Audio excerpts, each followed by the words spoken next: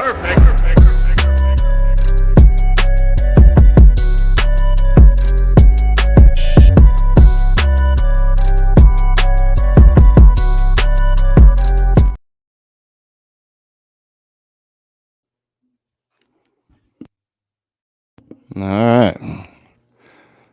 All right. Hopefully, you guys will be hearing me just fine. What's up, you heathens and demons, sinners and saints? Welcome back to the Raging Atheist. I am your boy, Nakasuchi, and I've got several topics I can draw from tonight. Starting early, I decided, I've got the new microphone. I think I have my settings right. I have to get used to hearing myself in my headphones again. It's been a while, but I do believe I have it all set up correctly. I got like this huge delay on the actual live stream. I'm not sure how that started happening. I'm gonna have to figure that out. It's got to be in my StreamYard settings. I haven't really used StreamYard for much. What's up, Brian Stevens? I saw Pragmatic Crystal earlier. Secular pagan mom earlier, who said she was going to be on time, but she could not have known that I'd be starting an hour early with no notification. But I just, I have a topic. I have a few topics. But I also found this interesting conversation that I could have had if I was a good YouTuber. I could have. Why did I do that? I could have, did a clickbait title with a clickbait thumbnail. Kent Hovind talks to a Nazi, a real Nazi. So I figured I'd start early and I'd start watching that, and that would give some people time to decide if they want to come in, and all of that. But I do have several topics I can draw from tonight. It is going to be an open discussion. Now, I'm going to try to be a better moderator, and I'm not going to really, if you're coming in here not really trying to have a genuine conversation, if you're trying to bring up old beef, old drama, shit like that, it's fine, and I bring shit up myself. But if you're coming in with an agenda, you're not going to be in for long. What's up, Jen with one in? Long time no see. How you doing? Trying to get back into the groove of doing this. I hadn't done anything for 8 months, and even before that, I really wasn't doing much. So I'm trying to get back into the groove of doing this, and hopefully, I haven't had a Blue Yeti in a while. I'm hearing myself in my headphones. I did some test runs. I did a test StreamYard run and a test OBS run. Everything seems to be okay. Hopefully, I'm not blowing you guys out on OBS. I can get my voice levels. It's a little harder on StreamYard. So hopefully my microphone isn't too loud. I can always adjust it inside StreamYard if I need to. Hopefully it sounds better than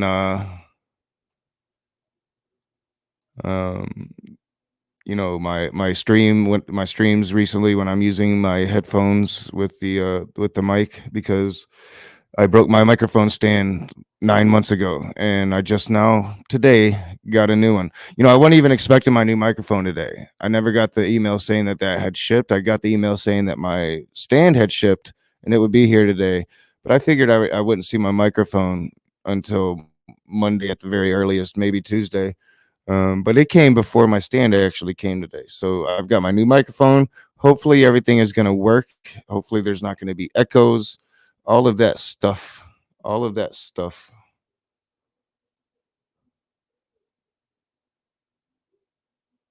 What's up, Cheshire Crane?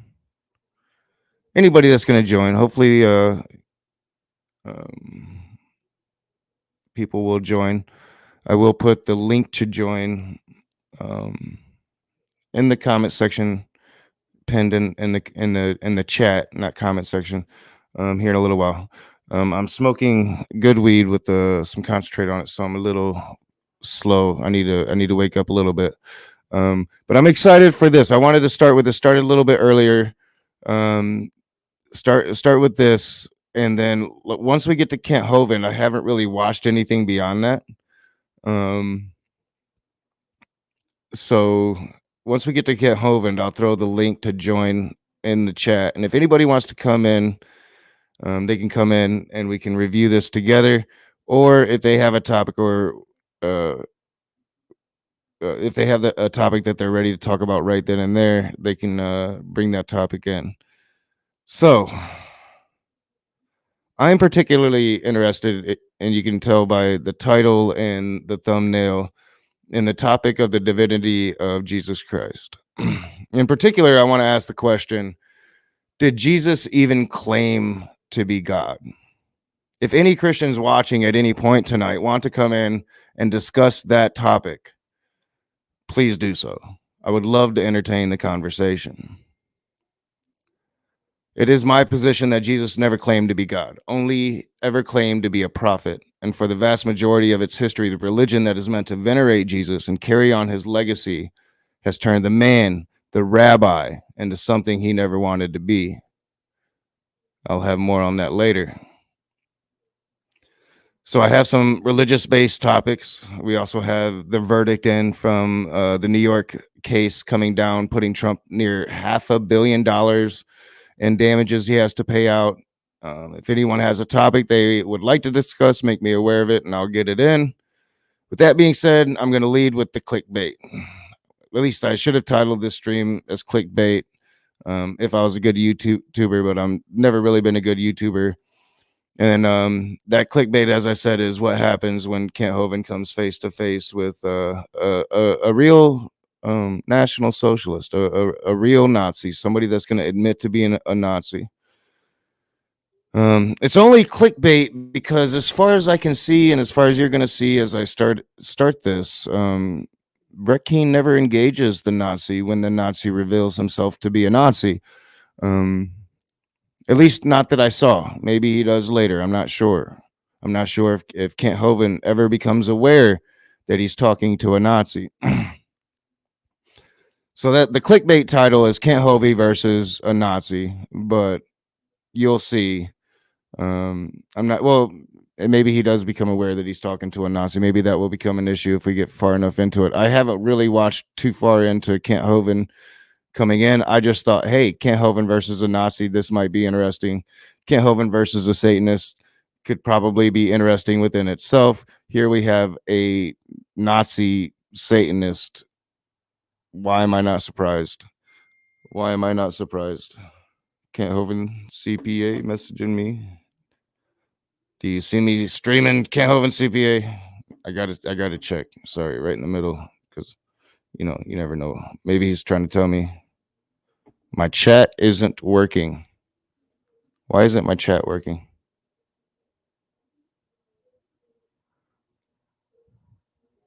I can see my chat, Kent Hovind CPA.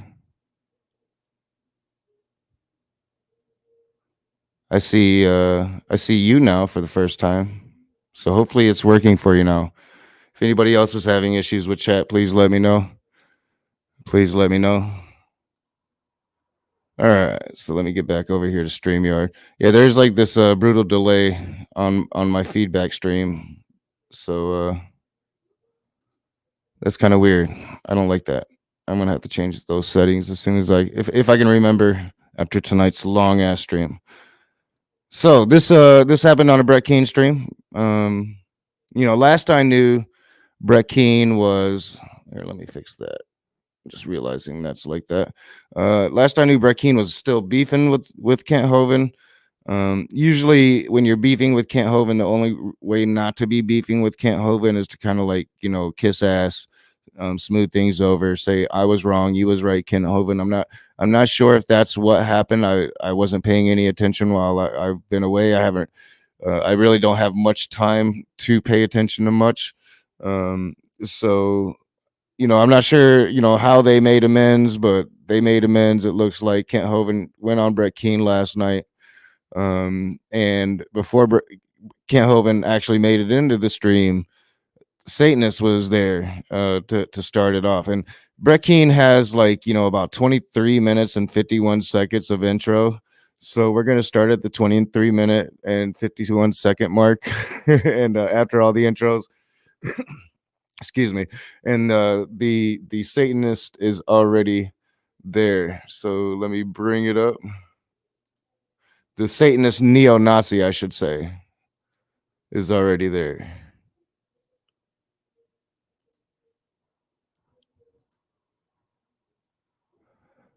All right, let's check this out. So please let me know if there's like an echo or anything. New microphone, and I've been away for a while. I didn't have an echo the last time, so hopefully I won't have an echo this time. But audio is completely different with this microphone. If you ever had a Blue Yeti, I am running my headphones through the microphone. I hear myself in my headphones. It's going to take some adjusting to get used to it again. I had one, I don't know, 3 years ago, 4 years ago. So I have to get used to it again. Hopefully I'm loud enough for you. I needed you during the Chiefs Bills game. Yeah, I was still going through my struggles and trying to catch up. But we are through that. Let me see up there. All right. Well, Mr. Lucifer, how are you? Oh. As I am being an idiot. 1 second. Imagine Rage being an idiot. Something new happens. Every day you learn something new. That Raging Atheist can be an idiot. Who'd ever thunk it? Who'd ever thunk it? About yourself. Sorry, it was kind of a long presentation. I did warn, didn't I?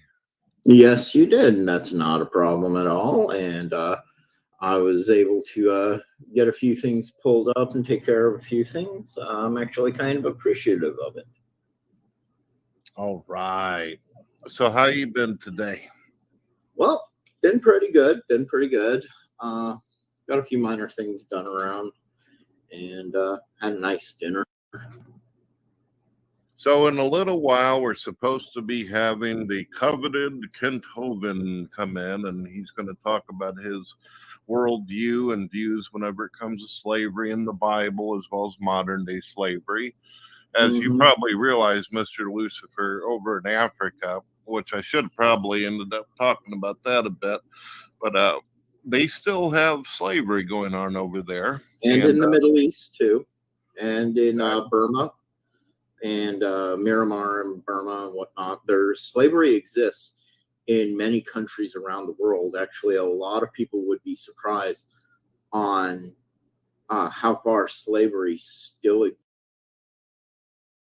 All right, so you might be a little surprised. Mr. Neo-Nazi. I'm a true Satanist, not a political temple of Satanists, but a true Satanist. I believe in a true Satan deity. Mr. Neo-Nazi's seeming like he cares about slavery. Exists in this world, it's really big in parts of the Middle East. ISIS and many similar Muslim cultures and organizations still promote slavery in the caliphates, and they will take American women as slaves and force them into Islam. So he's really worried about how brown colored Muslims are taking American slaves, probably more white American. That's probably what he's really talking about, if we're being honest. But taking American slaves for their wannabe caliphate, it's starting to become a little clear. We got about roughly, I don't know, 8 more minutes till he just comes out and says, I'm a fucking Nazi. But it's going to come more and more clear as we get along here. It's not going to take long. Islamic marriages and what have you, and some may Oh, and I meant to take that that chance there. I saw Brian Stevens is here saying, "What up? What up, Brian Stevens? Good to see you, Jen, with one N. Hope you're doing well. Guten Tag." Wanted to respond to this one. How you been, Knock? I'm doing better. I'm doing better. Had another health scare, but I am changing some things. Not probably the most important thing, like quitting smoking. But I haven't drank in shit 8 months now, 9 months, 10 months. Fuck, I don't even know. I don't keep track. Um, I feel pretty good. Even with the recent health scare, I'm feeling better and better from that. I am finally completely caught up from the year and a half where I basically just didn't work. So finally caught up with that, not worried about getting kicked out of here. um yeah, living the life, living the dream, living my best life right now. I don't know how long it's gonna last. I found a job that works with my legs, but uh you know uh, my legs are only going to get worse. So we'll see how long it lasts. But for right now, shit is good. Shit is good. Thank you for asking. Spooky Bed Hair's here. What's up, Spooky? Oh yeah, I can actually show these now when I actually use StreamYard like this. Kent Hovind CPA's here. Mad at Jen with one N for not following the new Twitter account. I see. All right, we'll get back into this. And sprite free, and some end up spending the rest of their lives there. So why do you think it is? I mean, you and I, we hang out on social media, Twitter, and all these sites, and we notice that a lot of people are expecting reparations in America for slavery, but nobody ever mentions slavery anywhere else that's going on right now. The whole notion of reparations is honestly completely idiotic. No one's going to get reparations, and reparations shouldn't be expected. I mean, if we were to be completely honest about the situation with the whole notion of reparations and whatnot, we would be honestly saying that white people should have been given reparations for the Barbary slave trade when we were being taken as slaves in North Africa and along Nazi the alert. Barbary coastline. Nazi alert. I think we have a Nazi alert here. I mean, anytime a white dude is going to talk about, hey, if you want to talk reparations, let's talk about how white folks need reparations for that one obscure time that some Africans took some white folks as slaves. So, let's compare that to, the transatlantic slave trade, right? If you're making that comparison, you might be a fucking Nazi.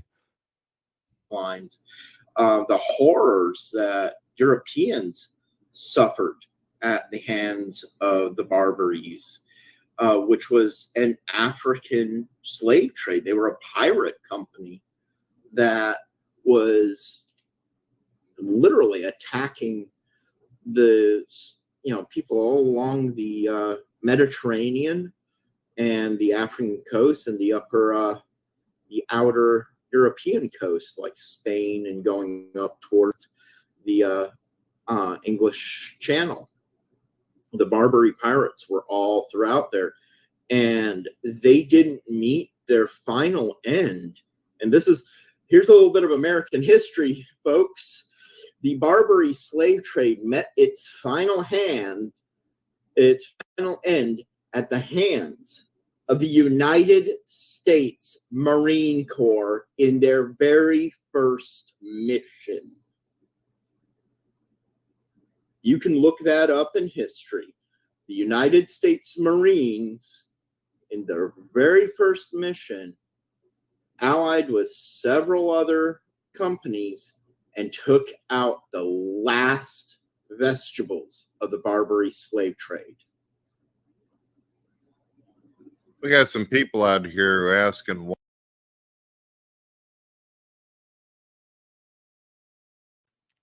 fucking unmute. I love how he seemed to be proud of that whole analogy he laid out there. Right there at the end, like fucking. I just nailed that shit. I just nailed that shit. Proud neo-Nazi here. Fucking nailed it. Fucking nailed it. Why was atheist That was Richard probably too many Dawkins fucks brought too up, early in and the why is he stream. paying reparations and all But I'm that? already Of course, I demonetized, so it don't doesn't feel like matter. that's fair that he had nothing to do with it. His ancestors did. But it just goes to show how ignorant society is nowadays, that they're going Really? to punish people who had nothing to do with it. But second of all, Richard Dawkins is the guy who's gotten up on stage and told Christians that they're evil and immoral because 2,000 years ago or more, slavery was talked about and it was promoted throughout all kinds of different tribes of primitive ancient people. So, I mean, if somebody came at you all with the wrong tone and said, you're this and you're that and you're an evil, terrible, blah, blah, blah, you're most likely going to throw a couple of their hypocrisies at them, right? It's only the next thing to do. Yeah. We'll give them the good old stone cold salute. There you go. Exactly. Let's see. Adam says, Brett, is your guest Lucifer a real Satanist? Haven't seen your Yes, past few episodes. Well, Adam, you want to come in and talk to him? Adam's a good guy. He actually's had Yes, enough. I am a real talk to him. Satanist. We're like officially about 3 minutes away from him coming out, being like, "Yeah, I'm a fucking Nazi." 3 minutes away, and then at that point, I'm gonna skip forward to like Kent Hovind coming into the room. I'll throw the link in the side chat. I might even pause to talk a little bit more about Jesus claiming to be God. I don't know. I might save it. For like the 6 o'clock mark when my stream was supposed to have started. Again, I just started doing this again. I'm not sure if anybody will actually show up and want to come in and talk. So these rooms always kind of depend on if people are going to show up and talk. I haven't had any complaints about, audio or lag as far as I'm seeing. Although my computer might be running a little slow, but the playback doesn't really appear too laggy. Hope audio seems fine, so I'm pretty happy with that. And I was interested in this, and I'm really interested because, like I said, I didn't go far. I've been setting up my mic, and I was kind of when I in between doing that was listening to Jay's stream earlier. Kind of in the background, not in the side chat, just kind of listening as I was getting some shit done. Yeah, I decided, instead of, I got done around 5 o'clock. I wanted to watch this. I wanted to make sure everything was going to work. Instead of waiting until 6, I was like, fuck it. We're just going to start now. And we'll watch this, and then I'll throw the link in a little earlier than usual. And we'll see where tonight goes. So it's always depending on if anybody's willing to come and talk to me. I really am hoping the title and the thumbnail will bring a Christian or two, even if you're old Christian acquaintances from back in the day that would like to talk about Christ's divinity, specifically if Christ legitimately ever claimed to be God. So hopefully that will happen. If not, I do have my opinions on it, and I'm sure if we do get a few atheists in the room, they'll have their opinions on it as well.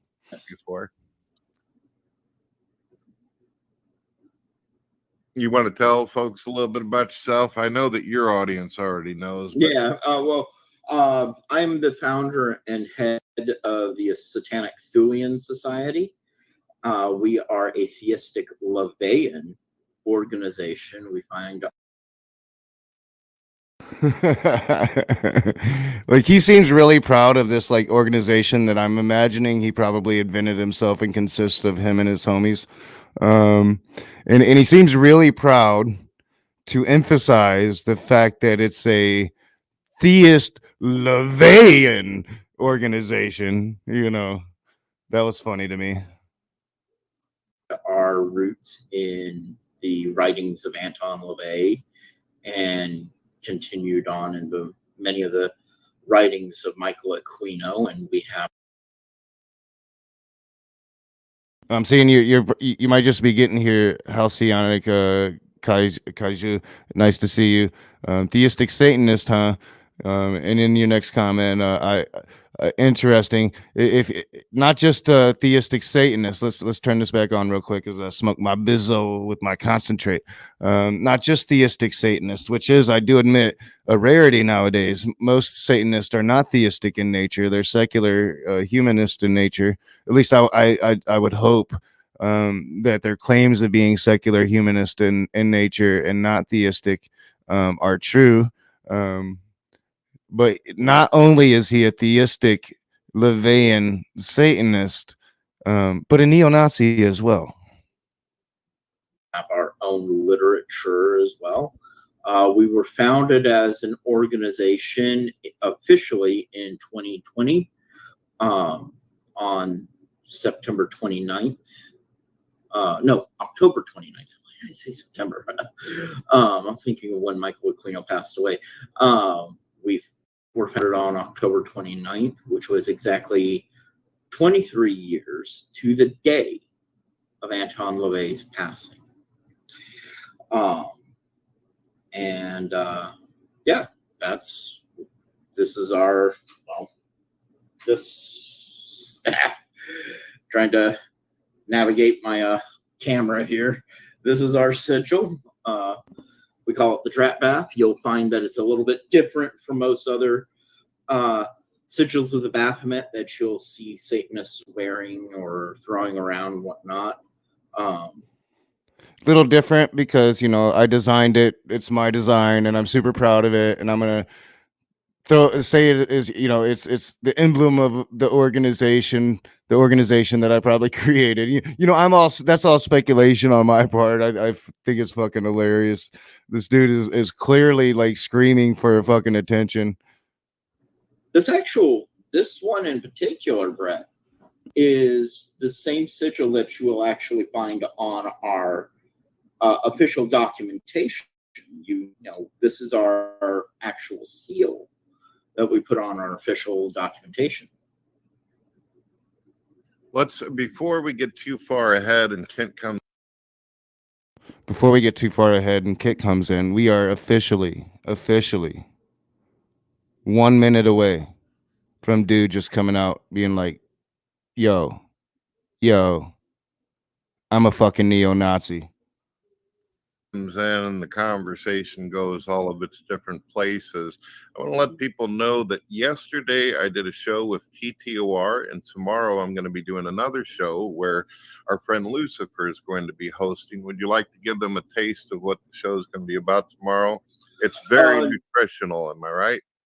Yes, it is. The show will be on my channel, folks. So you can actually, I'm pretty sure Brett will put a link to my channel somewhere down below or wherever he wants to put it. You can go to my channel and you can find me on Facebook. You might even be able to see the show on some of Brett's channels, but please come over to my channel, give me some views. We're going to have some very unique guests tomorrow, and we are going to be talking about a rarely spoken about subject in Satanism, and that is National Socialism in Satanism. Generally speaking, I try to stay away from the political topics, but this is something that can't be glazed over anymore. We're going to have some very unique guests. We're going to have STS members. This is actual members of my organization who. All right. So, gonna be interesting to see if Brett Keane has that stream on his channel tonight. Now that he knows, I'm assuming, I'm gonna give the benefit of the doubt to Brett that he didn't know dude was a Nazi.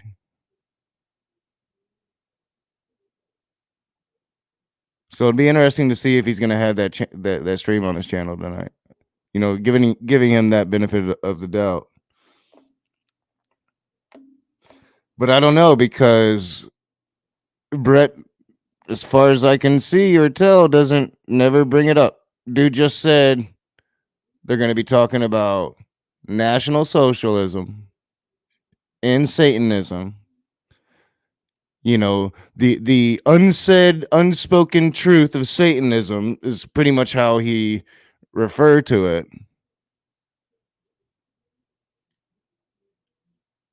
Motherfucker's a national socialist, and he's just coming out with it. Yep, you know, I've hit it in the past, but you know, tomorrow night it's time to talk about it.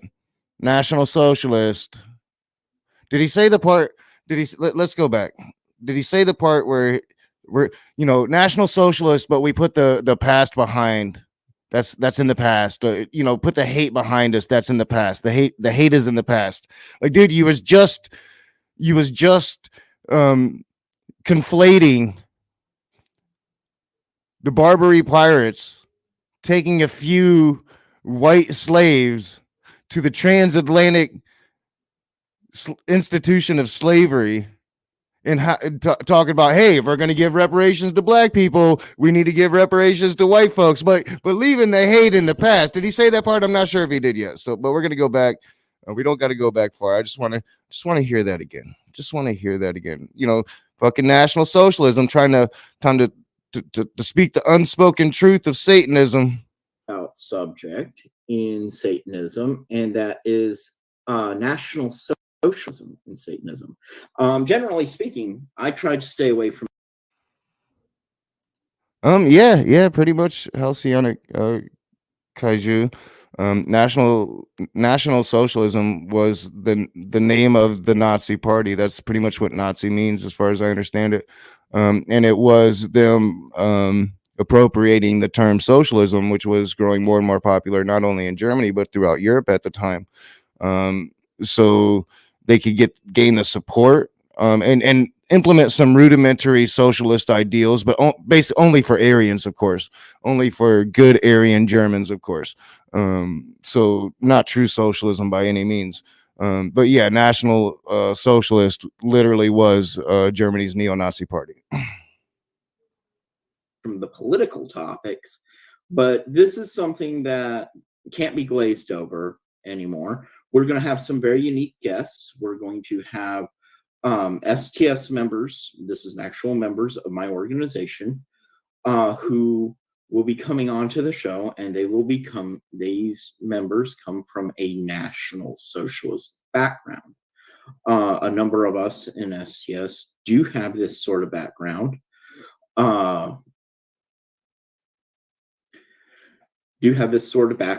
And have moved on from the hatred of the background and now find peace to be very preferable. And yeah. So all right, maybe I probably stopped it just a little bit too early there. So yeah, we put hatred in the background. If we find peace to be preferable.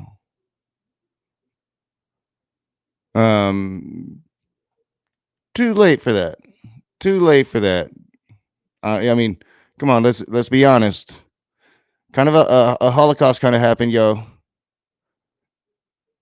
And you neo-Nazis still propagate your anti-Semitic, anti-gay, anti-black, anti-anything but Aryan white propaganda every fucking chance you get. Like, no, of course you're gonna say, but you know, hatred in the past, coming out as Nazi, but you know, don't bring up the past. You know, the Holocaust, old news, new Nazis here. Come the fuck on. And you know, honestly, like Brett immediately should have challenged him on it. You know, and can understand why he does it. He's got Kent Hovind coming in, probably more interested in Kent Hovind coming in. But might want to challenge him on it and get him out the room before Kent Hovind comes in, because I'm not sure if it happens, but if it does come up, I don't know. Kent Hovind might not be too happy to realize he's talking to a Nazi if he doesn't know. And I'm gonna guess he probably doesn't know. I could go through and show you how like Brett Keane doesn't really call him out. He doesn't bring it up at all. Like one person in the side chat asked about it. Like, did he just say he's a National Socialist? Like, what the fuck? Brett Keane never asks him about it, as far as I could tell. But I only watched to when like Kent Hovind comes into the room. So we're gonna skip forward to when Kent Hovind comes in the room, because it's kind of hilarious when Kent actually comes into the room. because and I've seen this happen with Kent before. It's like, he's got like people doing his shit for him, and he's an old man that doesn't know how to work the fucking internet and modern technology, right? Not to mention he's a fucking pedo protector. Like quite a few people that we've met in this community, not particularly the atheist community, but in general, some of the shit stains that we've met. He doesn't really know, like he's not ready to be in the room yet. So he's gonna come into the room and he's gonna do his like testing and like background shit, like, it's fucking funny. It's fucking hilarious. This is some boomer ass shit right here. So we'll go right to Kent Hovind coming in. I haven't watched much beyond this though, so I don't know what happens. I don't know I know Kent seems up in arms that he's talking to a fucking Satanist right from the get. But it's like, like I want to know his reaction. Like, not only is he a Satanist, Kent, but he's a Nazi too. Like, I wonder, is that going to even matter as much as the Satanist shit? Because these right wingers are basically Nazis anyway. Can you even hear us? He's probably saying to himself, I heard some mumbling from that Brett Keane character. I think I'll just go right back to sleep. Yeah, what? Testing 1, 2, 3. 1, 2, 3. 1, 2, 3. Hello. Yeah, hello. we can hear you. Testing, You're 1, 2, coming 3. through. Okay. Can you hear us? R16. Kent, are you able to hear us, man?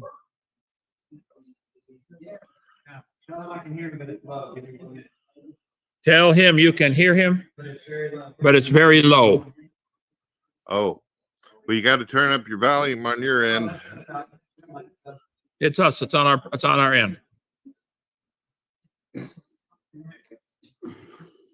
right, folks, we're going live. So if you want to talk, please go some. Oh, he went. You're muted Yep. now. I don't know why. Your mic's muted, Kent. All right, now you're good. Hello. Yes, we're live Can here. you Go hear ahead, me? brother. Are you able to hear us now, Kent? I can hear you. Yep. Awesome. That shit is fucking hilarious. Hello. Can you hear me? I'm a boomer. I'm a fucking boomer. I'm a boomer and I protect fucking pedophiles. I have been away for 8 months, so it is. I guess it's a possibility that Kent Hovind has been fully exonerated of all of that shit, and I just don't know. So I could be putting my foot in my mouth there, but I doubt it. So how's your day been? Man, it's been busy as a one-arm paper hanger in a hurricane. That's pretty good. Now, Well, I like busy, but this is getting a little carried away. So for an old man. How did your seminar go? Good. Every Friday night on my channel, I got a whole bunch of channels. Let's see, I can call them all up here for you. We're on, let's see, TikTok, Brighton, Rumble, Facebook, Odyssey. They're all listed on drdino.com. I'm every Friday night, I'm doing another slice of my old seminar that I did many years ago on the creation seminar. The part 1 was called The Age of the Earth, how to prove the Earth is not billions of years old. And so with that, we taking each one of the different proofs and doing a whole program on it. Tonight was the Earth's magnetic field. So they can go to Genesis Baptist Church channel, or and that's Genesis Baptist Church on YouTube, and any of these channels that are on my screen here. And you can watch every Friday night. We cover that kind of stuff. Every Wednesday night, we do Whack an Atheist. Love it. We take real science, which means knowledge, and try to knock some sense into them.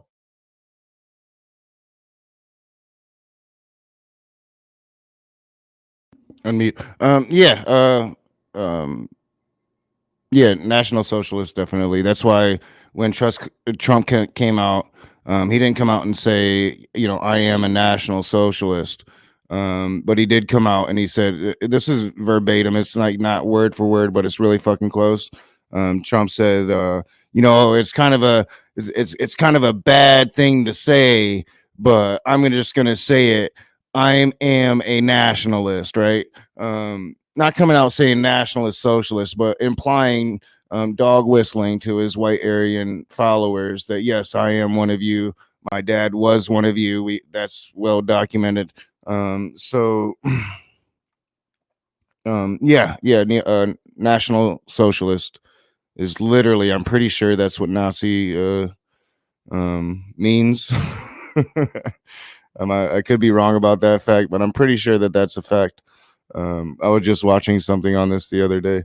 Now you do have your Cerberus hexes of the world that will come into my room last Saturday night and argue that the neo-Nazi National Socialist Germany party was not fascist. They were socialists. It's not true. No historian recognizes this is true.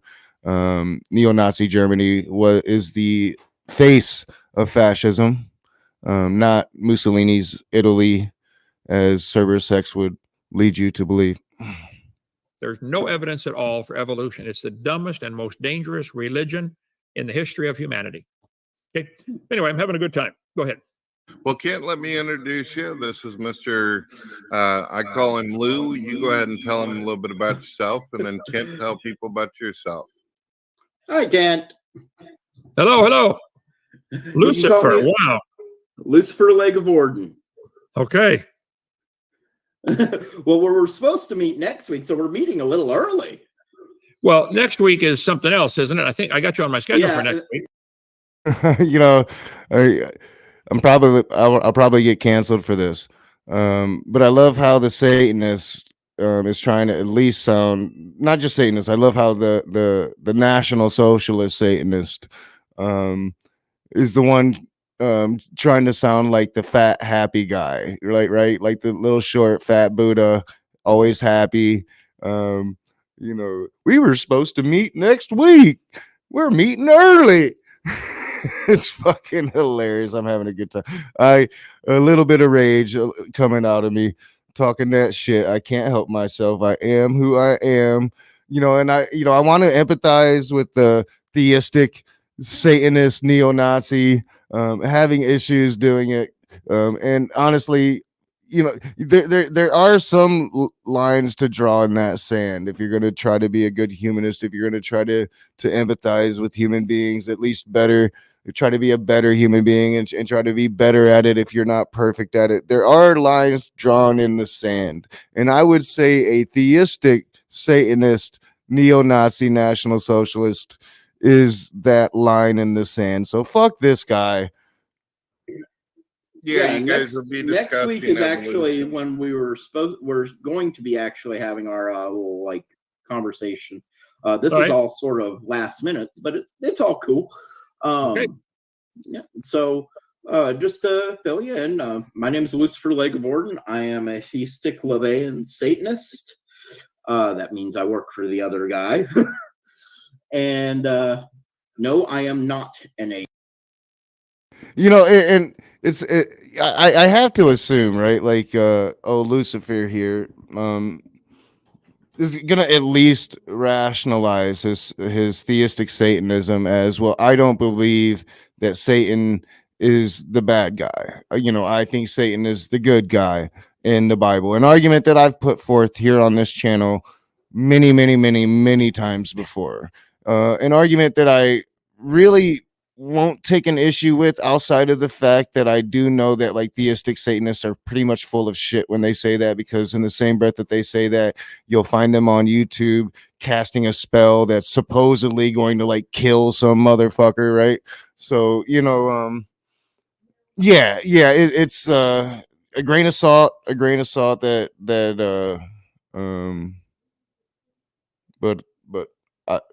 I digress, and I'm high, so I lost my train of thought. Atheist. So, yeah. Okay. Well, So- Lucifer, I read the last chapter. You lose. So next Yeah, In get this on. one, we on. have a chapter that says we don't care. I believe you. I'm sure you don't care. Yeah.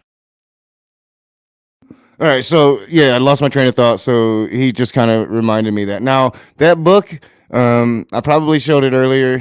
That book that he just held up, Kent, Boomer Can't Hear is going to, you know, refer to the Bible and say, I've read the last chapter in that book. Ha ha ha ha ha. I know who wins. And, you know, neo-Nazi Lucifer here holds up a book and he says, well, I have a book here that says, we don't care. Ha ha ha ha ha. And that book that he held up is his fucking book that he wrote and that he plugs like relentlessly through the part that I skipped through to get to Kent Hovind coming in. Okay. All right. Anyway, so Brent, you said you wanted to talk about slavery tonight, right? Yeah. I'm just being like a bad YouTuber tonight because like I remember my point and then I forgot to give you the finishing of my previous point. So yeah, he's gonna say he's like I'm not sure if he is, but I'm pretty positive like at some point he's gonna like spin that Satan isn't some evil character, somebody but the good character. And as I've said, I've argued that many times here on the channel. But then and you know he had just granted to Kent Hovind that he's the other side, granting Kent Hovind's internal critique of being a Christian, and that yes, I'm a Satanist, and I believe in that Satan that you believe in, which is, you know, honestly, from an internal critique of a Christian's position of Satan, Hitler times 100 million.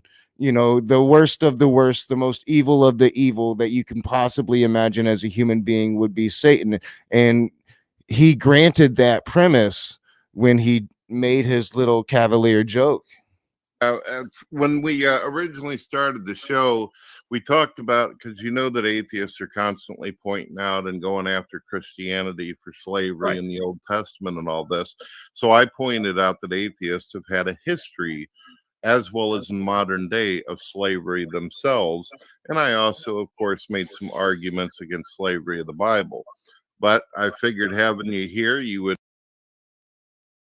I don't know. Usually when atheists are talking about slavery, they're talking about slavery in the Bible, and they're talking about if God is such a moral God, if God is the epitome of all that is good, then why doesn't God condemn slavery in the Bible? Not only does he not condemn slavery in the Bible, he condones it. I have made this argument. I have debated this argument many times on this channel, on other channels, with several different theists on the topic. Now, it's a false dichotomy, of course, to try to equate that conversation to quote unquote atheists having slavery many times throughout history. I don't necessarily know where he's coming from that. I'm sure he's going to point out to like specific instances, maybe if he has them. I wouldn't know. Usually Christians are going to point the genocide finger and say and try to equate that to atheism when it's never really about an atheist thing. It's more an authoritarian dictator thing. But you know, that's another conversation. But you're a veteran in this, and you'd be able to share a completely refreshing view on the concept of slavery and what's going on and your views on it. All right. Well, this is not my field of expertise, but you are right. The Bible does talk quite a bit about slavery. They had slaves all through there. No question. I wouldn't argue about that. Let's see. No, I want to go back to this one here. Too many buttons to push. There. So I just quickly threw together a few slides tonight. This gotquestions.org website is a great source for information on this. Does the Bible condone slavery? There's a whole video about it. It's very good. Okay. You know, I do find it kind of funny, you know, Satanist in the room, but let's talk about slavery in the Bible. let's not let Kent address the elephant in the room. And there's a dude that literally believes in a theistic Satan in the room. Not to mention because, you know, Brent doesn't seem too interested in mentioning he's a National Socialist as well. So let's not talk about the elephant in the room. Let's not allow the good Christian, Kent Hovind, the great pedophile protecting Christian that he is. Let's not allow the Christian to do the Christian thing and combat the fucking Satanist in the room, the enemy in the room. You know, I'm trying to be really respectful of my critique here, but I think that Brett thinks that he's going to be able to get the Satanist and Kent Hovind to at least get along. So he's trying to direct the conversation in that route. But you're not, that's not going to happen unless you address the elephant in the room. And that is, there's a fucking Satanist in the room, and it's not a secular humanist, quote unquote, atheist Satan. It's a real fucking Satanist in the room. Yeah, you might want to talk about that. Get that elephant out in the air. Let that elephant walk around before you move on to, slavery in the Bible and Kent Hovind's slideshow. Slave ownership was a common practice long before the Mosaic law was given. People have always enslaved other people. Ever since God told Adam, you sin, now you got to work for a living, people have tried to get out of that curse put on humanity, having to work for a living. And so they get somebody else to do the work and steal their labor and their life from them. This has been the history of mankind, okay? The law neither instituted slavery nor ended it. Rather, the law regulated it. It gave instructions on how slaves should be treated, but did not outlaw slavery altogether. Hebrews. Yeah, so like it's basically his argument is like it was legal everywhere else, and it was legal long before the Jews ever came along. So therefore, God not bad. God overlooking this is perfectly understandable because God is subject to the laws of man. Oh wait, I didn't think that's how it worked. Kent Hovind. With Hebrew slaves. The law allowed for Hebrew men and women to sell themselves into slavery if they wanted to another Hebrew.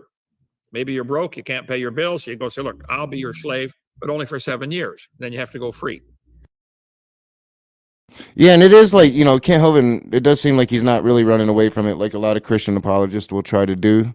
Try to change the wording of the Hebrew Bible.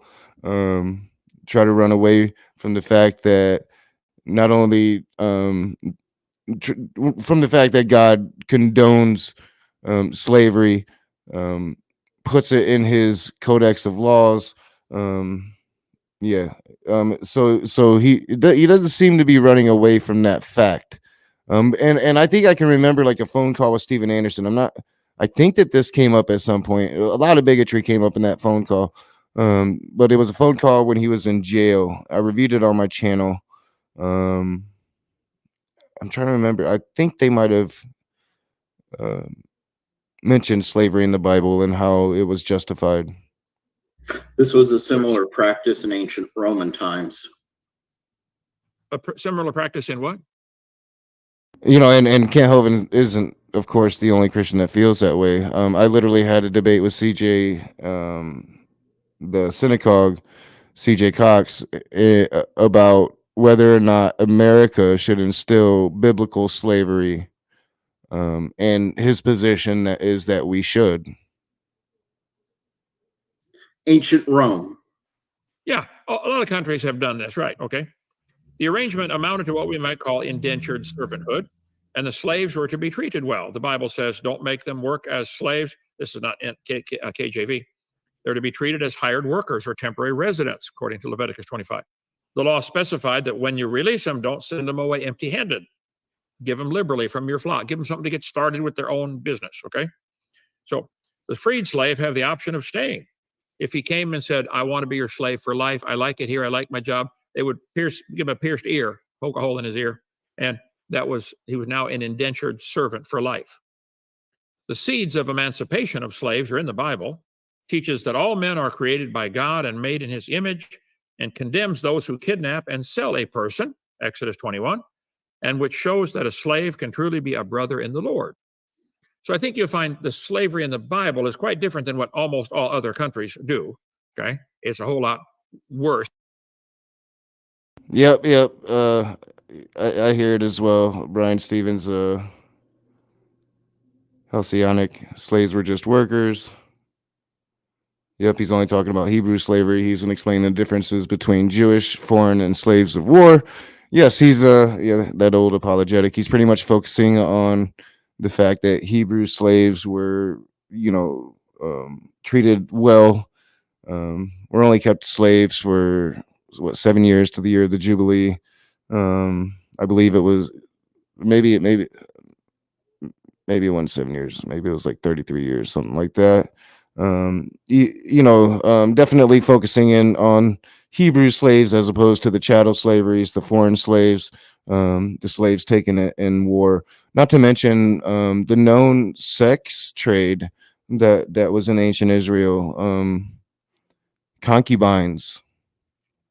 Oftentimes, if a Jewish man's daughter wasn't married off by the age of 18, 19, 20, he'd sell her into sexual slavery. He would sell her away as a concubine.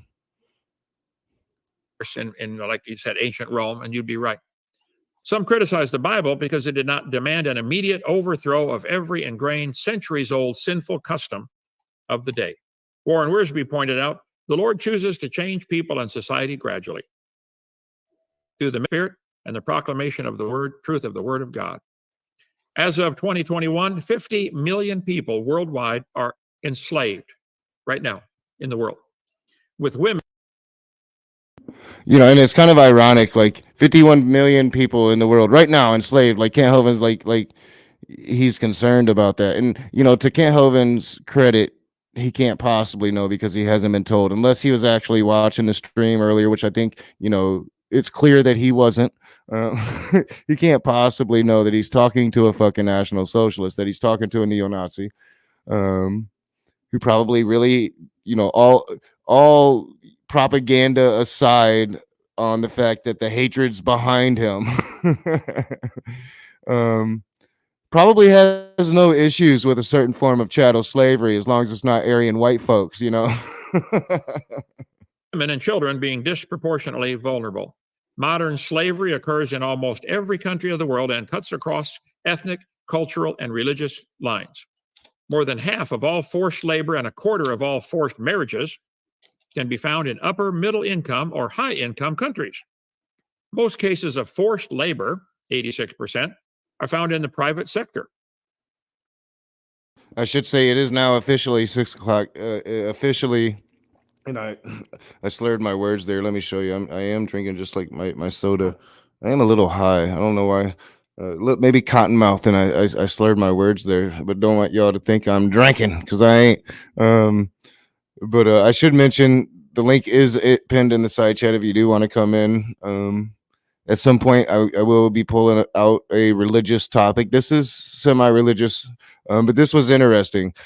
Dude, at 23 minutes or at 32 minutes and 30 seconds, Lucifer, the Satanist, comes out and, oh yeah, I'm a National Socialist. But put the hatred is behind us. We don't believe in the hate no more.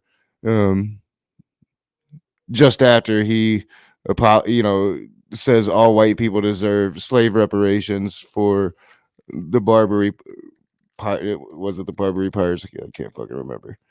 But yeah, you get it. You was here, and if you wasn't, that yeah, it's fucked. It's fucked.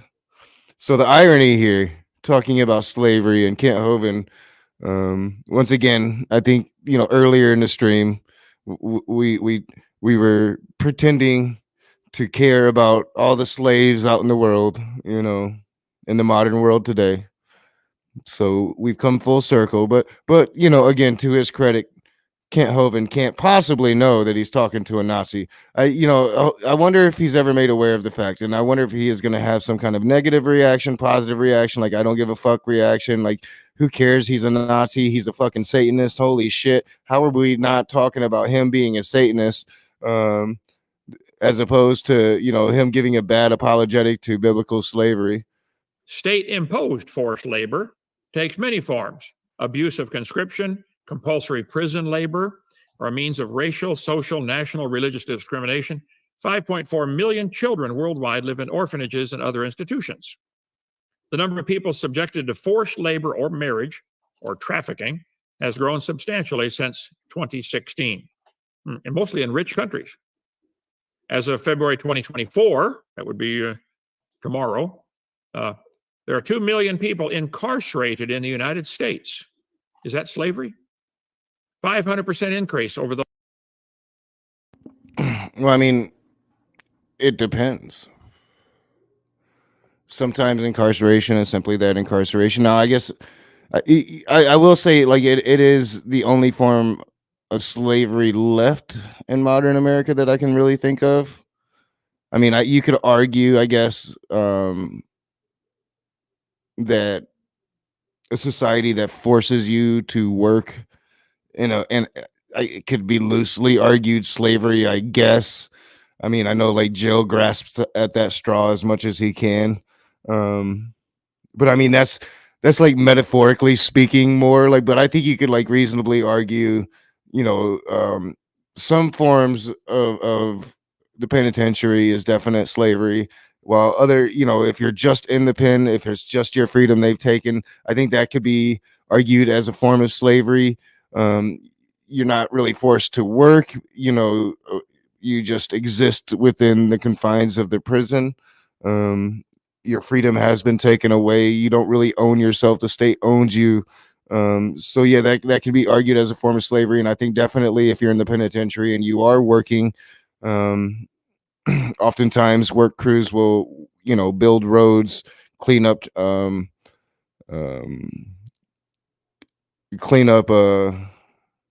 streets, shit like that, work for the state, do state work, and they'll get paid like $2.30 a week. I would argue that that's slavery. And you mentioned biblical slavery, and of course, without a doubt, it looks like, I'm going to assume it really is, Jesus is Lord. That's a lot going on there on Brett Keen's screen there. What's going on there, Rage? Well, right there, we got Kent Hovind, we got Brett Keen, and we have a Satanist on there who's also a National Socialist. Yeah, he's got Baphomet there. He's got a phone number to call him, and got his Gmail account. Man, there's a lot going on. Amazon, a lot going on. How does he pay for all that stuff? I don't know. What's going on, Rage? I just came to answer the question of the title of the show. Yes. Yes. So you think that all right, let's take that down for a second. So you think that Jesus does claim to be God. All right. So I never really got into my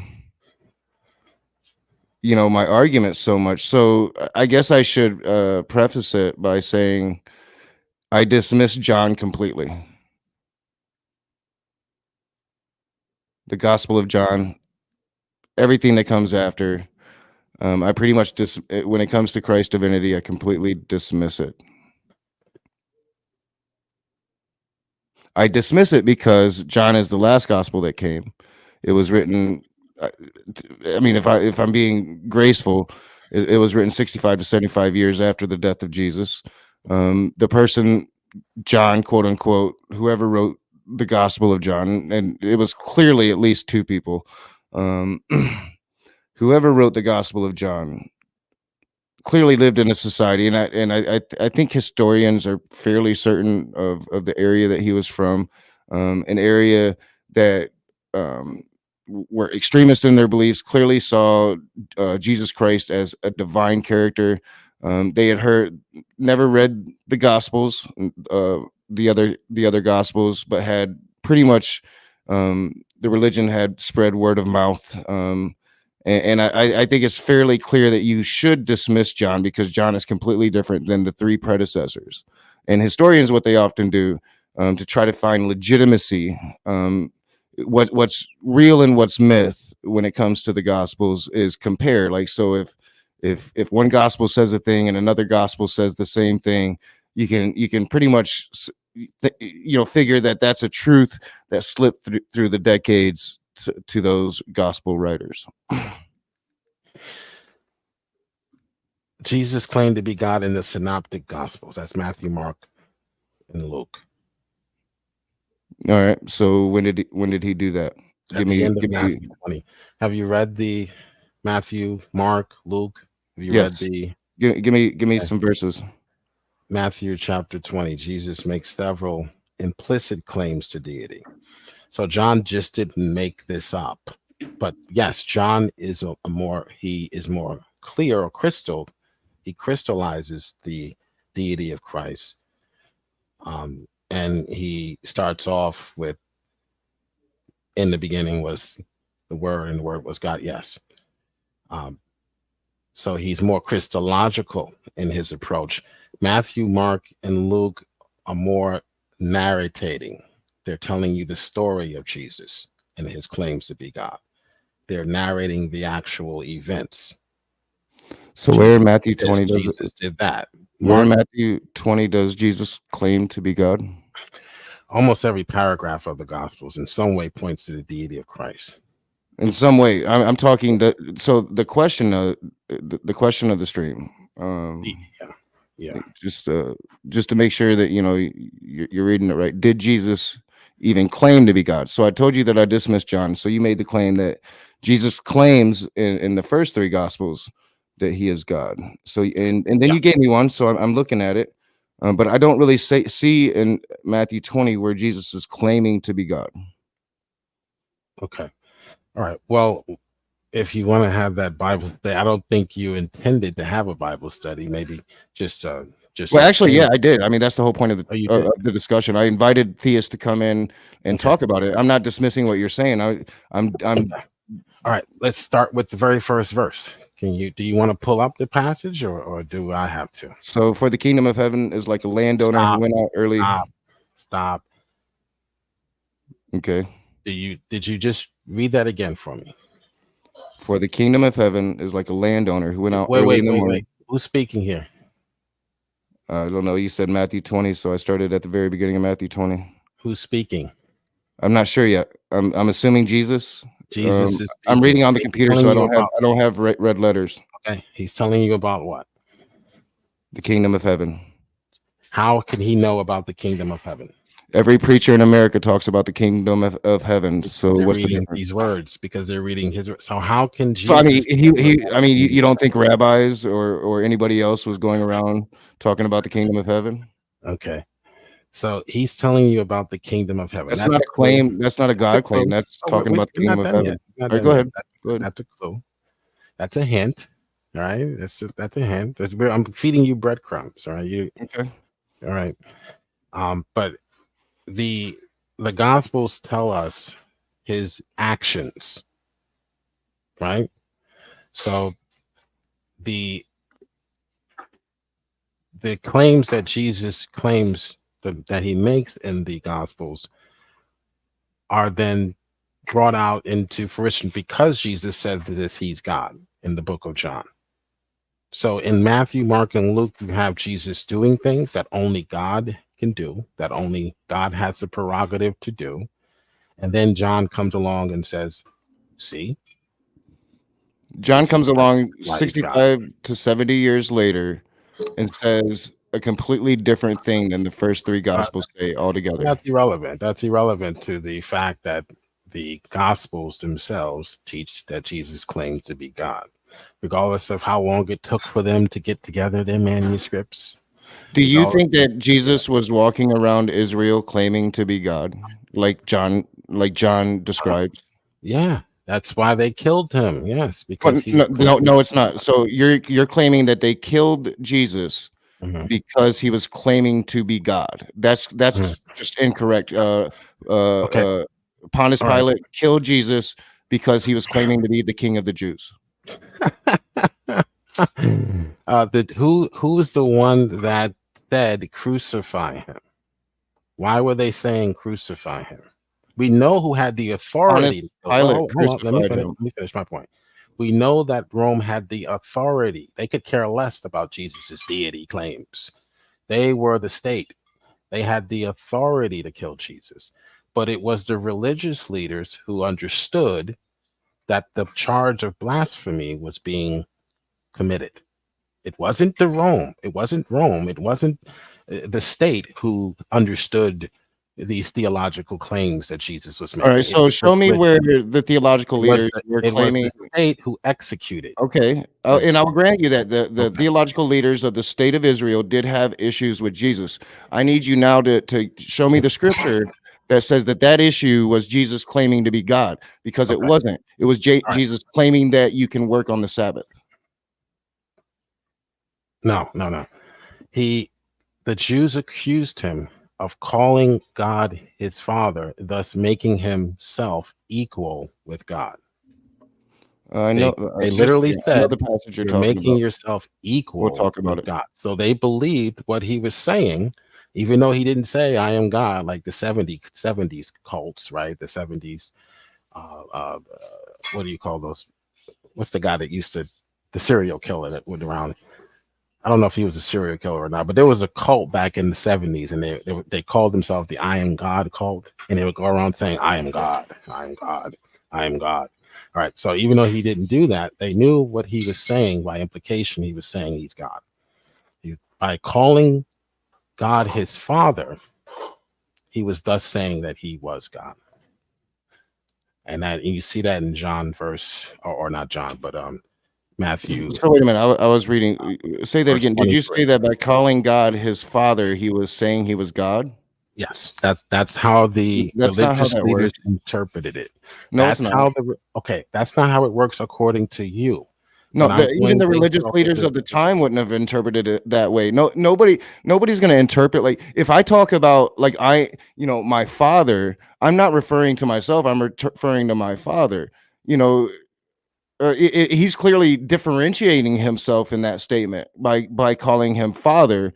He's not saying, myself or that other part of me. He's making a differentiation. Mhm. Okay. All right. So the Jews did not understand it that way. They understood it that you cannot call God your father being a human. By calling God your father, you are thus saying you're equal with God. That's how they took it. So you may take it a different way living in the 21st century, where father takes on a different connotation. So, like, when they take Jesus to, and I know what you're talking about, we'll get there in a second. But when they take Jesus to Pontius Pilate, it has nothing to do with what you're mentioning. You're trying to apologize or trying to bring this in it for some reason. They were accusing him of saying that you could preach, you could work on the Sabbath. That was pretty much their gripe. That's why they took him. Pontius Pilate crucified him because he was claiming to be king of the Jews, and that was pretty much their pitch to Pontius Pilate. They knew that was what was going to sell it to Pontius, was that he was claiming to be king of the Jews. Now, I'm trying to find what you're talking about, because there is a passage. This is a common apologetic. Let me find it. I'm trying to find the specific passage here, but there's pretty much an apologetic where that you didn't want to go to where there is a verse in Matthew where a man who can't walk is being carried on a pallet. I'm trying to find the specific verse, but I can't find it. I'm sure if you're the scholar in the Bible that you claim to be, Joe, you'll know exactly what I'm talking about. But there is a passage in Matthew where a man is being carried on a pallet, and Jesus, seeing that the man believes in Jesus enough to be healed, goes up to the man and says, "You are forgiven for your sins." And the Pharisees, they say, how can you say that he is forgiven for his sins? Only the Father, only God can forgive people's sins. And Jesus says, wow, you're doing my work for me. Pretty much word for word. Pretty much word for word. Jesus, yes. I'm explaining it for you. Jesus, pretty much word for word, Jesus says, it is easier to say, I forgive you for your sins, than it is to say, take up your pallet, stand and walk, right? Right. Which one is easier, right? Yeah. So to show you, Pharisees, to show you, leaders of Israel, that I have this authority to forgive sins, I tell you, speaking to the man, take up your pallet and walk and stand. And the man stands, takes up his pallet, and he walks, and everybody's amazed. And the Pharisees, they say, they say, you know, how can you say you're forgiving people for their sins? Only God can do that. Only Jesus God isn't saying he is God there, though. Jesus isn't saying he What? has the authority of God. He's saying he's given authority by God, and it's not the authority of God, it's the authority of the priest, because at the time people weren't forgiven of their sins through God. They were actually forgiven of their sins through animal sacrifice. You went to the priest, you did a sacrifice, and through that sacrifice you would be forgiven of your sins. He was saying that he my has God. greater authority than the priests, who he clearly saw as misleading the Jewish people, especially considering that he clearly saw that the end of times was coming, that he was the last prophet, that the end of days was here, and he saw that as a big issue. So, that's Mark chapter 2, verse 10. But I want you to know, Jesus says, the Son of Man has the authority on earth to forgive sins. There is only one person who can forgive sins, and that's God. So John reads this and he says, in the beginning was the Word. That's the point I'm making. So you're taking John and making it so that because John is writing after the fact and giving you his conclusion based off of Jesus's actions, that Mark, Luke, and Matthew don't teach that Jesus is God. They're not theological. They're Well, giving you that's not my actions. claim, because in No, those gospels clearly they I'm talk not about saying the that's your virgin birth. claim. I'm saying that No, that's not the claim. It's not the title of the stream. Flawed- The claim is that's that a in those flawed first three first three gospels, if you go through it and you actually read the red print, in those first three gospels, he never claims to be God. Okay, can you listen this time? Listen, Rage. Well, you're the one Jesus kind is of not- off oh, topic here, listen- trying to listen to prove what I'm that my saying. topic is wrong. Okay, listen to what I'm saying. Jesus in Matthew, Mark, and Luke is doing things. He is not going around saying, I am God, I am God, I am God. He is doing, it's what's better? What speaks louder, actions or words? What's the saying, Rage? Actions speak louder than what? I mean, Finish your saying. Finish your saying. I guess Actions speak I louder think it than what? depends on the situation. Actions speak louder than words. But yeah, I So guess. in Matthew, Mark, and Luke, Jesus is acting as though he is God. He is not going around proclaiming it. He is Exactly. he's demonstrating. Thank you for making my argument for me. He's clearly not going around claiming that he is God, which is exactly what I'm saying in the first three gospels. Yet in the fourth gospel, the last gospel, he is. My point. He is demonstrating through action. I don't have to stand in front of my classroom and say, I'm the teacher. I'm the teacher. I'm the teacher. How is he demonstrating through action when most of the miraculous events you're going to find in John as well? Can I finish my point? Sure. Yeah, I don't guess, have to you're stand kind in of front rambling. of a classroom and say that I am the teacher. I demonstrate that I'm the teacher. I don't have to tell my students I'm the teacher. They see me sitting in front of the classroom. I would think you probably should. They see me writing on the chalkboard. None of us writing think you're a fucking teacher. Okay. I don't have to say I am the teacher. Okay. So Jesus, because he's God, he demonstrates. Well, okay. Do I get a chance to breathe here? Theology later. Can I breathe here? All right. So in the stream now.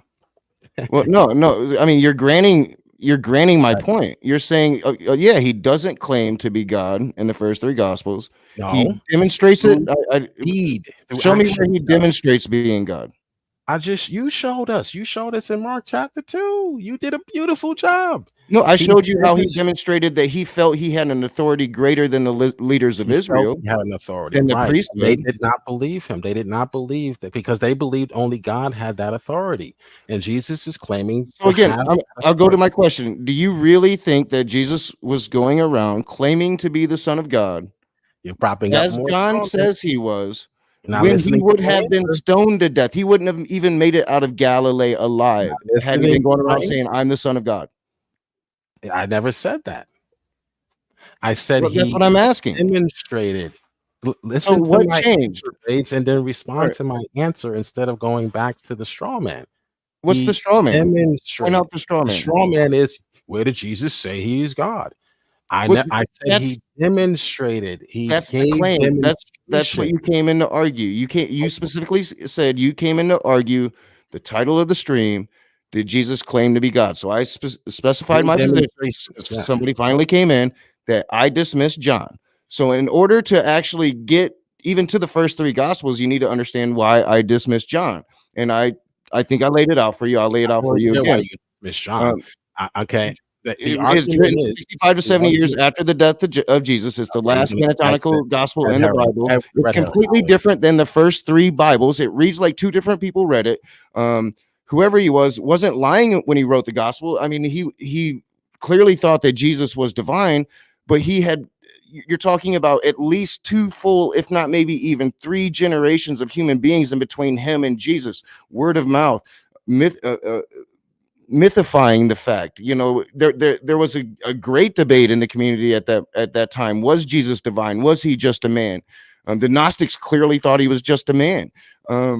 So they had never, he was writing what he knew of the gospel in the way he knew it.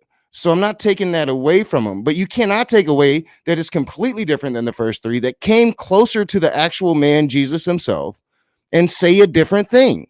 Now, you say he's demonstrating being God. He might not be claiming to be God. I call hogwash. Unless you're going to give me specifics, that's just word salad.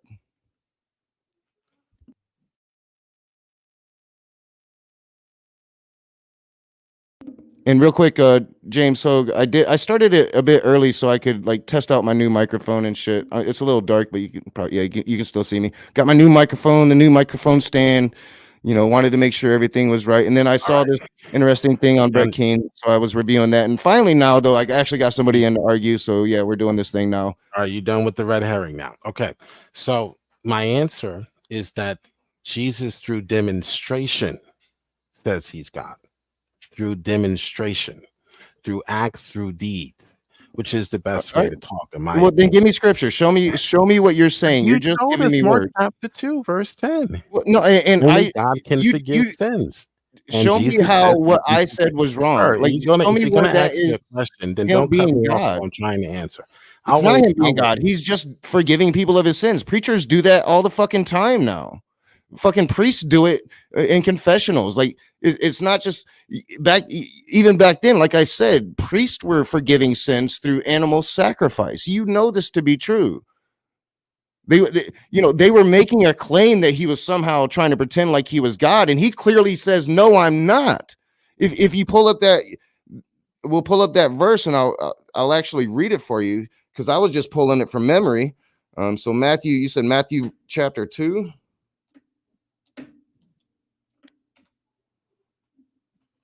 Yeah. Okay. All right. So if you're going to cut me off while I'm giving the answer, then I'll just wait till your. I'm going to look at Matthew 2. You talk. I'm going to be reading. I'll just wait till your post stops pulsating before I re-enter. Okay. So the argument is that Jesus, through demonstration, claims to be God. Okay. Now you gave one example. You believe that a priest can forgive sins. I disagree. Priests did not forgive sins. They offered up the offering to God so that God can forgive sins. Jesus was not claiming to offer up an offering. He was saying he himself can forgive sins. Okay. Now let's move on to the next point. The second point. Jesus claims in Matthew chapter 12 that he himself will always be with us. I am with you always. He says this explicitly, that he is making a claim that only God has the right to make. Only God can say, I will be with you always, because he's omnipresent, he's omniscient, he's the omnis. So Jesus is claiming one of the omnis, a prerogative that only belongs to God. Again, through demonstration. If I said that I am going to arrest you, I am making the claim that I have the authority to arrest you, which means I'm claiming to be a police officer, correct? Or some sort of law enforcer, correct? Sorry, half listening. What was that? Gotcha. If I made a claim that I'm going to arrest you, I don't have to tell you that I'm a police officer. I'm making the claim that I will put you behind bars. That means I have some authority given to me by the state. I'm claiming to be a police officer without saying I'm a police officer. Jesus makes the claim in Matthew chapter 12 that he will always be with you. By doing so, he is claiming the omnipresence, one of the omnis of God, a prerogative that only belongs to Yahweh. All right. He says it implicitly. Okay, so who is the only one that can be with us at all times? According to the story, according to the Jewish narrative, according to the religious people, not according to the atheists who don't believe in God. According to the religious people, who's the only one that can be with us always? Well, even to the religious people, I mean, I can't tell you how many Christians. I mean, every time I go to a funeral, all these There we go. Christians and the preachers, You they are tell me truly a Democrat. that my Are you mom is gonna going to be vote? Are with you me gonna vote always. early? Are you gonna vote Um, early this year? I You're just gonna filibuster. I don't You're know. not gonna Like answer the question. him saying I Ask will be you a with you simple question. always is like, you know, like he clearly thought. Well, all right, so can I actually answer you? You say I interrupt you You all the went off time. to talk about something Well, no, else. Too. no, I asked you a simple question. well, if you shut up, you could actually hear the answer. So plenty of people all the time say that this person is going to be with me all the time. Like their loved ones that died are going to be looking over them and with them for forever. Right. But not only that, yes, I will even grant you, Jesus is saying, I'm going to be with you forever, because Jesus literally thought that he was going to see the end of days, that the people he was talking to was going to see the end of days. He clearly and literally thought that. You should know that if you've ever read the Gospels. I am with you always, even to the end of the age. Yes, even to the end. No human Even to the end of the age, which he would be like in a couple days. Like he literally thought it would be in a couple days. Okay, so he thought that the end of the age would be after he died or before he died. This is very early on in Matthew. This is Matthew chapter 12. So he thought the end of the age would be in a couple of days or a couple of weeks or after he died and resurrected. Say what? Say not making much sense, Rage. You're not making much sense, Rage. How about Matthew chapter 10? You're all over the place. So we were at Matthew 12. Now we're going to Matthew 10. What does Matthew 10 say? All right. We did. Jesus is clearly forgive sins. He says that he can forgive sins. The priest forgave sins by offering up to God, and then God would forgive sins. Jesus said, no, yeah, forget about your offerings. I can forgive sins, right? And then Jesus says that he will be with us always to the end of the age. No human being can say that except for one. But you're saying, oh, no, he just meant in a couple of days because, you know, or maybe he meant I'll be with you always in some sort of sentimental way, right? My memory will be with you always. That's a good one, Rage. You should be you should run for president. You do a lot better job than your president in office right now. Then we come up to Matthew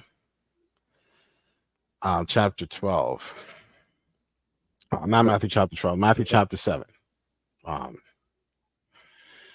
Matthew chapter 10. I like Matthew chapter 10.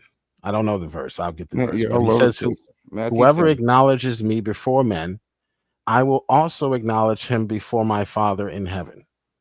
Yeah, again, differentiating himself. Let me finish. He's literally going to be there with God and acknowledging dude. Let me finish. Okay. I mean, you talking a lot. I never get to say nothing with you here. Well, you just spoke for like 20 minutes about nothing. No, I didn't. Okay. No, and you overspoke me like the whole time I was talking. Okay. Don't be like the universalists and only allow you to read a half a verse. Like the whole time I was talking, you was over talking me. Okay. Can I finish the verse? This is in Matthew chapter 10. I just looked it up. Matthew chapter 10, verse 32. Okay. Are you going to turn there yourself? I'm trying to. You're like all over the place.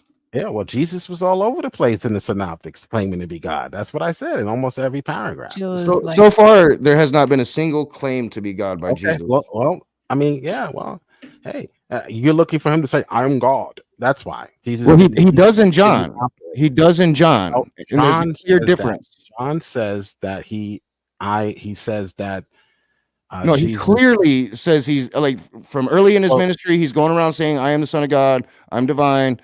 There's a clear difference. He said before and Abraham my was. claim is he does not do that in the first three gospels. You're tiptoeing and dancing around like I ain't never seen a dance before. Okay, so Trying to you're get me to believe am. that he's actually made the claim or at least shown that he is God in the All first right, three gospels. so let's get some clarification. So you're talking about the "I am" statements, which are only in John. The I am that- statements, yeah. I mean, and most of Okay. your miraculous I events are there. agree. The walking on That's- water happens in John. Yes, the "I am" statements are only in John. Yes. Can I ask you a quick Yeah. which version So of the let me Bible finish are you guys reading using? Matthew chapter 10. Look- Whoever acknowledges me, Jesus. this is my third example.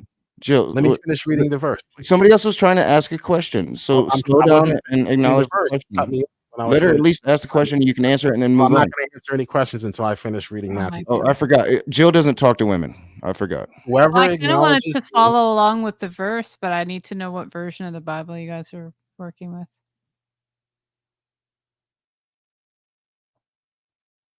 NIV for me. I'm not sure about Jill. Okay. All right. New International Version. And what chapter are you guys looking at?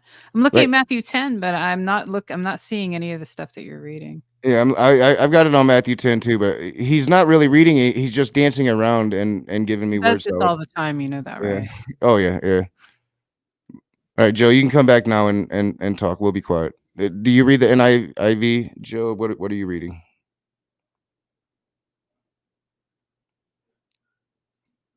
Give him a second. He's throwing a tantrum.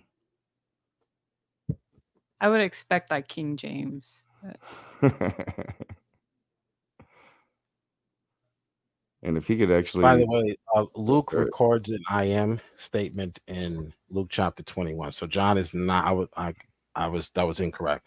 John is not the only one with the "I am" statement. Luke has one in Luke 21. is it I am God statement? Well, he would say, "I am he." That's how he would say. Well, "I am." He is in italicized, so it's not in the Greek. All right. We'll get there, but we're at Matthew 10 still. You haven't explained that one. And do you read the NIV? What version of the Bible are you reading? I'll be able to explain it. I'm not going to explain a verse that I haven't read yet. So let me know when I can read the actual verse. Read the verse. What verse? Like what This is version are Matthew you reading? 10, verse 32 to 33.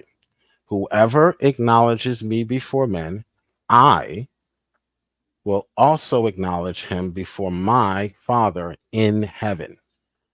What? Mhm. Imagine a human being saying that to you. Like, who do you think you are, God? Whoever disowns me before men, I will disown him before my Father in heaven. So if you acknowledge him, he will be your advocate when you go to heaven. If you don't acknowledge him, he's saying, this is a threat. He's saying, if you don't acknowledge me, you have no advocate to speak for you in heaven.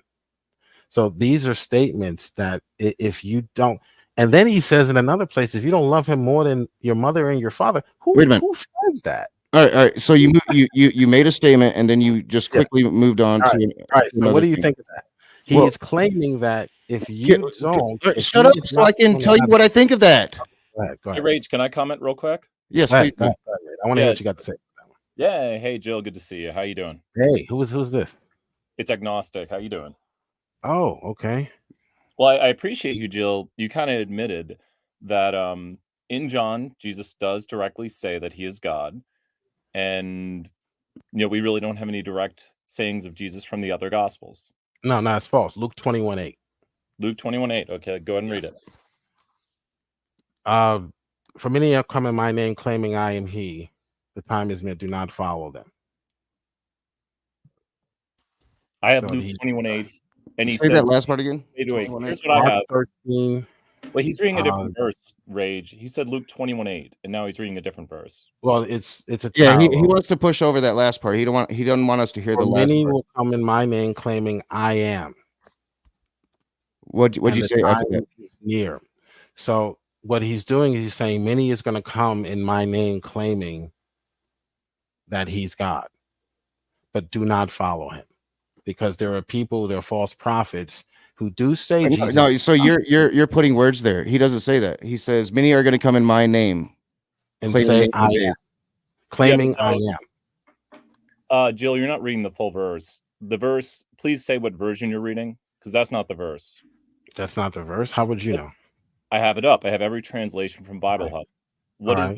What is the version Luke you are reading? chapter 21. Oh, let's No, do you're Mark. 'Cause reading Mark is more Rage. succinct. Jill, stop. You were reading Mark Matthew. chapter 13, Jill, verse stop. 6. Jill, stop. You were reading Okay, Matthew. I'll wait until You were reading Matthew He just 24:5. overtalks. He was reading Matthew 24:5, and it says, "Many will come in my name, claiming I am the Messiah, and will deceive many." And other translations says, "I am the Christ." When he was saying "I am," it's not the "I am" like God.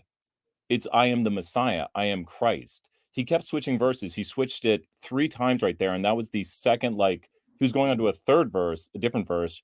He was basically just gish galloping us. So, Jill, Yeah. if you're still hearing this, good job running because you just kept switching it. What Yeah, I'm was gonna the Luke chapter he was mentioning he was supposedly reading? I'm gonna let you back in, Joe.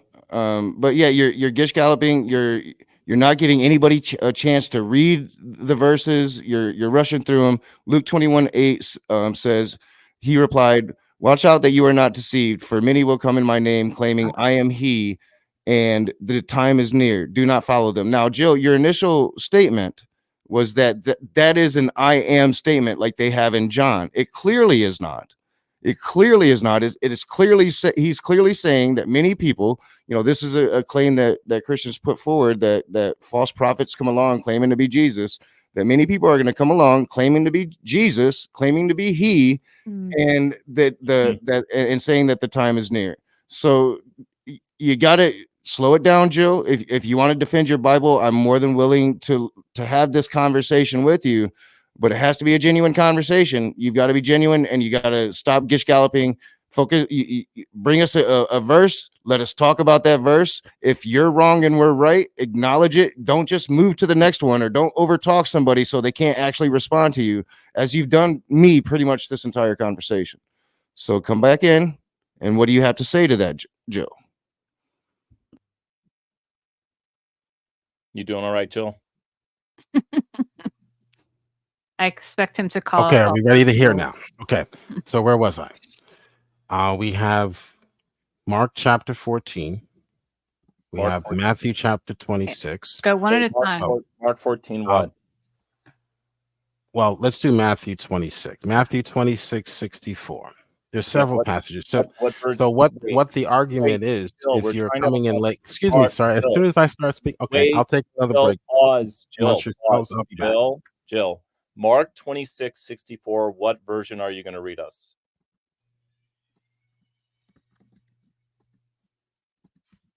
Is he gone?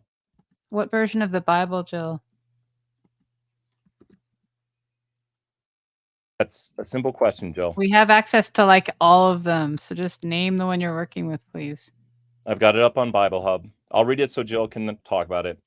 "So have said so," Jesus replied, "but I say all of you, from now on, you will see the Son of Man sitting at the right hand of the Mighty One and coming on the clouds." NIV, Matthew 26, 64. Your thoughts, Jill? I could read the King James. It's a little ahead. different. Go ahead. Jesus saith unto him, Thou hast said, nevertheless I say unto you, hereafter shall ye see the Son of Man sitting on the right hand of power and coming in the clouds of heaven. So, like, it doesn't sound like he's God. He's next to God, right? Yeah. Sounds more Trinitarian to me. Like, I don't know, he could be part of God, but he doesn't say I am God. Yes, He's the- Jesus taught the Trinity. Wow, congratulations. Okay, so are we ready to hear? Now, if you're coming in late, I explained to Rage that the gospel, the synoptic gospels, never intended to communicate the same things that John did. So to make them try to communicate like John is erroneous. They're telling you what Jesus claimed through his actions, more so than John, who's being more theological. So wait a minute, Joe. Real quick before you continue, you're making the claim that the writers of the Bible before John would have ever probably I mean, probably, maybe, possibly, I guess, in Mark's case, before John Mhm. possibly was even born. We're predicting that John was going to come along and tell the unspoken truth, the real things that Jesus was going around saying, the real truth that he was divine, and that those earlier writers, well, they knew that No, I John didn't was going say to come that. along, and I mean, that's kind of what you're fucking implying Nah, here. that's Like, it that's makes not no what I said. sense. All right, That's go, not what I said. continue. All right, so Matthew 26 is one of my favorite. Matthew 26, verse 64. Right, so you can't try to make Matthew speak like John. Okay, they're synoptic, meaning you are to take all of them. Well, John's not part of the synoptics, but you can't make the synoptics fit into John's theology or John's rendering, because John is speaking after the fact. And he's now recognizing that a lot of these statements Jesus made was a claim to deity that maybe Matthew, Mark, and Luke were not inspired to communicate. Okay, that doesn't mean that Jesus is not through deed making the same claim. Matthew 26, verse 64. No human being can claim this ability. If you do claim this, you are claiming to be God, even today. What You ability? have said it so, Jill, this what ability. Jill, what You ability? have said it so. Jesus replied, but I say to all of you, from now on, you will see the Son of Man. And he's referring to Daniel chapter 6 when he says the Son of Man, not the Son of a Man. Okay. The Son of Man is a term of deity. The Jews knew it. We know it because we studied the Torah. You So will he said see the Son of Man sitting at the right hand of the Mighty One and coming on the clouds of heaven. Who Mhm. came on the clouds of heaven in the Old Testament? What does that even mean? Who came on the cloud of heaven? Who rides the clouds of heaven? We know Baal did, right? But who All also right, Jill. rides on All the right, clouds just a of second. heaven Just a second. So in the Old Testament? Jill, you just kind of make stuff up, so I have to kind of go through and clarify. Let me finish, please. So the Hebrews did not see the term "son of man" as a term that clearly says God. Son of man is a reference to the son of Adam. It is a reference to humanity, like you a read man. Daniel Son of 7? man, like a man. That, I mean, Have you read I Daniel googled the 7? shit. You have to on the spot with you. You're just making stuff up. It's not Have you true. read Daniel 7? Yes or no? Daniel 7. What about it? Have you read Daniel chapter 7? Yes or no? Yeah. Jill, what You about have? it? What about it? Yes. It's You about have the read. four So beasts. what is the thesis of Daniel 7? It's about a dream of four beasts. What about it? The Son of Man is given dominion. Right? So men. I saw, let me read it. I saw in the night visions, and behold, with the clouds of heaven, there come like a son of man, and he came to the Ancient of Days and was presented before him. Yeah, but how do you know that that's what he was referring to? And then Jesus comes along later No, and wait. says In that he's my that son vision of at man. night, I looked, and there before me was one like a son of man. So it looked like a human being. That's exactly what it's fucking saying right there. That's exactly All what right, it's well, saying. we would really have to get technical, and I I don't mean, with think the you clouds guys of are heaven. Is that what we're capable talking of Jill, about? this. Jill, Of, pause. Jill, let me say something. Literally, the the footnotes. Son of Man is Jill, not I'm a speaking, title Jill, I'm like we speaking. call our Jill, sons. listen here, Hey, Jill. you're a The son of a phrase is man. right. That's not Jill, what's you're just going on. over-talking, man. The Aramaic phrase Anash means human being. The phrase son of man retained here because of its use in the New Testament as a title of Jesus probably refers to this verse. So it literally means human being. So you're just riffing on the spot, Jill. The footnotes, the concordances all go against you. You're using eisegesis here, and we're using exegesis. So stick to the exegesis. Don't do the eisegesis, man. And also, Jill, thank you for responding to Space Cadet. I like that this era of Jill not talking to women is over.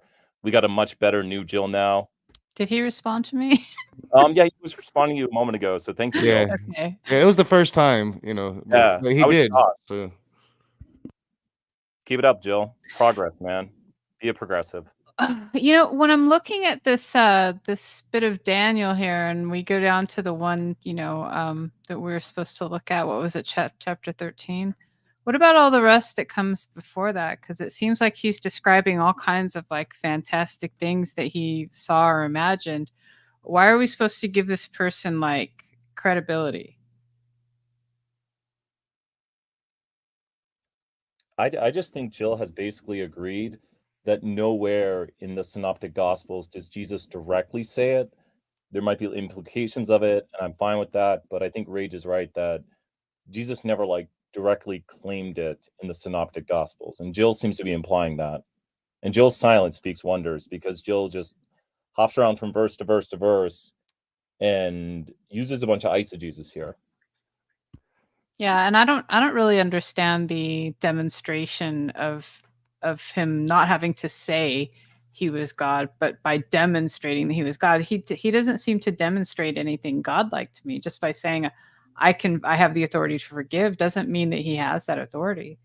Well, yeah, and saying that, he's pretty much admitting that John is lying, right? Like, or that you know, Jesus didn't have to say he was God. He was able to demonstrate it, which he hasn't even made a good point of that. Like so what brought this He spoke topic through on for me, actions, through deeds. real quick, all right, before you jump out again, Demonstration. Jesus, because I just started, The like, what best brought way this to talk.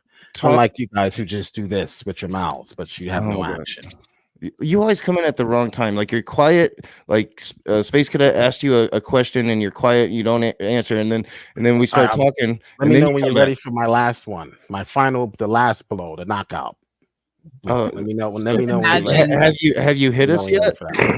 I'm waiting for you to hit us. He's waiting to do that victory. Let me know when you're ready for it. Out of the well, ring. because you were hell bent on, and literally you were hell bent. Excuse me, I was talking and you just cut me off in the middle of a sentence. You were hell bent on convincing others that because Jesus didn't say I am God, that he didn't claim to be God. And I just showed you through logically speaking, that's erroneous, that it's a non sequitur, that you can actually demonstrate something without saying the actual. Do you know what a claim is, Jill?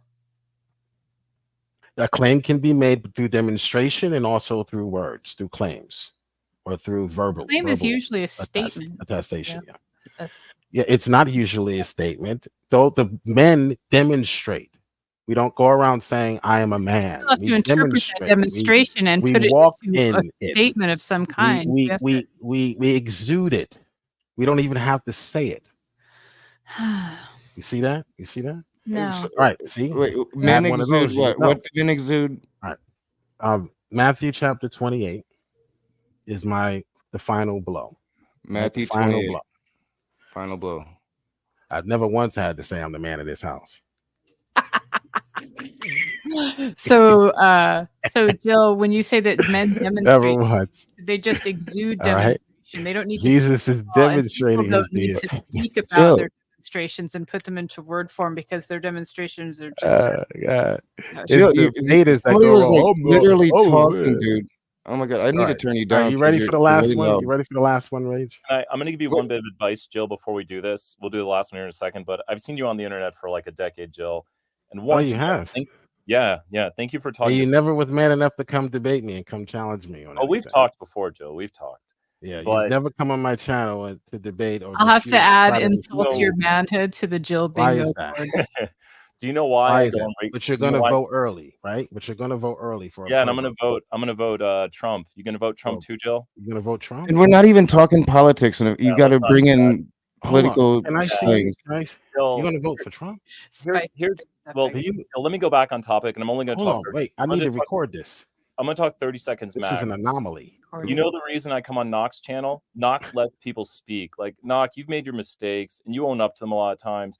But I come here because most of the time I like you, Knock. Like, I appreciate it. Knock. Yeah.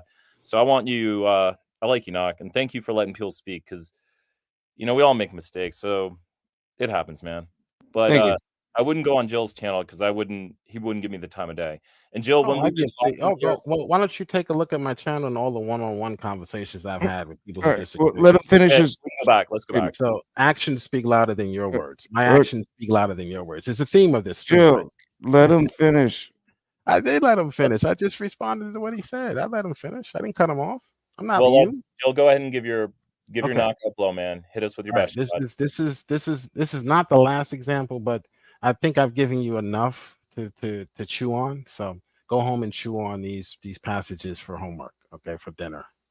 All right, this is the ultimate claim. if a human being ever does this, send them to my channel, because I'm going to give them a spanking theologically, because they're claiming to be God. Matthew 28:19. Therefore, go make disciples of all nations, baptizing them in the name, singular. Now, I don't want to get too technical. I just came here just to share with you what the Bible actually teaches, not really to do Bible study, because you guys really aren't ready for this. Okay, but the name, singular, you understand that. You understand what singular means, of the Father, Son, and Holy Spirit. He is claiming that he is equating himself with the two other persons of the Trinity. No human being has the right to do that. I know it, you know it.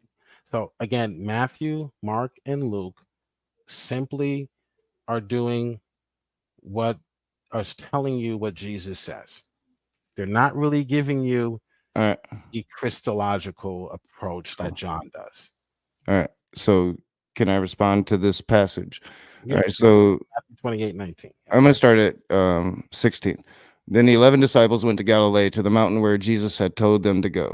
Where they saw him, when they saw him, they worshipped him, but some doubted. Then Jesus came to them and said, all authority in heaven and on earth has been given to me.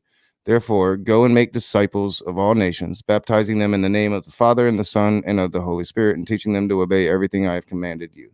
And surely I am with you always to the very end of the age. Who's this guy think he is? All right, so let me finish. Let me actually respond. Yes, I read the verse now. Let me respond to it. Okay, what do you think? So right off the bat, right? No claims are being made here of a God. You want to say that his He's gonna go the back lack to of comment. Oh my God, Rage! you've we've got to let already me had that, actually Rage. respond, Joe. All right. Hey, All right. don't revert back to that. Jill, that Jill, If you don't everyone- let Jill, me stop. Everyone finish, let you talk. Everyone we're let not you talk. looking Jill, for everyone let him. you read Hold it. on, Let let me Rage let me talk. just let me just No, say this really Jill, quick. shut up. you All gotta we're actually not let me looking for we're respond to not it. looking for Jesus to I say. know you don't want to hear it because am God. you've come with a pretty dumb We're- argument, right? We're looking for whether or not he equated himself with God. Okay. All right. That's So what the Listen to him Jews and accused him respond. with. let me Equating actually himself with God. finish my In response, action please. and deed. To the Go ahead. actual verse that you offered as your proof to a claim of Godhead, which there is none. You're trying to like emphasize on the fact that it says name and not names. I don't know why you're trying to focus in on that. He clearly differentiates himself from the Father and from the Holy Spirit. But beyond that, the very people that are with him, I mean, this is God supposedly, right? The very people that are with him are fucking doubting what the fuck he's saying. Can you read that verse again? About Then the 11 worship? disciples went to Galilee, to the mountain where Jesus had told them to go. So the 11 disciples, not just the 500 disciples, but we're talking the 11 apostles here, went to Galilee, to the mountain where Jesus had told them to go. When they saw him, they worshiped him, but Did Jesus some accept doubted. worship? Did Jesus accept worship? Did he rebuke those people who were worshiping? Why didn't he rebuke them Well, immediately? they worshiped him. Why did he allow humans to worship? Often followers in a cult worship their leader. Okay. So what we have is the famous. I'm not sure what happened to the I other finished two my folks. They point? both I didn't dropped on cut their you own. I off. didn't I didn't push cut them you out. off. So what we have Well, now. I'm explaining the stream. Go ahead. So I'm what just we saying have- that. Well, you said go ahead, so I was just saying that the other two folks, they dropped out on their own. I didn't push them out, so hopefully they can come back if they want. They probably realize they're not going to get a word edgewise. Well, I've actually muted my mic for A couple, but then you also overtalk when we're trying to respond. Okay. Well, because you cut me off while I'm speaking, and then when I keep trying to speak, you call that over talking you. If I'm in the middle of that's not the truth. just like just now. Everybody Just like overtalks. now. Yeah, of course, because you never stop. Okay, I never stop. All right, You so never stop. go, Joe. Just go. Excuse to cut you off as well, but I didn't. I was just trying to explain why the other two people dropped out. Now go. Shit. All right. So the mere fact that he is accepting worship and he is not rebuking the people for worshiping him is equating himself with God. If someone started worshiping me, now that reminds me of the famous moniker Jesus was either crazy, insane, or some cult leader, or he was that or he was God, right? Or I can't remember exactly, but yeah, he was either a cult leader who was trying to manipulate people, or he was God. So we believe he was God because no human being accepts right. worship. If All right. someone came up to me and started worshiping me, I'm going to say, "What are you doing? Get up off of your knees, dude. Can I I'm respond? not God." Right? All right. Can I Right? respond? Okay. So you just proved you God gave damn more it, evidence Joe. than I did tonight. You gave more evidence than I did tonight. You just like your voice, don't you? You like to hear the sound of your own voice. Go ahead. All right. So I need to take us back. So I was doing a little, what I thought was an interesting review, but the name of the stream, and I invited any theist to come in and argue this with me, is did Jesus claim to be God? And when we started, right off the bat, my premise is I reject John. John is the last gospel. It came later. It's completely different than the first three. Says a completely different thing. Jesus does not ever make a claim to be God in the first three gospels. So we've done this dance through the first three gospels, right? And you're trying to give us 3-4 verses at a time, try to speed through them, read them super fast, hoping we don't keep up. We do. We call you on your bullshit as we come through here. Now we're here. I'm trying to explain to you that this is not a claim to godhood. This is your desperate attempt at a claim to godhood, that it just isn't there. Okay. It just isn't. It just isn't. It says name. It doesn't say names. That's not a claim to godhood. Let's do this. Let's stay with this verse. Okay. Since you accused me, I gave you just 4 examples. You provided 2 of the 4, but yet I'm giving you all these verses, right? You're too emotional. Calm down. So if you gave us 4, you only gave us enough chance to actually hear and do 2. You provided 2 out of the 4, and you told me that Jesus accepted worship. Thank you. So Matthew, so what? A lot of people accept worship. Like who? Cult leaders. Exactly. So was Jesus a cult leader? You're asking the question, not me. Gotcha. All right. So Matthew 28:19. Okay, let's just stay here. What if I said to you, Rage, go make disciples, go make followers of me of all nations. That's India. That's the nation of Islam. No, that's all nations, right? Go make disciples, go make followers, people who are going to follow and listen to only me, of all nations, baptizing them in the name, singular, meaning it's one authority, the authority of the name. In ancient Near Eastern culture, your name was an authority. Like, I do this by the power of the Corleone family. Sure. Right? Mm-hmm. Okay. So you had the authority because you had the name of the Corleones. Okay. We get the name, and all right, So we get it. We get it, Joe. Baptizing them in under the authority of the Father and of the Son and of Jill. What if I said that to you? What would you say to me? I'd say you just change that sentence. You would say what? Well, you just change the context. You say get the heck out. You say get the hell so out. Puff says that you just change the context of the sentence, and yeah, and I would say, so you just pretty much told me that I'm under the authority of 3 different things. Yes, exactly. So you're admitting that 3 different things. Yes, Father, Son, and Holy Spirit. Yes, there's a differentiation there. Trinity. Yes, there's a differentiation. There's a the Father, which would be God. There's a Son, which would be Jesus, I guess. They all have the same authority. He is saying under the authority of the police, the CIA, the head of the CIA. He's saying they all have the same authority to baptize you. They all have the same authority. Well, no, yes, I will grant you that he is saying that they all have the same authority, but he is also saying that it was given to him. You can't give something to yourself. Okay. It specifically says all authority in heaven and on earth has been given to me. Okay, now we're getting into. So I mean, if you want to split words. Okay, so now we're getting into the nature of the Trinity, which is another Bible study. But Uh-huh. to So put again, yourself- we're not to Hold a on, we're let me not to a finish God my claim by point. Jesus. Let me Thank finish- you. let me You finish you are my making my point. point for me. Now you're going to accuse me of cutting you off when I was in the middle of a sentence. But to Well, put because it yourself- is my show. I do need to talk every once in a while. But to put It yourself can't be in the that Jill show. But to put yourself in that equation is already blasphemous. To put yourself in that group is already blasphemous. That's the point. He committed blasphemy. If he's not God and he said that, that would be blasphemy. If someone Sure, were to but say he that today, that would be blasphemy. sure, and I will grant that. All right, he's being blasphemous in the first three gospels, but he's not making a God claim. I could guess where maybe somebody might construe it as a blasphemous God. You know, he's at least putting himself in the ballpark. He is separating himself from God. He's not claiming to be God. He's saying that God gave him the authority.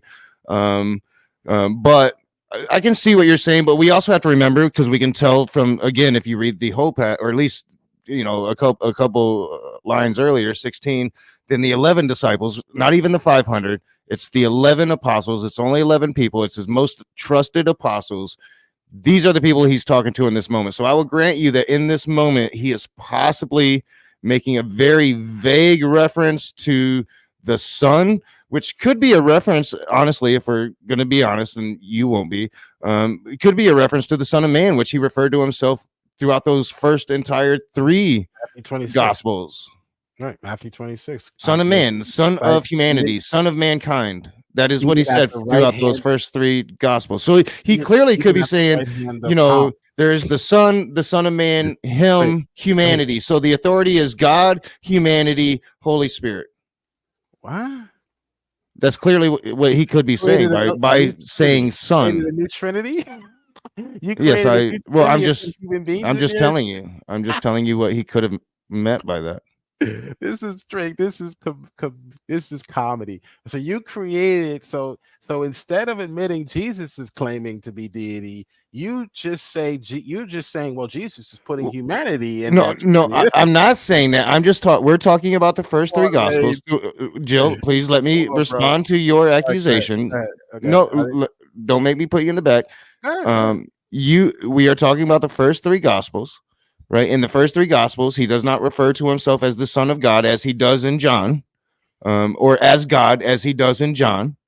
He refers to himself as the Son of Man. Now, earlier in the stream, when Agnostic was here, and Space Cadet was here, and I Googled it. I didn't show it on the screen, but we explained to you how Son of Man, because you made the claim that Son of Man actually was a well-known Hebrew reference to God himself. And I Googled it, and it was a reference to Son of Adam, and not God at all, but a direct representation of all humanity. Right. So when he's saying Son of Man in those first three Gospels, and in this Gospel, he's talking about the Father and the Son and the Holy Spirit, you're inferring he's talking about Son of God. He doesn't say that until John. In these Gospels, he says Son of Man. So you should be reading Father of the Father and of humanity and of the Holy Spirit. Wait, can I clip this? Do I have your permission? Feel free to. All right, a few things. Nothing wrong in my game. Explain it. Right, a few things. All right. Jesus referred to himself as the Son because he called God his Father in Matthew 11. By calling God his Father, so he doesn't have to use the term Son of God. When Jesus refers to God as his Father, then he is already, by implication, saying that he's the Son of God. But there was something you said. He sure acted like the Son, someone said.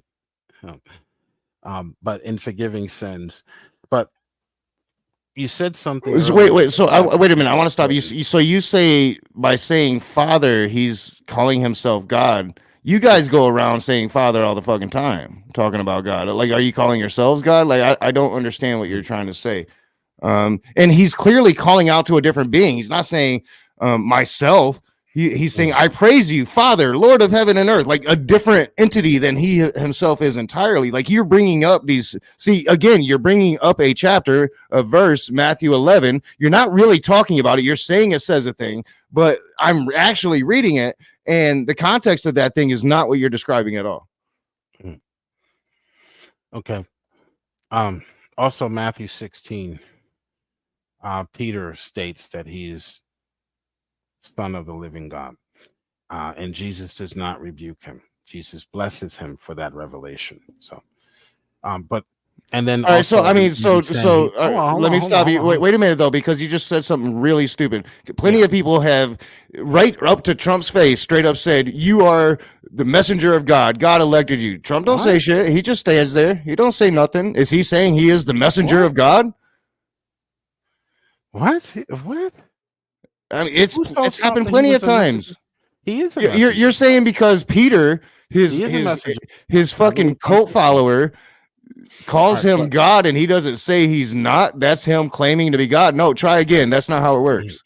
Right, bro. You're forgetting the first rule. It's always special rules when it comes to Jesus. I know, right? And what's up, Puff? You never get a chance to. I just heard this. I just heard the gaslighting, man. Oh, yeah, it's been bad tonight. You said something earlier, Rage, that I caught. The narcissism party. I love showing up for that shit. So, You said that God gave him the authority, right? Jesus said that God gave him the authority. I didn't say it. You believe that? I mean, I'm just saying what the Bible says. So Jesus claims that God gave him the authority. The authority to do what?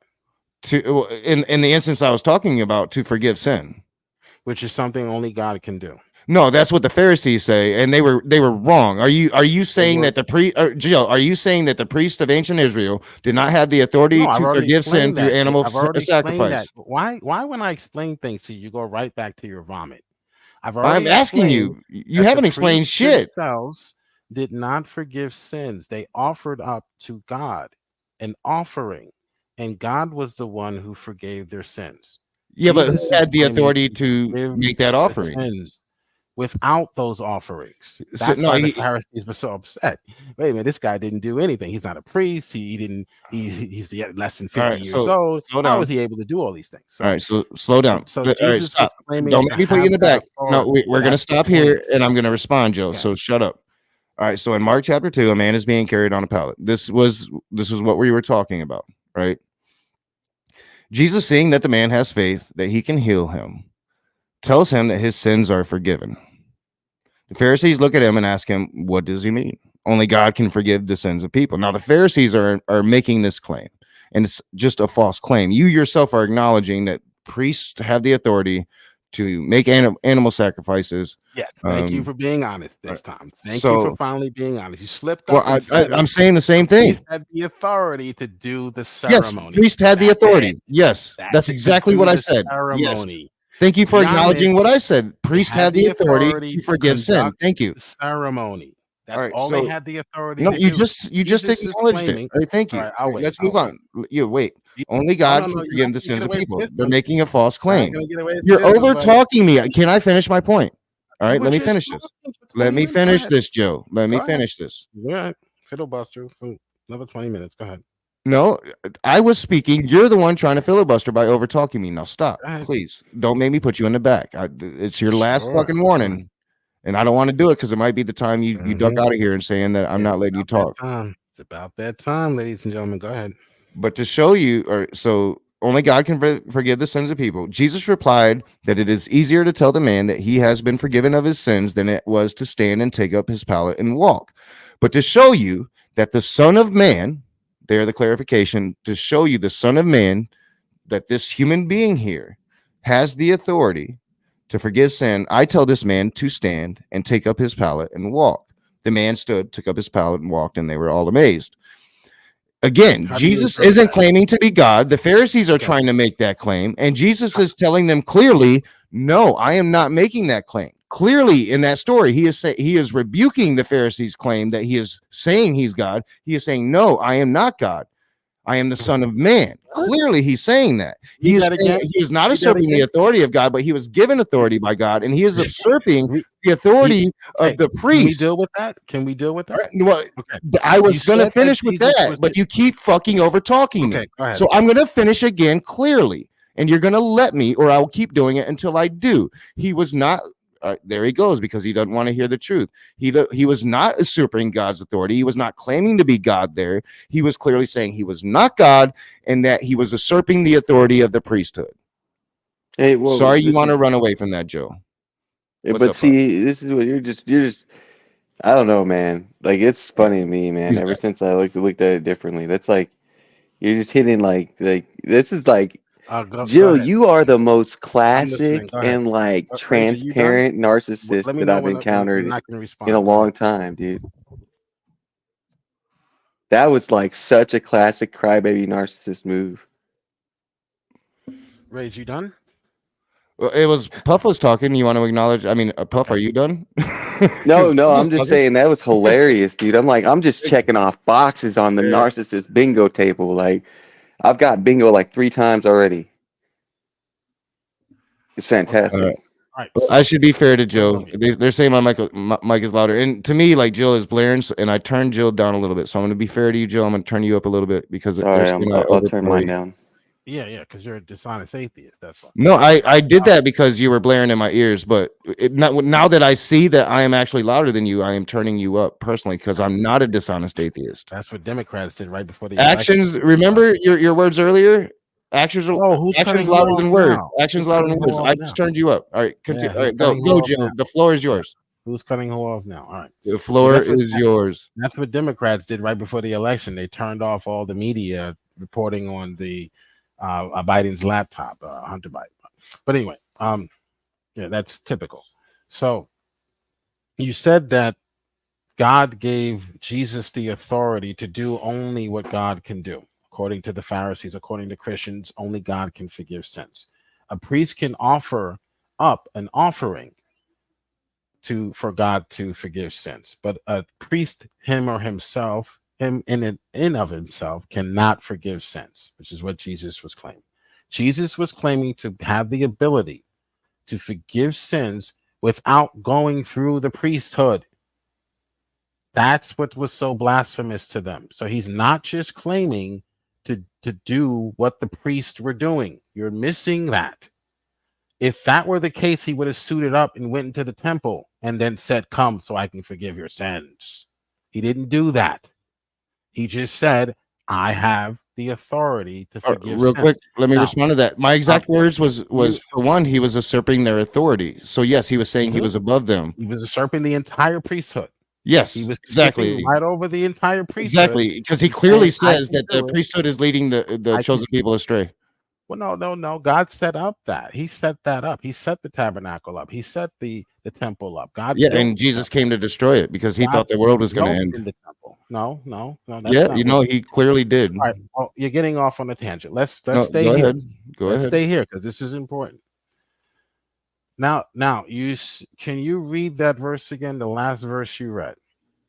Where All right. So the one about the pallet, right? So but to Yeah. show you that the Son of Man has authority to forgive sin, I tell this man to Okay. stand and take up his pallet and walk. Okay, now you gave me your interpretation. I'm going to give you mine. I gave you what the word said.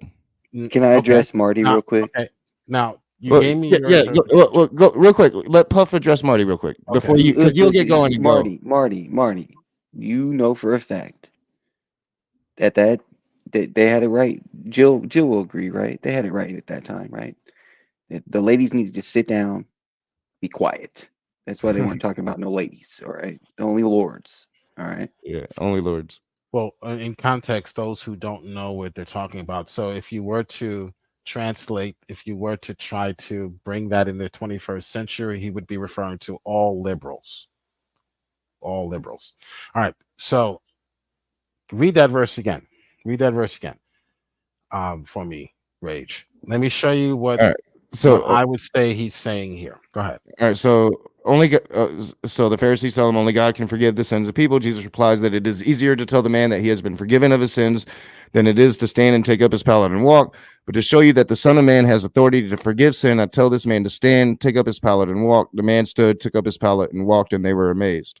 But to show you, he is demonstrating exactly what I started out this conversation.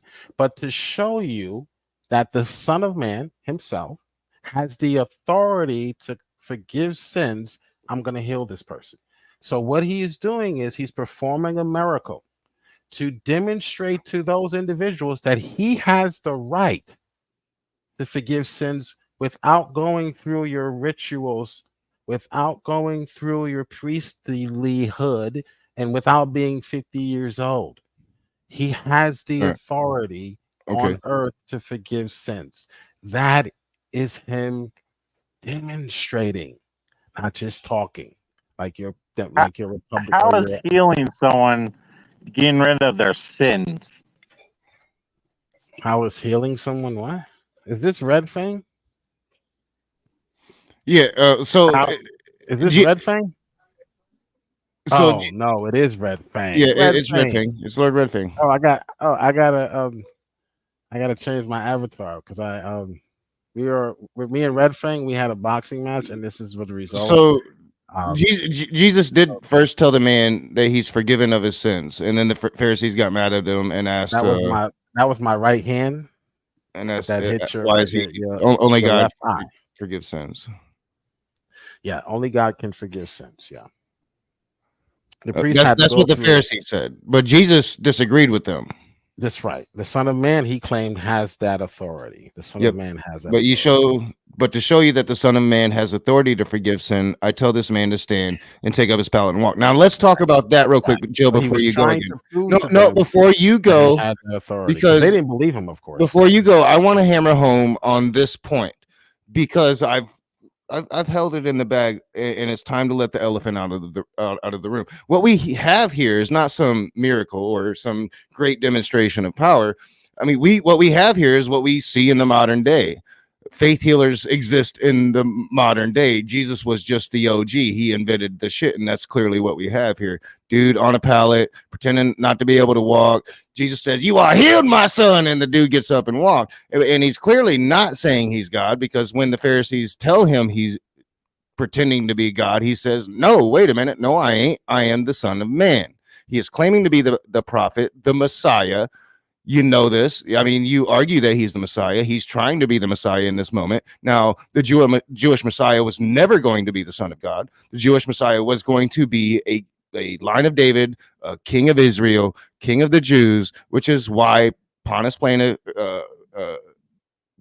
it's why Pontius fucking crucified him, is because to make that claim, king of the Jews, is to say that Caesar is not. And that is worthy of crucifixion in that era, in that time, in that place. You haven't read enough of the text. If you take the time to read the text, after that's exactly what happens in the text. Oh boy. Go ahead, but that's exactly what happens in the text. Show me where it doesn't. All right, but yeah, Jill cut it. I'm about to show you. You haven't read enough of the narrative, which is why you're coming away with conjecture. Because you haven't read enough of the narrative. If you would have read the Roman authority said, "I wash my hands," meaning I don't see anything wrong with this guy, and they still wanted to crucify him anyway, and so they went through with the crucifixion. But you didn't read that part of the story. So it wasn't they were not afraid of Jesus. There were plenty of sages roaming around claiming to be Messiah, claiming to be the King of the Jews. Unless you were like Barabbas and you did some sort of uprising, some sort of physical, like January 6th, some sort of insurrection, unless you did that, you were no threat to the Romans because you preached in the desert. Okay. Rage. Wait a minute. Wasn't Barabbas the dude that Pontius let out of jail instead of Jesus? Right. You're saying that he led an uprising? Wasn't he like a child rapist? He was arrested because for leading an uprising. So he wasn't just talking the talk. He was doing the do. So you were really no threat. Barabbas was really no threat to Rome anyway. But yes, they did put down those types of uprisings. So Pilate says that Jesus did not do any of those things. I wash my hands of this, meaning my hands are clean. It's you guys who want. It's you religious leaders who want him dead. So that's the entire narrative. So if you read the entire story, you wouldn't come away with those false conclusions you did. Of course, we have Yes, sir, I no have to- record of this anywhere in history except for the Bible. Congratulations. I was gonna say, You just told us what was the case for every ancient piece of literature known to man. Pretty much, virtually. No, it's not. It's not the case for every. It's just the case of trying to prove that your Jesus was real. How many other people wrote about the wars that took place in Livy's writings besides Livy? So the idea, Red Fang, I is mean, that I have to. people That's are- an obscure reference, but you giving me time. I'm pretty sure that they were able to cross-reference They're- not only the they're- dates and times, not but everything, events that not everything. specifically happened. and we can do the Whereas same thing with the Bible. the Bible, same thing with everything's like it's like time adjacent or location adjacent or event adjacent. We can do to the same reality. thing with the Bible. We can cross-reference a lot of the things in the Bible. A lot of things we can't, because in ancient No, that's what I'm saying. When they reasons, cross-reference not of. everything in the Bible, it's always time adjacent to when it really happened. Yeah. It's place adjacent to where it really happened. It's right. It's the same you thing. know, with it's Livy. not where it really happened in reality. It's not when it really happened in reality.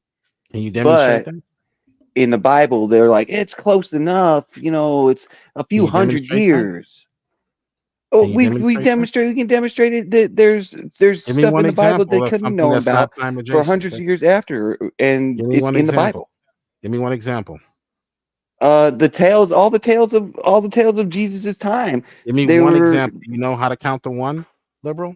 Oh, okay. Whoa! I'm not a liberal, buddy. Give me one example. Wait a second. Sorry. I'm sorry. Child beater. I'm He's sorry. done. I'm not a liberal. He's done. He's done. What? He's done. Now he wants to talk about me calling him a liberal, knowing that I call everyone a liberal. Can you give us one example?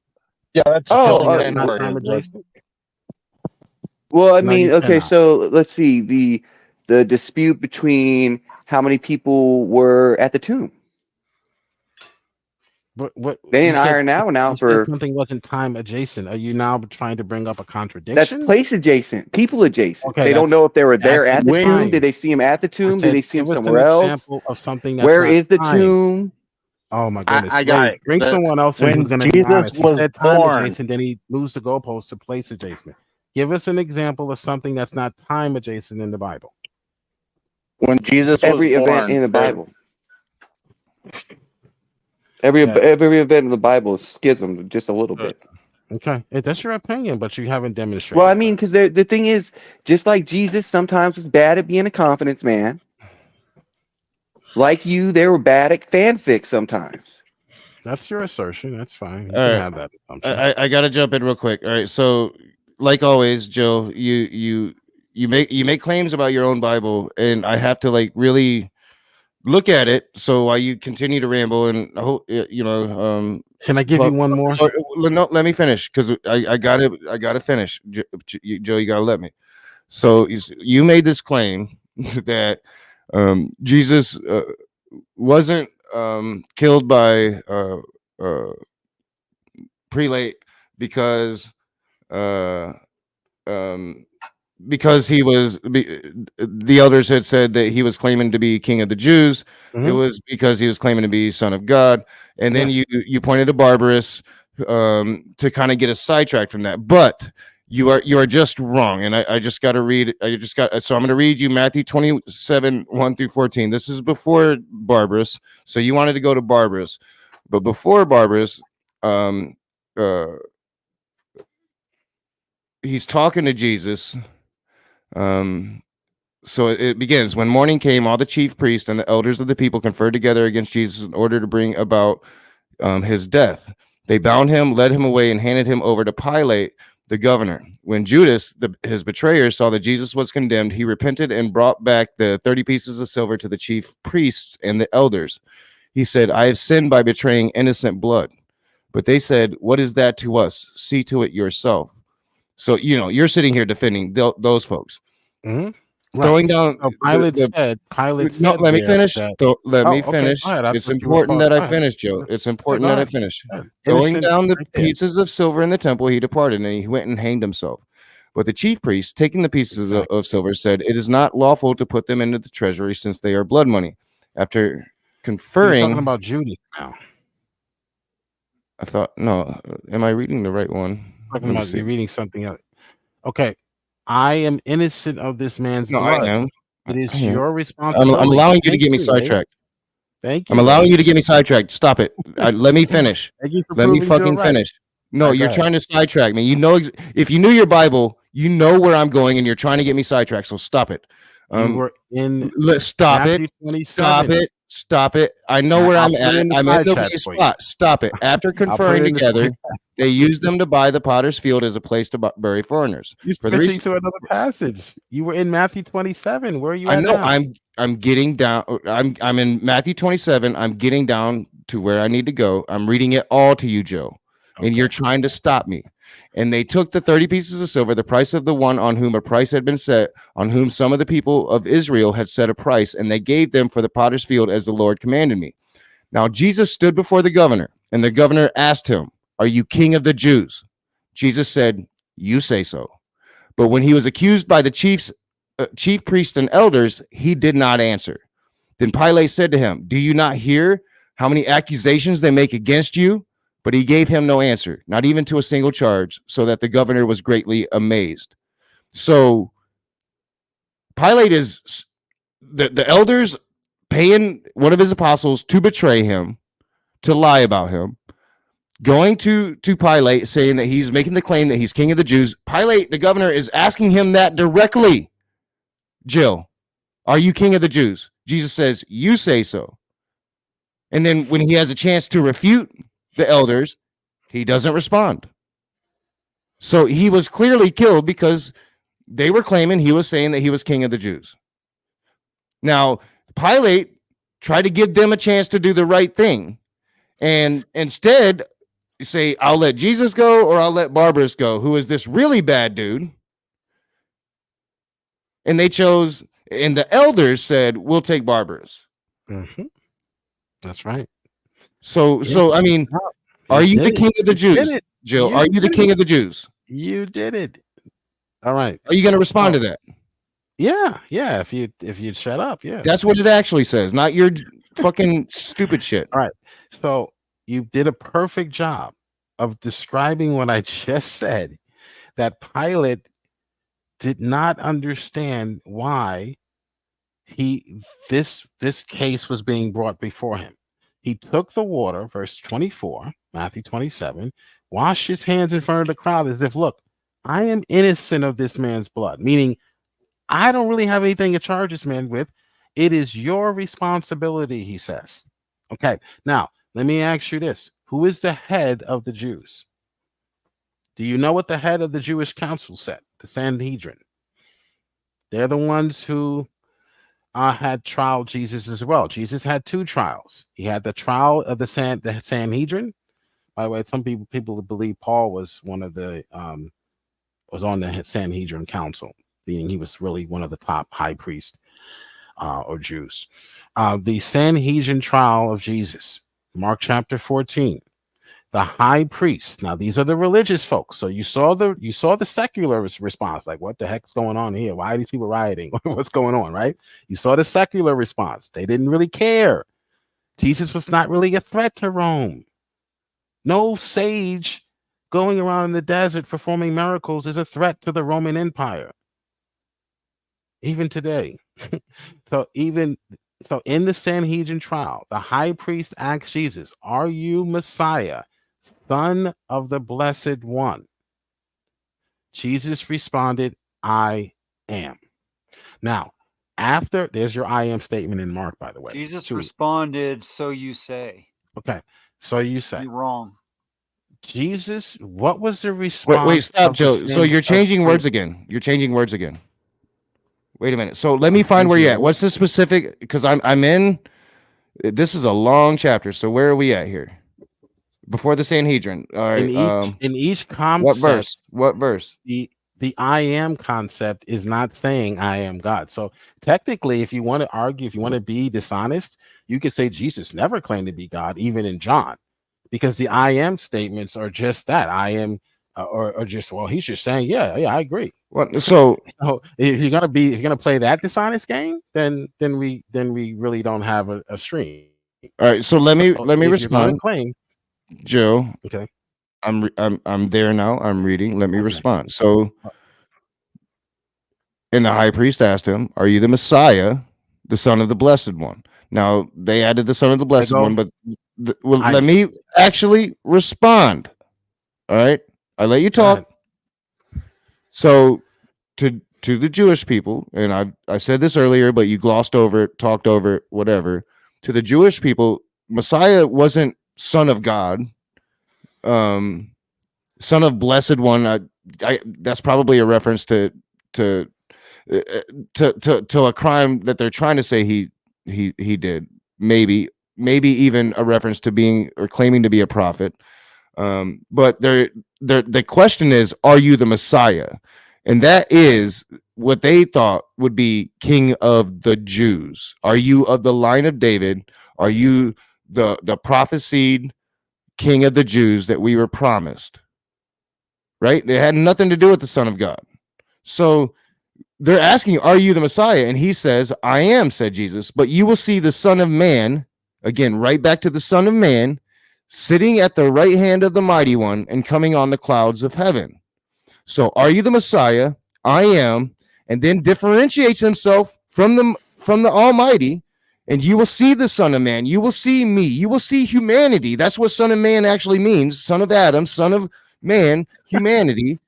That's what it actually means. Humanity. Oh, I gotta clip Sitting this. at the right Right. hand of the Mighty One. Sitting at the right hand, not you will see me as the Mighty One. It doesn't say that. It says sitting at the right hand of the Mighty One. The Mighty That's One right. being God, Right. differentiating Amen. two separate beings in the same place.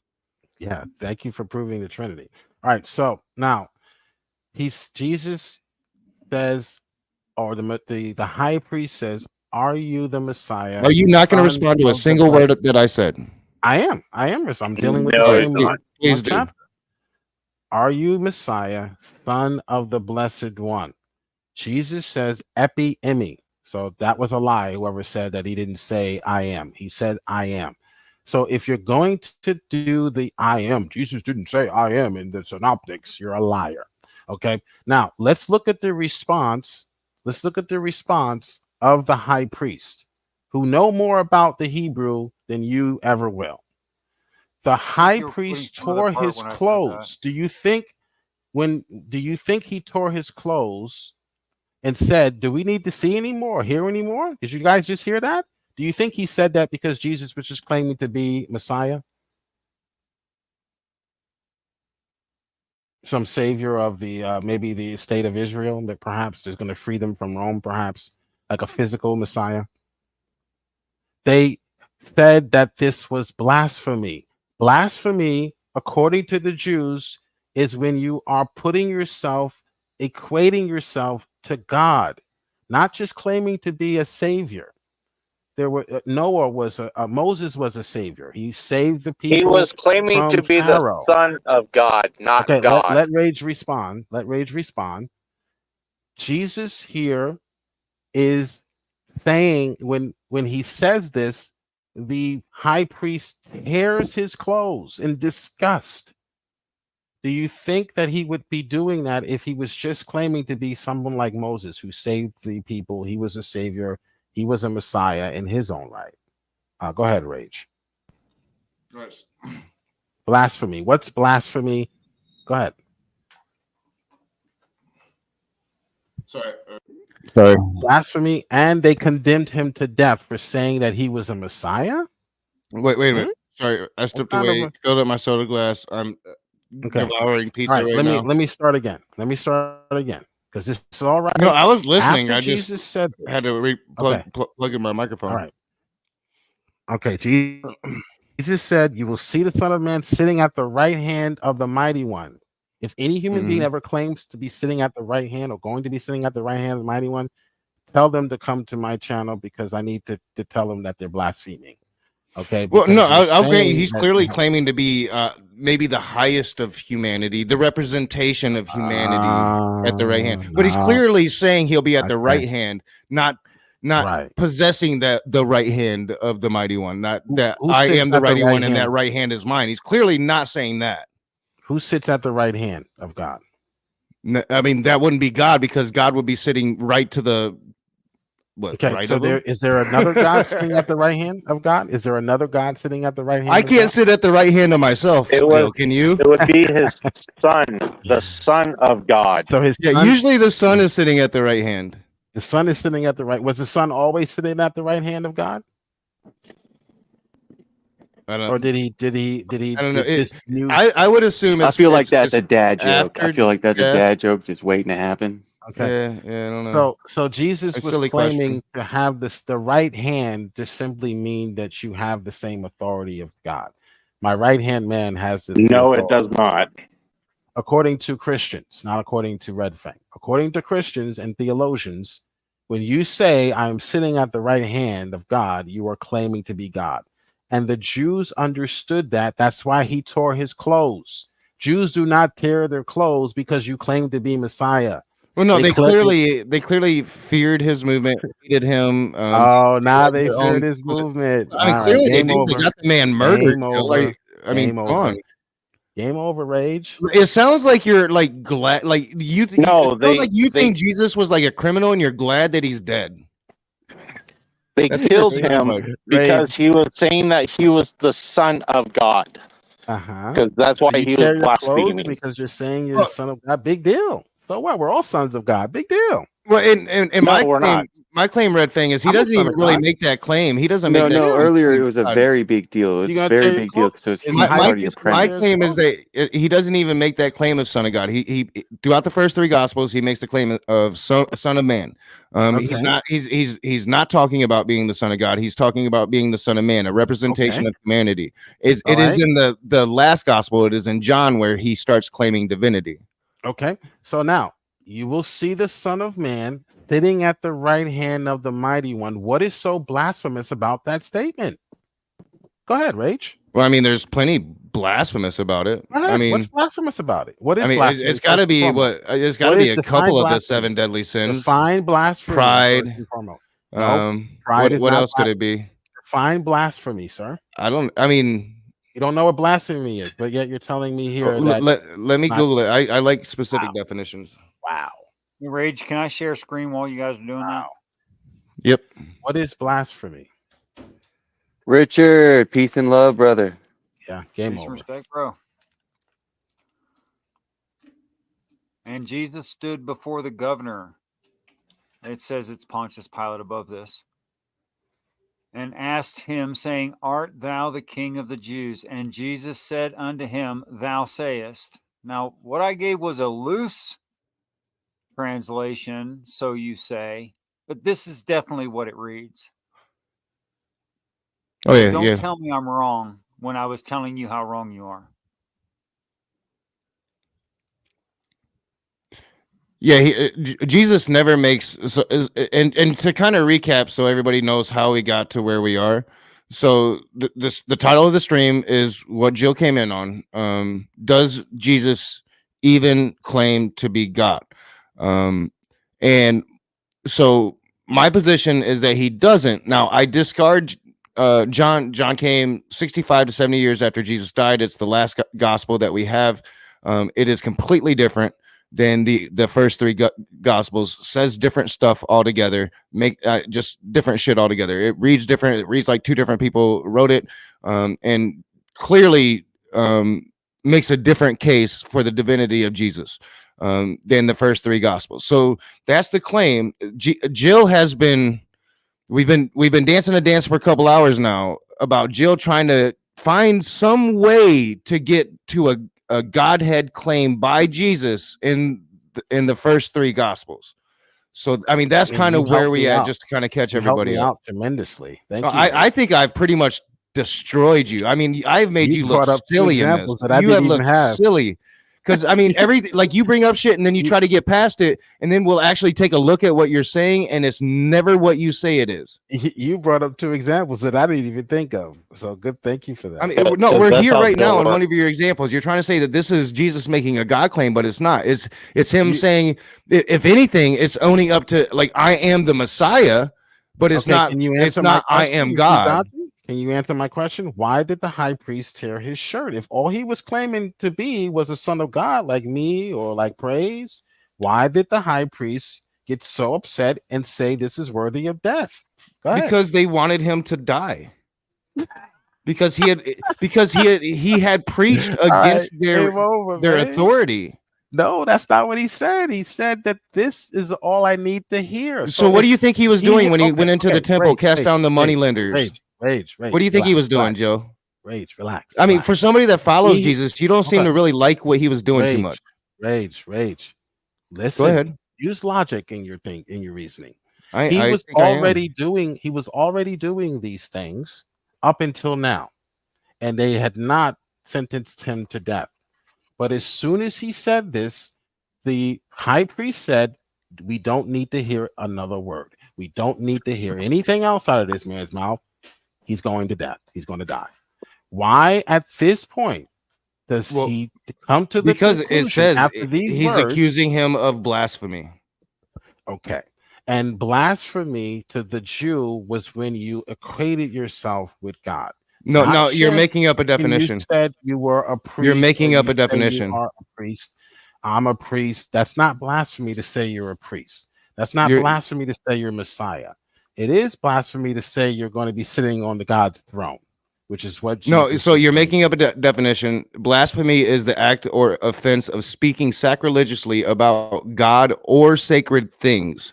That's a Profane 21st talk. century definition. Profane That's talk. Google- So That's the Google definition. they are clearly making the case that by saying that he's the Messiah and that he will sit on the right hand side of God, he is being profane Look it up and he in the is Greek, sir. sacrilegiously talking of sacred things. That's a Google definition. Did you Google that definition? Look it up. Of in the course I Greek, did, sir. because I'm not going to use your made up ones. All right. Well, then, if You we're make talking about shit a up. text, We proved that all. I'm We proved talking that about- all night long. sir, you're making So up something that you're you found making on stuff Google. up. Show me where the definition of blasphemy You went is to what you say it Google? is. Okay. Yeah, Show let me. get that for you. Show Let me. get the actual Greek. Okay. Sure. Let me get you the actual Greek, not your Google. The actual Greek. search. You're gonna give me the actual Greek of blasphemy. Then the high priest tore his clothes to show his horror. The Greek said. The Greek is more explicit. He was Wait a minute. horrified at what he said. And you guys are sitting here Jill, telling what me, is the definition of Wait a minute. blasphemy? No, you told me you was gonna show me where your definition of blasphemy is true. Yeah, I'm getting that for you. Yeah, I'm getting that for you. Are you drunk? He tore his shirt because Probably. because Jesus was a bad boy. I mean, like I I've been there, dog. I understand you. I get it. Do we need any more witnesses? Oh man. All right, I'll get that for you.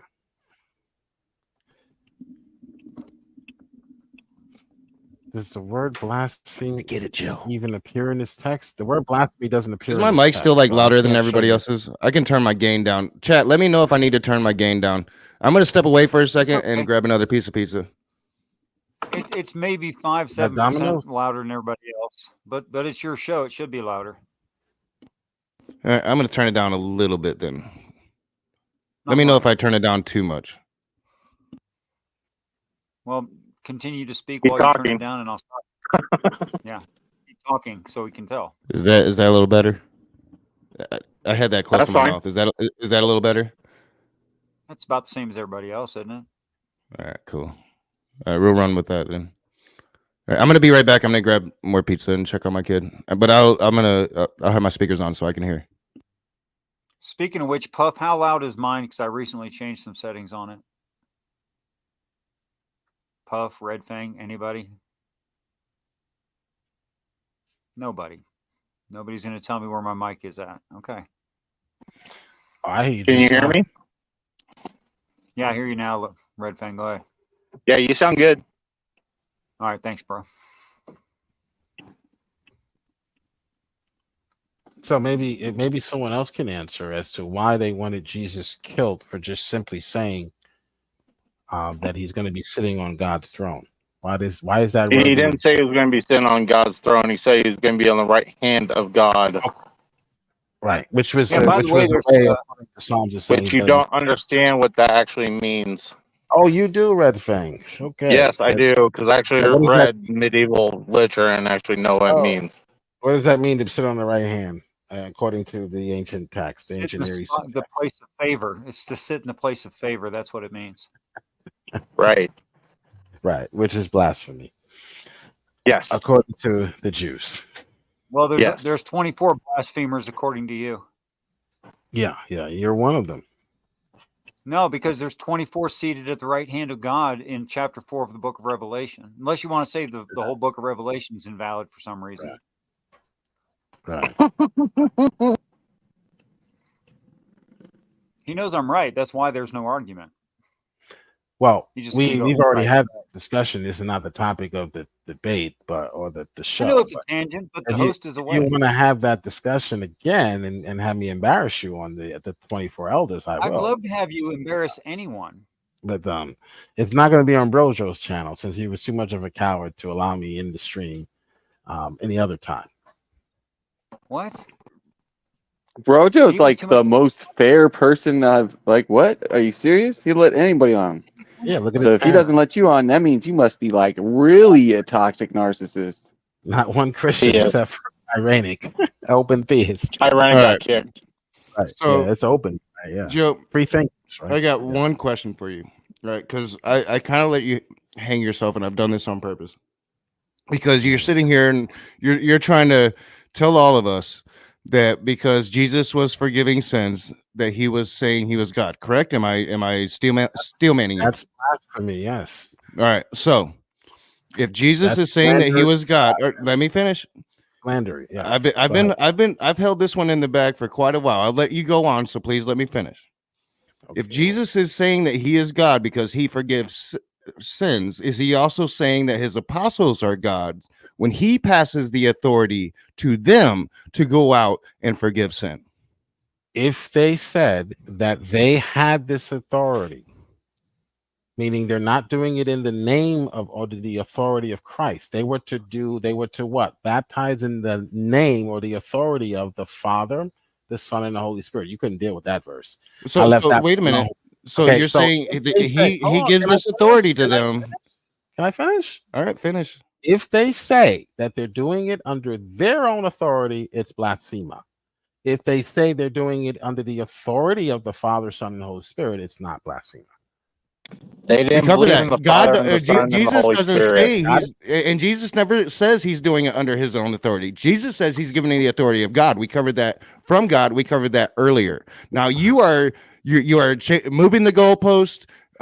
You are dead in the water at this point. Your argument is mute. You are crushed. You are defeated.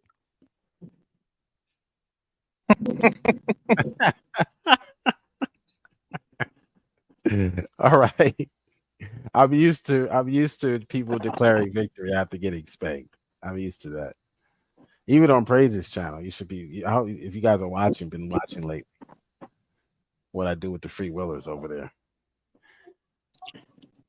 And I'm still waiting for they did not believe in the Father and the Son and the Holy Spirit. They just believed in Yahweh. Right. They weren't Trinitarians. Trinitarians didn't exist until like 500 years later. 500 years later, huh? Right. Yeah. So why is it so blasphemous to say that you will be sitting on God's right hand? Can someone answer that? What's wrong with that? If the 24 elders can do it, if I can do it, if you can do it, then why when Jesus said he was Because going that's him saying that he would be God's chosen one, and they didn't So believe right in back to that real fucking fast. But go, all right, Is that I didn't mean to cut you off, Puff. Let Puff chosen finish because I cut him off, Joe. Go ahead. That's simply him saying that he, above anyone else, above all the other Jews, would be God's chosen one. And to them, that is blasphemy. It is not just saying that you are God. That is not the only definition of blasphemy. Blasphemy is going against the text, and the text says that no Jew is above any other Jew. and he was saying that I was what he was saying was I was God's chosen one. So he was putting himself above other Jews. Did Moses put himself above other Jews? Yes. Moses did not They claim to didn't be have the a problem- king of Jews. They didn't have a problem with that. So why, when Jesus does it, why they didn't believe him? So they just accused him of blasphemy just to get him killed? That's a serious charge. Blasphemy is a serious charge. It's not something that's thrown around haphazardly like you guys do in your lawfares. Well, we are talking about made up characters Oh, in a hey, book, so I you do know, agree that blasphemy that's is a charge that carries serious This is- serious consequences, but it was a charge that was levied quite frequently during that time. It was? Yes. Yeah, it was. Yeah. And it was So it wasn't thrown around, but it was thrown around, right? according to you. I mean, it's like, Jill, it's like this word doesn't mean what it means unless we're talking about Jesus, and then it means a totally different thing. It's like when you open the Bible, it's like you're opening an Elder Scroll. There's a new path through the text every time. I'll be back when he can give us one example, which would mean never. That means I'll have to leave the stream. So no, they only accused Jesus of this. There were people who claimed to be Messiah. There were people who claimed to be the follower leader of the Jews. There were leaders of the Jews. There were Barabbas. He was a leader. He was a one who said he had people or followers. There were several people roaming the desert doing this, not just Jesus. Jesus makes a specific claim that caused the high priest to tear his clothes, his really expensive gear that he bought from Macy's. All right. In this Jewish fan fiction, yes. In this Jewish fan fiction, that's what he did. Not something that was something that was just willy-nilly. Like you guys are making it seem like, and you'll say, well, I've looked in 3 out of the 4 Gospels. I'm having trouble finding the chapter and verse you're referring to, Joe. Would you please? This is in Mark chapter 14, verse Mark 62. 14. Thank you. Yeah, I am ego eimi, the same words that are uttered in John 8 times. John just seems to give us a little bit more I am statements, but Mark gives us some. Matthew gives us some. Mark doesn't give you any. Matthew gives you none. We've been through this. Mark 14, verse 62. We've been through this. I am. Mark 14, verse 62. He says, "I am Messiah," and it's not the same thing. When we're talking about the "I am" statement in John. All right, wait a minute, Joe, because you're like, for the Christian, you are just representing your religion and what it says in your holy book. Very, very bad. So when I refer to the "I am" statements in John, the main one, the reference to "I am God" that John makes is before Abraham, I am. That's what he's saying. I am. Epi eimi, the same Greek. He's not saying that in Matthew. The I am statement that you're trying to say is an I am statement. That's not. He is asked if he is Messiah. He says, I am Messiah. Yes. And he's not saying I am God. And then John, Share he says, screen and I I'll am bring it up and the show true it. vine. And John, he says, I am the true vine. Is he claiming to be God? Because that's a different story. We haven't brought up John because in my premise, in my position, I dismiss John. John says completely different shit. So that's just filling everybody else in. That wasn't there, Joe. That's why we've dismissed John from this conversation. I try to deal with English because you don't understand the Greek. So I'm trying not to be as technical as possible. But he's using the same term. You don't understand the Greek. What are you talking about? Yeah, you don't understand the Greek, and the Greek can often be a mistranslation of the Hebrew. More so than you do, that's for sure. I mean, Strong's exhaustive concordance, Jill. It's ego eimi. Ego eimi, yes. I am. He says it in Mark. He says it in Matthew. He says it 8 times in John. You do realize that referring to the Greek is pointless when it's not Greek religion. It's Greek speaking about early Christian religion. You know that, right? Matthew was a Jew. Whoever his scribe was, wrote the words down and translated it into the lingua franca, the language of the day. We have no problem with that. So yeah, like 100 years later. That's correct. You're not going to wrote that down. That's that, Richard. Thank you. Try again. Try someone else on your channel. It wasn't Mark that verse. Try that on Brojo's channel. We He's don't know who wrote Mark. He's isolated you from any Christian that can actually answer these questions. Well, we don't really know who wrote any of it, do we? Oh boy, here comes the ultra skepticism. All right, I'm listening. No, Yeah, well, it's I mean, fact. the authors were anonymous, Rationality. but If we have if an you find idea on something some of them. If I found something written signed Jesus is Lord, referring to you, does that mean you wrote it? See, it doesn't. And oftentimes, actually, access to the Greek can be an issue.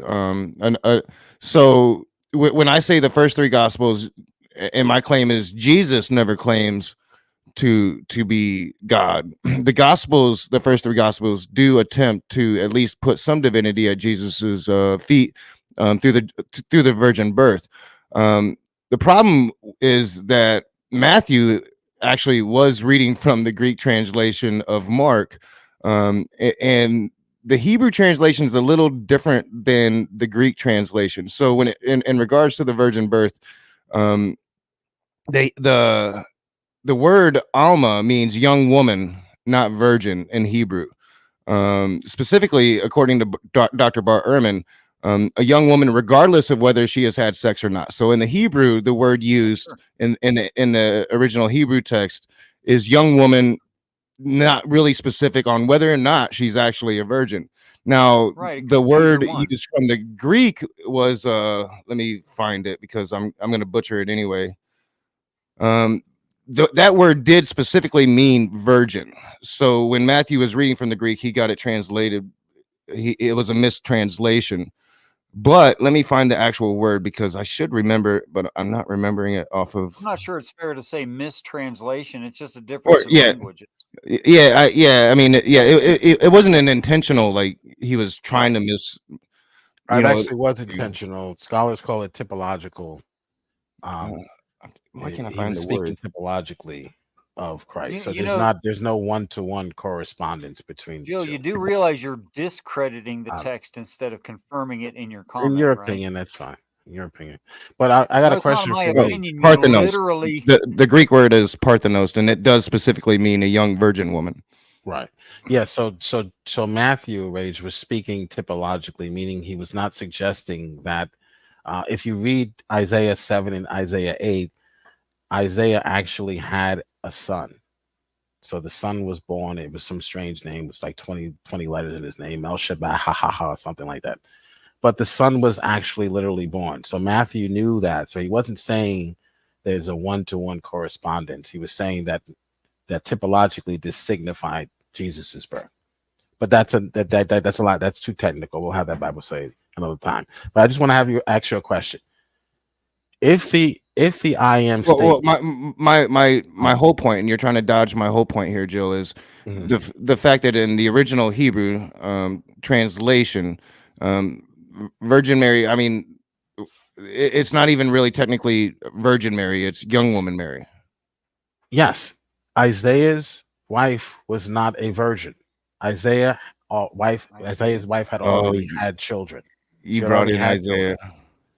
Well, that's where the passage comes from, Genius. Isaiah 7, Isaiah 8.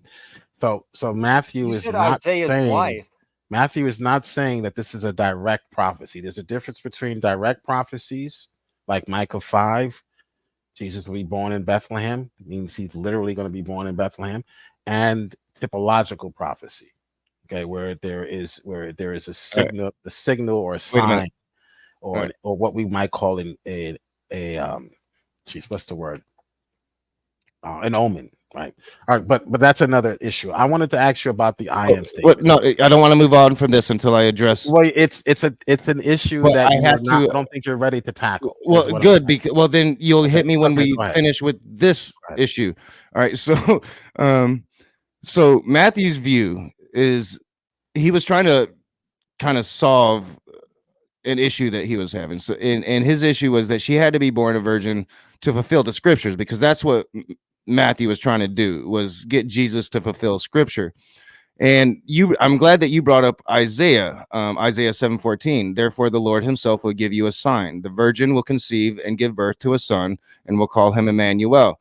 And Matthew is misinterpreting this verse, and Christians have done it to the modern day. You just did it. And I just want to give you the context of that verse, because Isaiah isn't speaking of the future Messiah when he speaks of this virgin, quote unquote, birth, which in the original Hebrew is not virgin, again, young woman.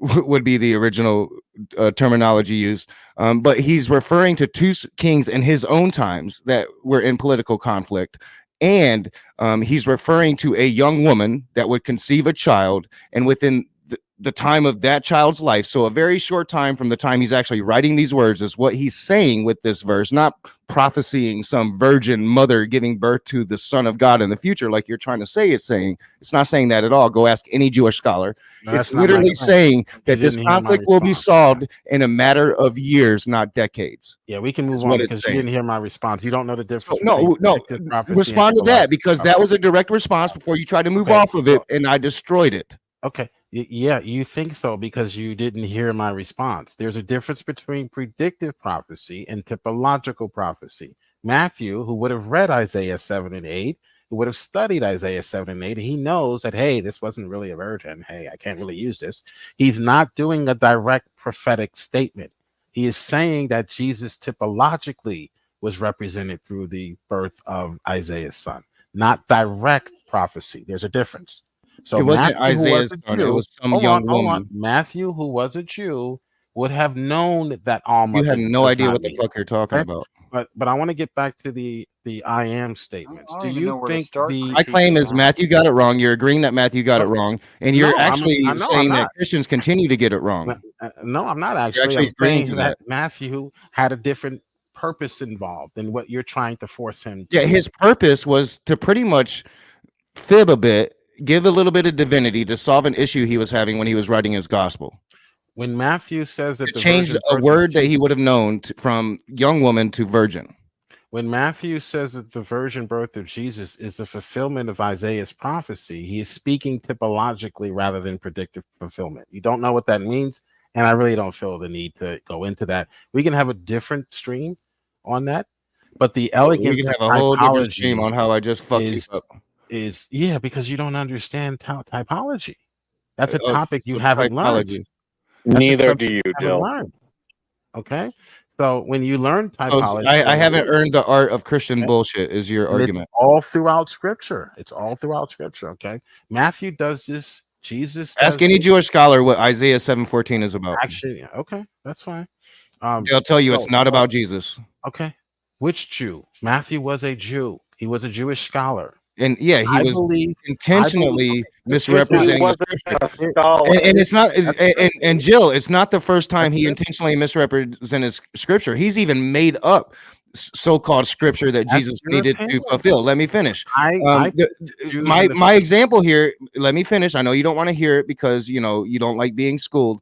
The best example will be Matthew 2:23. He came and dwelt in a city called Nazareth, that it might be fulfilled that which was spoken by the prophets, he shall be called a Nazarene. Now, the problem, Jill, is that was never spoken by the fucking prophets. There was never any prophecy about Nazareth being a Nazarene, nothing. Matthew made it up.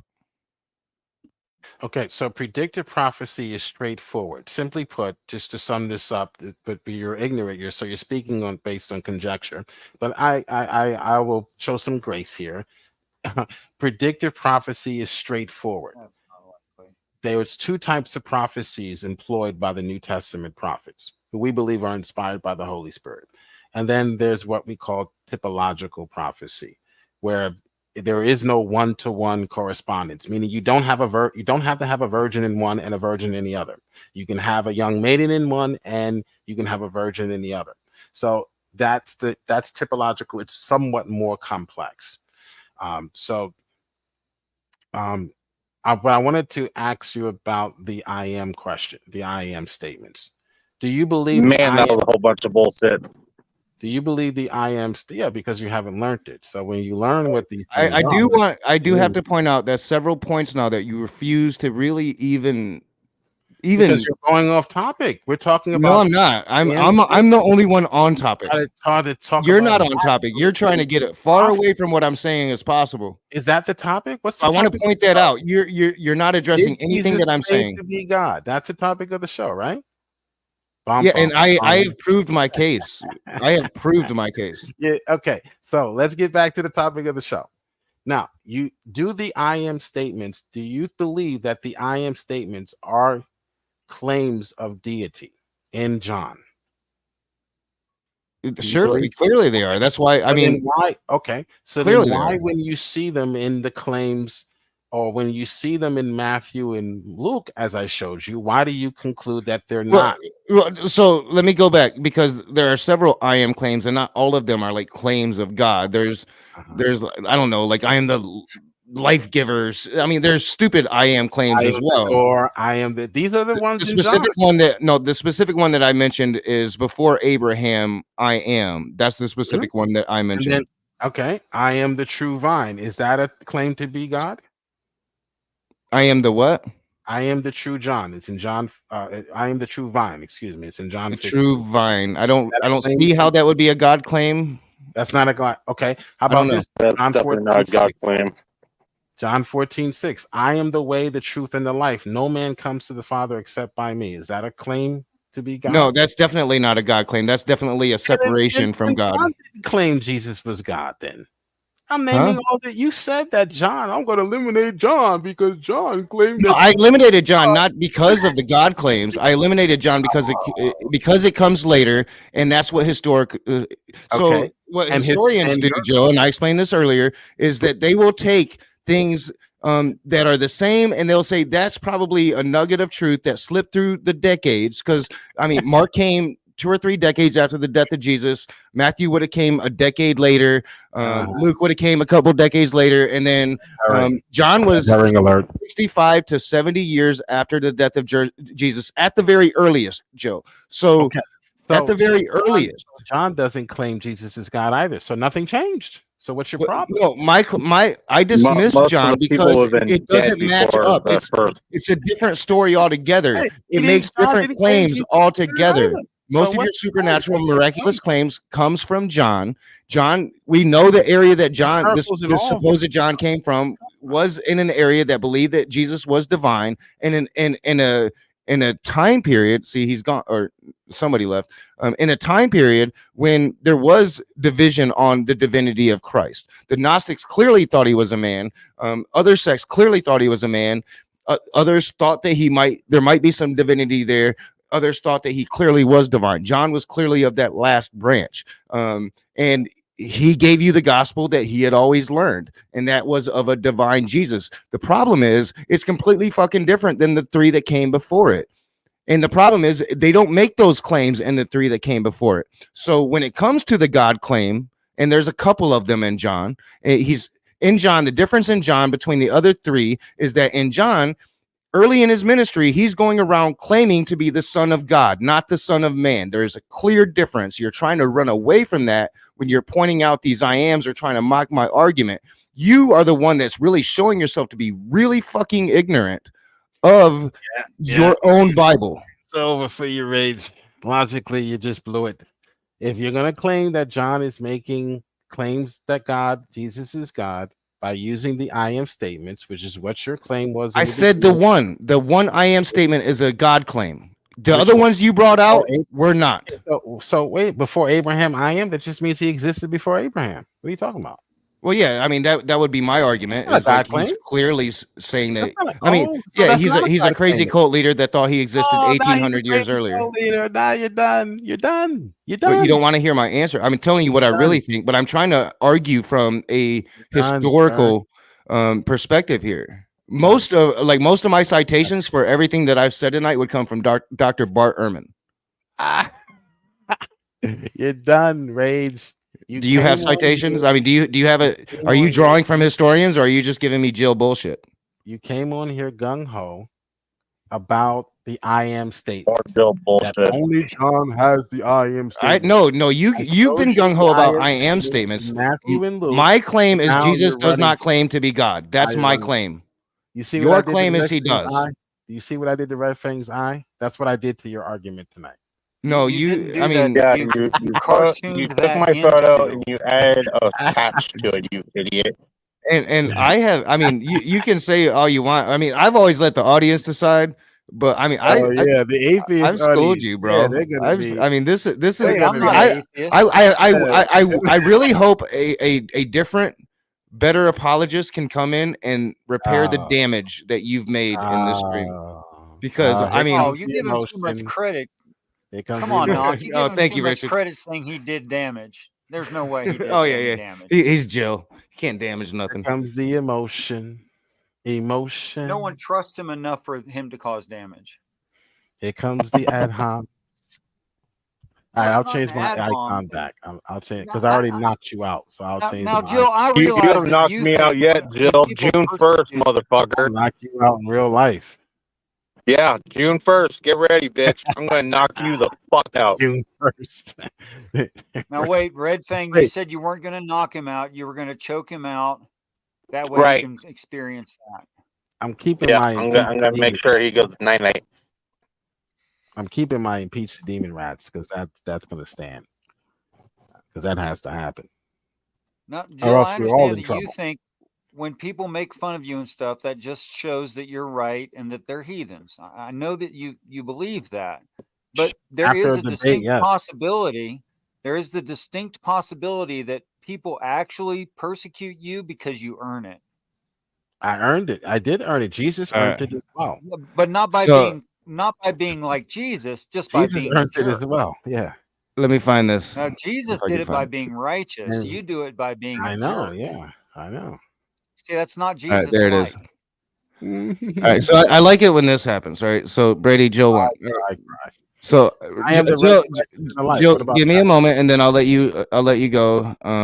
But I'm gonna actually help you out because when we brought up the John verse, right? When we brought up before Abraham, I am. See, you really should have pounced on that.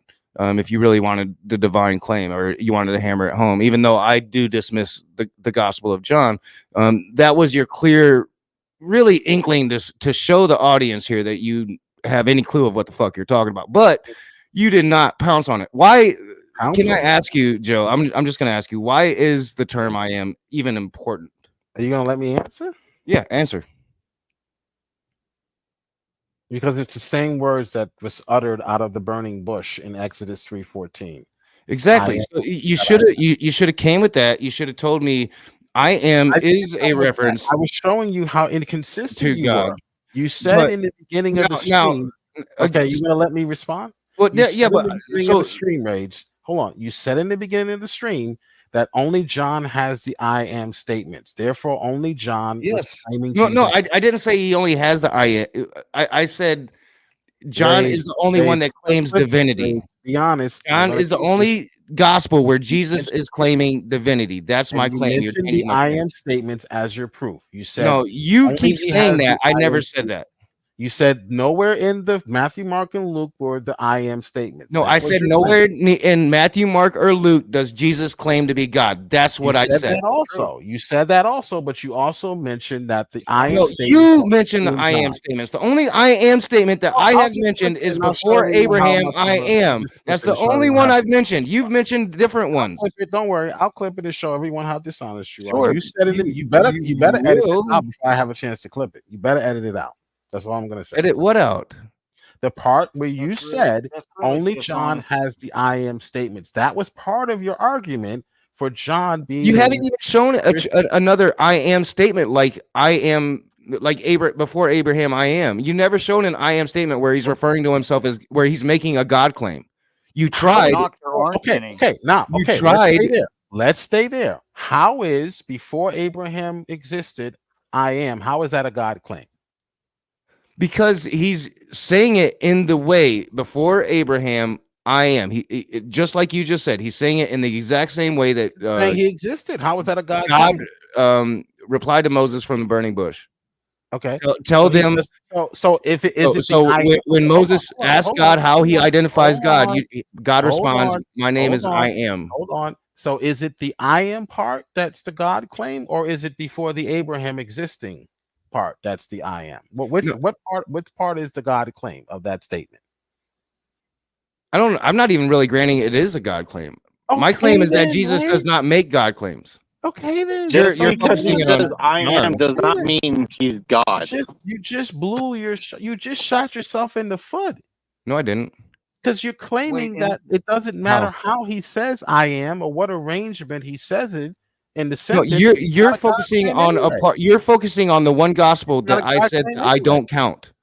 Okay, That's what I mean. You're focused on that gospel because you got crushed in the first three. Your argument Jill, was where does that it say in only the Bible John that has Jesus I am is statements. God? Where does Then it when say I that? Then when I showed you in other passages where the I am statement in Mark and Matthew, then you You backed only showed us down, one, and it and was now it. I showed you It was two. him responding to the high All priest of these are him who asked responding. him if he was the Messiah, and he said, "I All of- am." It was a different. He's saying it in a different I am context, and is you a know response, that. sir. Before Abraham was, I am is a response. You're not being a genuine interlocutor. This is your last chance, and then I'm done with it. Come in, be honest, be a genuine interlocutor, or get the fuck out of here. I'm tired with. I would much rather have a better Christian come in and defend the position than the butchery and the stupid mockery of it that you're making, Joe. So last chance, dog, for real. And I'm not now, fucking with you. and now, Jill's interlocutor reaches the bag of dicks part of the night. Got him. I'll shut up now. You're done. When Jill's fucking Jill, constant you haven't done shit. retconning. All you've done is fuck up. So tell me, all right, let's go straight to the one passage where you are claiming is an quote unquote I am statement. The one where the high priest asks him, "Are you the Messiah?" And he says, "I am." How is that in the same context of him saying, "Before Abraham, I am"? I'm a fucking atheist, and I understand the context here, Joe. Don't play stupid. Don't be disingenuous. Just answer the fucking question honestly.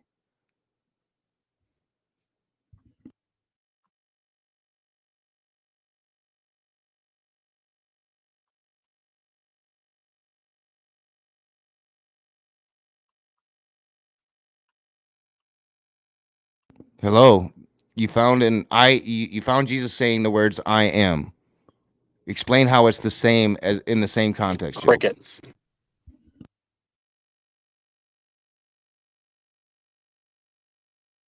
Everyone's giving you floor space.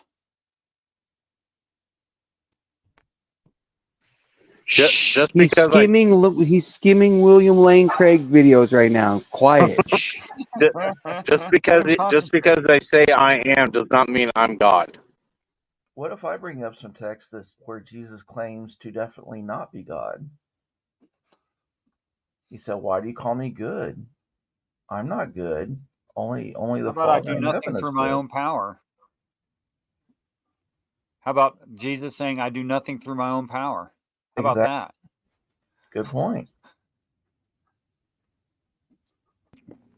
All right, so and I do want to point out that in this conversation, I'm granting a whole lot of ground. So I'm a former mythicist. I'm still not really even sure if Jesus existed, but I'm really willing to grant a lot of ground here and say that historical Jesus existed and have a conversation about whether or not this man actually claimed divinity.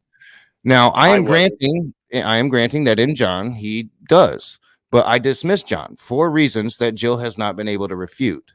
Not a single one of them has he refuted any reason why I should accept John and the words that John puts forward. Bart Ehrman tells me I really probably shouldn't pay much attention to John because none of it matches any of the previous scholarship, if you want to call it that, scripture that came before it. Knock, you are correct, and Thomas Jefferson held the same view as you. Yeah, so I mean, Jill, if you want to tell me why I should accept John instead of focus on the one clear divinity statement, even though you're trying to make it out, and I would grant you it isn't necessarily a God statement. It's a statement saying, "Hey, I'm a crazy man. I think I existed at least 1800 years ago." But you know, in the context of what he's saying, most understand that he is saying, I am God." And the other thing that you provided the thing from the first three gospels. He's not saying that. He's saying I am Messiah, which is something completely different.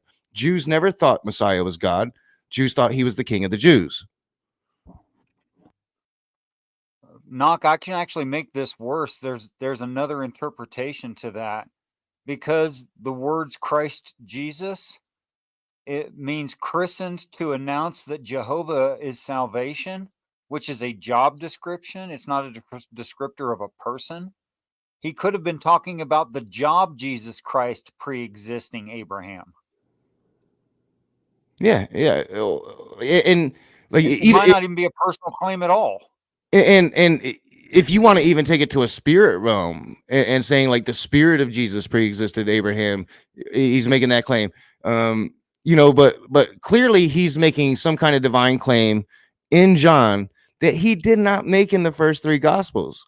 And we've danced this dance for 2.5 hours now, and Jill has not provided a clear instance in the first three gospels of God, of Jesus claiming divinity. In fact, every example he gives shows Jesus specifically differentiating himself from God, right? Like, but Jill just, he's very disingenuous, being very disingenuous. So here's the rub. Here's the real question, Knock. Do you love Jill because he confirms that Christians don't make sense? Or do you think he's just entertaining? Like, why allow this? He's the only Christian that came in to answer so far. But yeah, if he keeps on with the silly shit, he's gonna be done. Or I should say the only because you're a Christian. I shouldn't say it the way that I said it, but you're different. That's okay. You said it right. The only one willing to go against, the premise. Because I'm Christian too. Yeah, and other Christians in the side chat saying that they agree with me. That Jesus doesn't really claim to be God. Right. And Jill, you haven't shown where I'm wrong. You think you're running circles around me, but I've had like at least 5 gotcha moments in this whole fucking conversation. He doesn't really believe it. He just says that. He he's says like it. end times teacher who just says, "Oh, I cut you 6 ways to Sunday," and it has no meaning. I think he's secretly telling himself, "I'm never talking to sober Knock again." Oh, you're sober. I could tell. Sober Knock's hard. I could tell. Oh yeah, I'm like 8 months sober at this point. Like I don't even keep track anymore. Bro. Oh, good for you. Serious Good for biz. you. Thank you. Congratulations. If I could just quit smoking look- these. You look better. Thank you. Yeah, Yeah, you I've look dropped better. I've lost 60 pounds too. Oh Wow. It's excellent. Yeah, you look good, bro. You look Thank pretty you. fit. Thank you. Getting there. I still got a little jiggly, but it's leaving. Not as fit as me, but still pretty good. Yeah, definitely better than where I was. Yeah. Keep it up, bro. You can do it. Appreciate Now it. all you need to do is repent to the great I am. Repent of your sins and the great I am. What does The repent mean? Savior. Yeah, what does repent mean? Who is the great I am, Rage? No, that's not the question. The question was, what does repent mean? How many times you got to hear it, Jill? Once? It means to change your mind. Are you Yeah. changing his mind, or are you just frustrating the crap out of him by being disingenuous? And you're insinuating that I haven't repented, and I just I'm described that would massive be changes that I've blasphemy. made. For me to So change, I would my argue that I have alcohol- repented. I just haven't repented to like what you want me to repent to. I've repented to myself. Right. This is a perfect example of the I am statements and why Jesus was considered blasphemy. That would be considered blasphemy for you to believe that I could change his mind. Only God can change his mind. Your God does not exist. So what the See the what the difference text between me says and is Richard? that we plant seeds and God makes them grow. You don't That's plant right. seeds. You plant discord. Okay. That's your opinion. That's fine. No, that is my No, that's opinion, true. but it's not only my opinion. That is not only your opinion, that is the opinion of most of the atheists and heretics on YouTube as well. Yes. And many Yes, people have because you are so full of shit, Joe. many people had the same opinion about Jesus who were of the same ilk. Ooh, you just Jesus compared didn't himself. exist. You're kidding me. Congratulations. See, there you go with the Christian persecution complex. There you go. There it was. Congratulations. Well, I mean, you throw stones. I mean, it's not persecuted. Gee, You're not hitting it All even, right, but Jill, I'm sorry to tell you don't that your that's character a from your book does stone. not exist. He's Red not a Stain, god. None of that stuff. you've been hit on the head too many times to have this discussion with me. Seriously. Oh, I'm sorry. I know the Bible better than you do, Jill. Look, man, you can't tell him nothing. He's already got his outfit made for the next Bible con. He is ready to go, bro. Which character are you going as, Jill? He's going as Jesus, obviously. Oh, wow. So again, Jill, I want to ask you because I want to give you one last chance because I mean, even most, I would say most, even like fundamental Christian scholars are going to disagree with your stance so far, and I want to give you just one more chance to clarify it. Really, find one. Do you think that? Do you think that? Find one, and Jesus, I'll leave YouTube. do you think Deal? that Jesus was roaming around Israel? Deal? If you find one, I'll Do, leave. do you think that Jesus was roaming around Israel, think so, claiming to liberal. be the Son of God? Do I think Jesus was roaming around the desert claiming? Yeah, he demonstrated himself to be divine. He How did he survive as long as he did? Yeah, claiming Well, he to didn't be last too divine, long, claiming about to 3.5 years. Oh, Word yeah. doesn't get around as often as it does today. No, I mean, how did he survive each town that he went into claiming to be the Son of God? Like how? In some cases, he had to leave town. He had to run out of town because they were looking to kill him. So give me those Yeah, passages. because that's what happens to con men. Well, give me those passages where he's running out of town because they're going to kill him for claiming to be Jesus the Son of hid God. himself. He hid Not himself just from the claiming crowd. Let he me healed get you that somebody. back. He healed somebody and then himself from the got crowd. angry and said blah blah blah, and then that's why he ran away. It wasn't because he claimed to be God. Yeah. You're, John once 8, again, you're lying about your own Bible. John 8:59. So they He picked could up just be stone. wrong. He may not be lying. Hillary's doesn't really know much about the Bible. So let me answer your question. John 8:59. They picked up stone at this. Now you have to read why it says at this what he did. Before that. They picked up stones to stone him, but Jesus hid, slipping away from him to the temple grounds. Okay, Because it I'll wasn't even his grant. time. I'm not even going to look it up. I will grant you that it says what it says. But again, you're using the gospel that I have completely dismissed, and you have given me no reason not to. So give me a reason to accept your passage. Well, Christians don't reject John, so you may, but Christians. That's part of my When argument. you So ask the Christian race, I have really where good does reasons. The Bible say Again, I that will give you my Jesus reasons for did rejecting the. X. We're going to give Let you. me Mark, fucking Mark, finish. Luke, and John. I'm going to give you my reasons for rejecting it. John is the final gospel. Already gave us those reasons. Who Written cares? 65 to 70 years after the death of Jesus. That's 2 whole generations, if not a third, shoved in there of actual human beings dying before John's gospel. Place yourself in his shoes. In his time, he lived decades after Christ was dead in a community where Christ was Lord, but in his community, as opposed to a majority of others, believe that Christ was divine. It was a hot topic 70 years after Christ's death. The ragtag Christians that were trying to redefine what they had always been at that point, except for Paul, I'm pretty sure at that point would have been preaching to the Gentiles, but these were former Jews trying to redefine their religion into this new thing, trying to decide what was and what wasn't, right? I'm not even here saying that John was intentionally lying when he gave us this very different gospel than the first 3. I'm just saying he gave us the gospel he knew.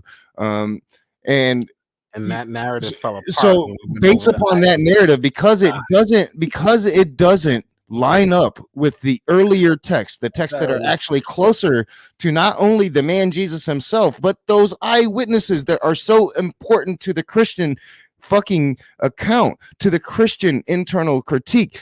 Those eyewitnesses are everything, and the further you get away from them, the weaker your claims get. So when you're making a bunch of claims that the closer accounts aren't making, I think I can dismiss them.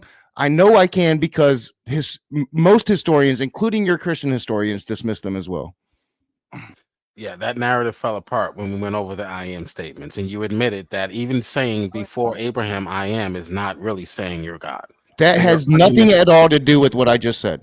Nothing at all. Shot yourself si- in the foot, Mage. Just face it. You shot yourself in the foot. side point there, Knox. So are you saying that some early Christians try to rebrand their religion after it was tied to a black eye event, such as, you know, the public and tragic death of their leader Yeah. in horrible fashion? Kinda makes sense, doesn't it?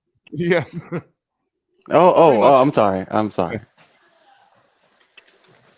I didn't want to make a logical leap. We'll go back to the fanfic. Go ahead, Jill.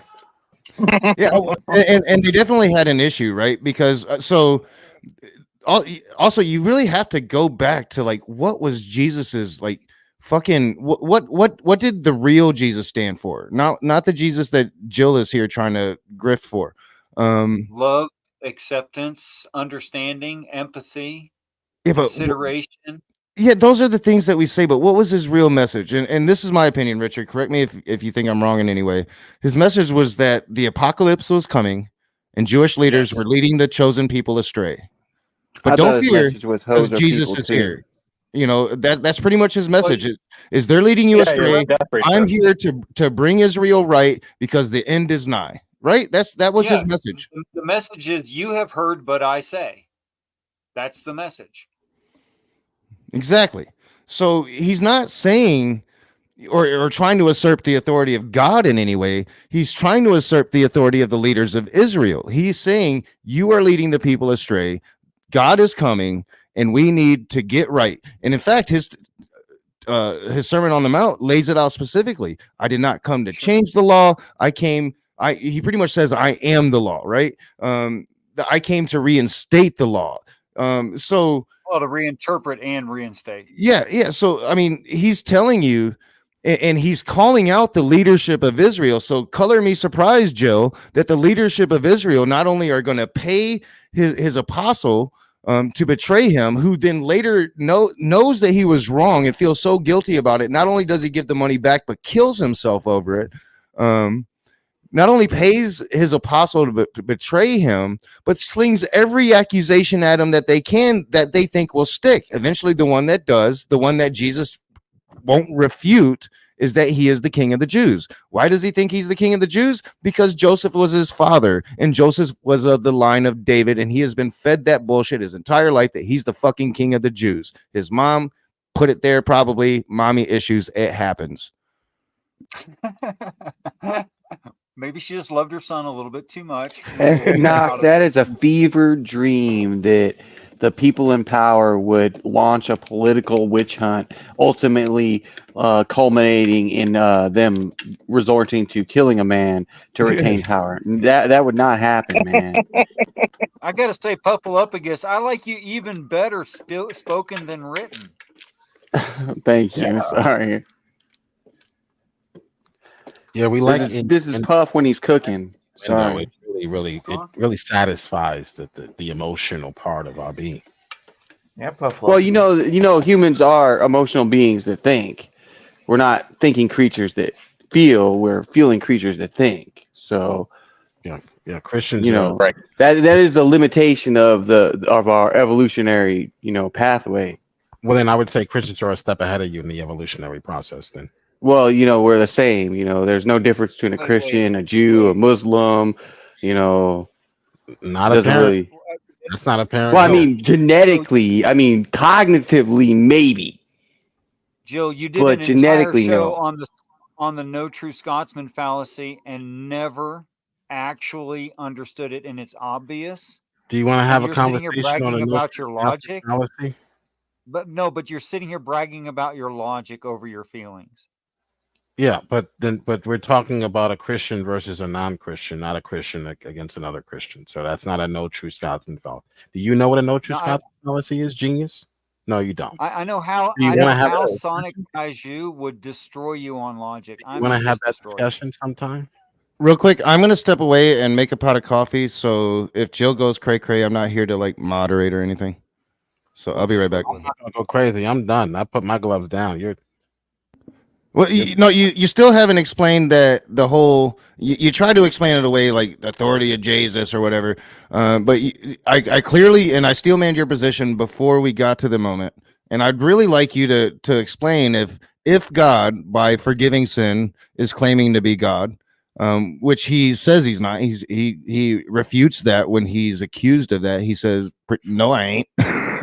But if So he is, then how come his apostles had the same ability to go out and forgive sin? How is Jesus They able don't. to give them the same ability to go out and forgive sin? I don't agree with that. I don't think that It clearly says that he gives them the ability. He sends them gives out. them, yes, he gives them, right. Jesus was claiming to have the authority to forgive sins. He didn't say the Father gives me this But authority. but I still manned your position, and you agreed with me that if Jesus was forgiving people's sins, that was his claim that he is God. So therefore, if 11 other people are out for forgiving sins, therefore they're claiming that they're gods as well. In the name of the Father, Son, and Holy Spirit, we can only do things under the authority of Christ. So Christ is God. He Not is all giving them Christians authority. believe in that, Jill.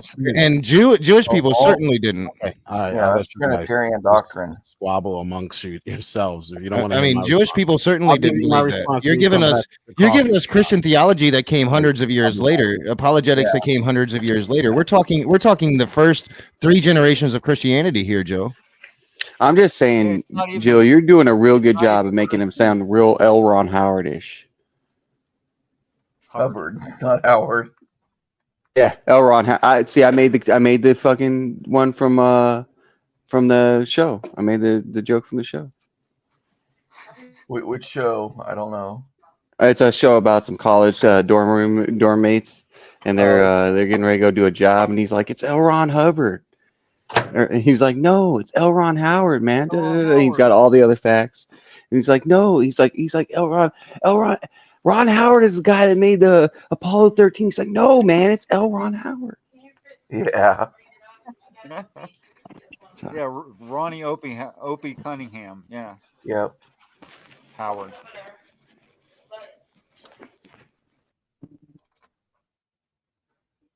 I'm still curious, Oh. Jill, back in John, why were they going to stone him? What had happened right before the verses that you read? Yeah, I'd like to hear context on that. Was it because he was claimed to be God, or is it some other reason?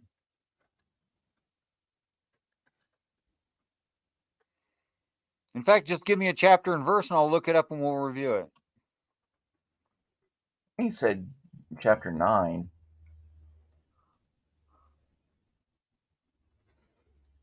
Brady. At first I thought Brady was I being can go through 9 sarcastic, pretty quick. but No, I he's think saying Brady the Trinity's in is the a- Old Testament. Man, everything was in the Old Testament. You can literally read anything that you want into it. But nowhere did they say that the Father, Son, and the Holy Spirit were anything in the Old Testament. It was only the Father, and the Spirit emanated from the Father, and that Jesus would be the embodiment of the Father. So again, this isn't Trinity, this is Unitarian.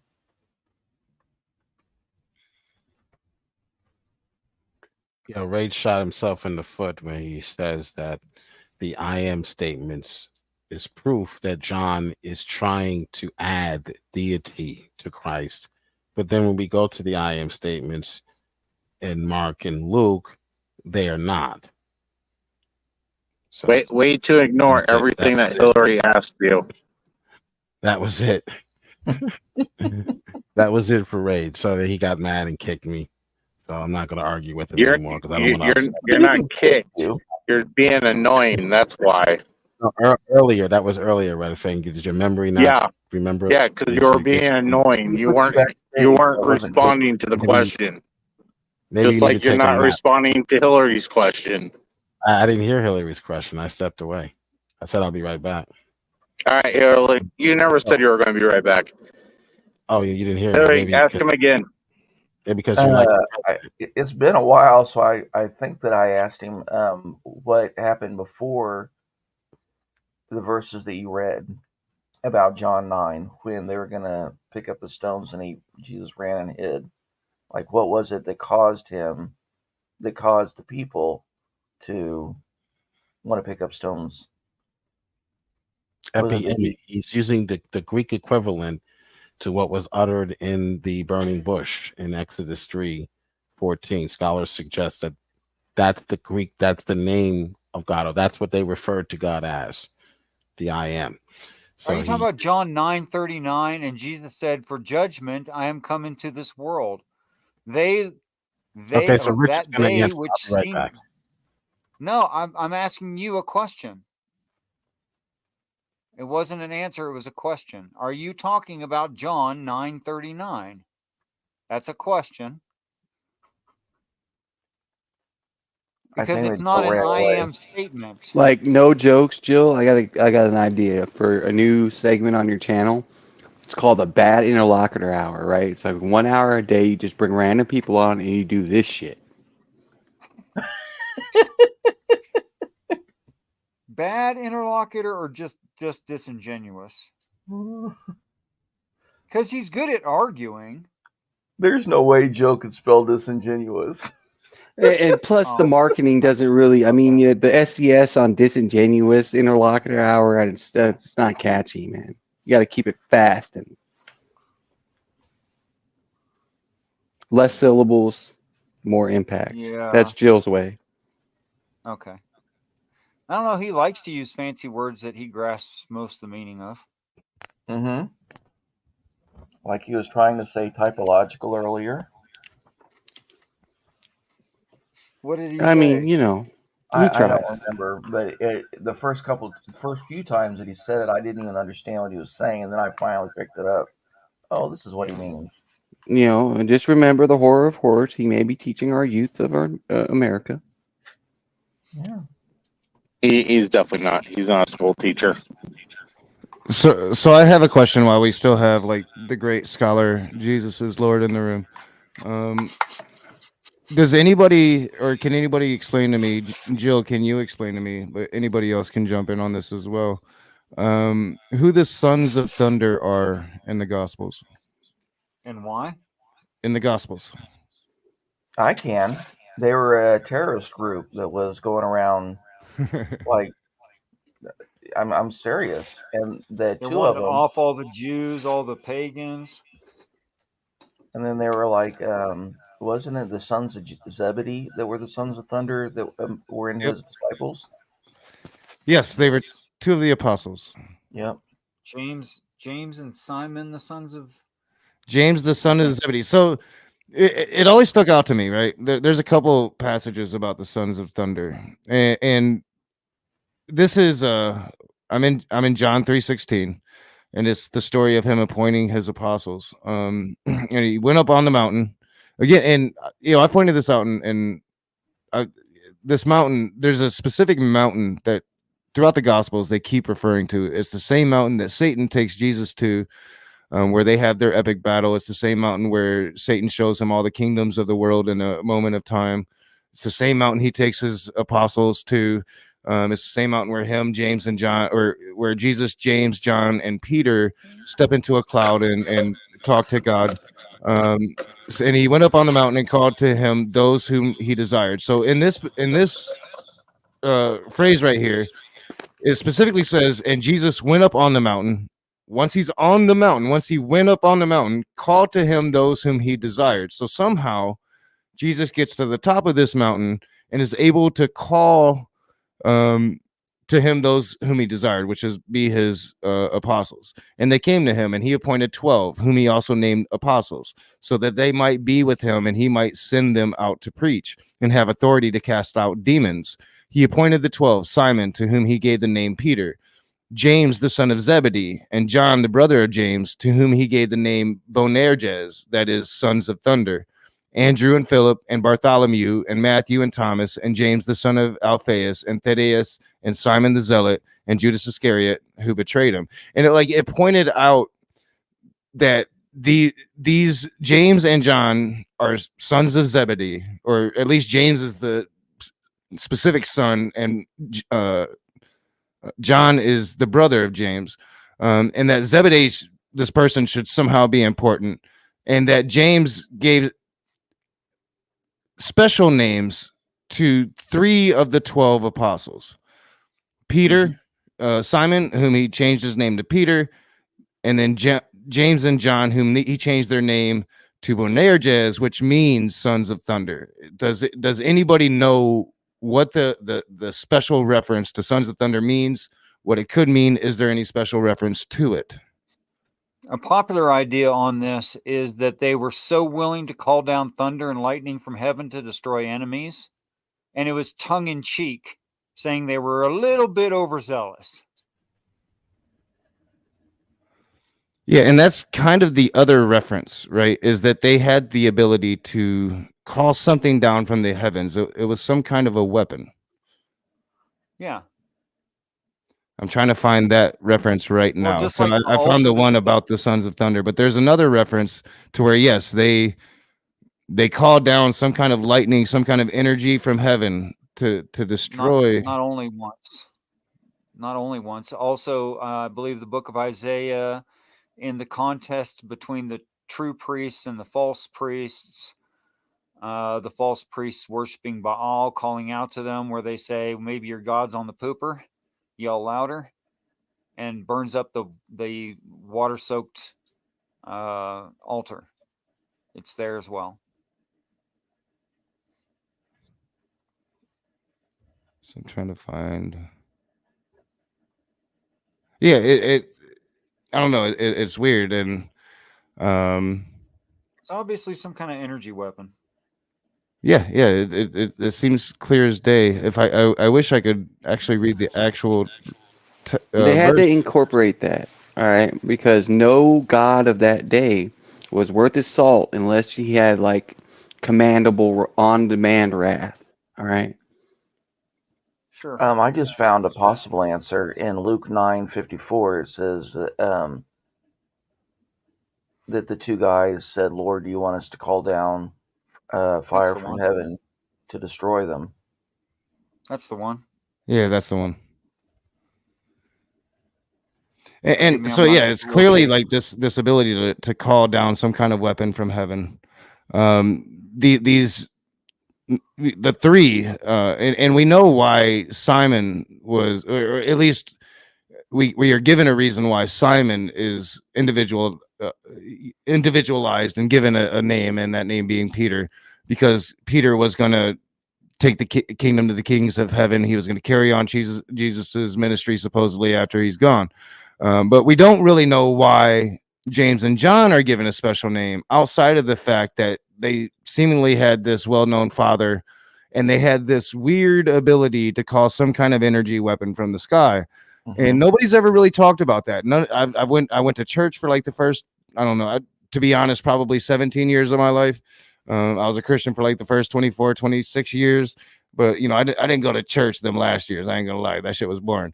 But I went to church most of my life. Never heard anything about the Sons of Thunder. Never heard anything about no fucking energy weapon coming down, killing Jesus's enemies. But it's don't clearly look at there that in the text, right? Oh, They clearly. don't look at it that way. They think it's God magic. Wow. It's too close to Zeus. Well, Jesus is Lord. You say, wow, but explain to me how am I misreading this? Well, yeah, Sons of Zebedee is just Richard was right once in his life. Oftentimes you see in scripture using nicknames, like if I were to call you Superman, right? It doesn't necessarily mean that you have the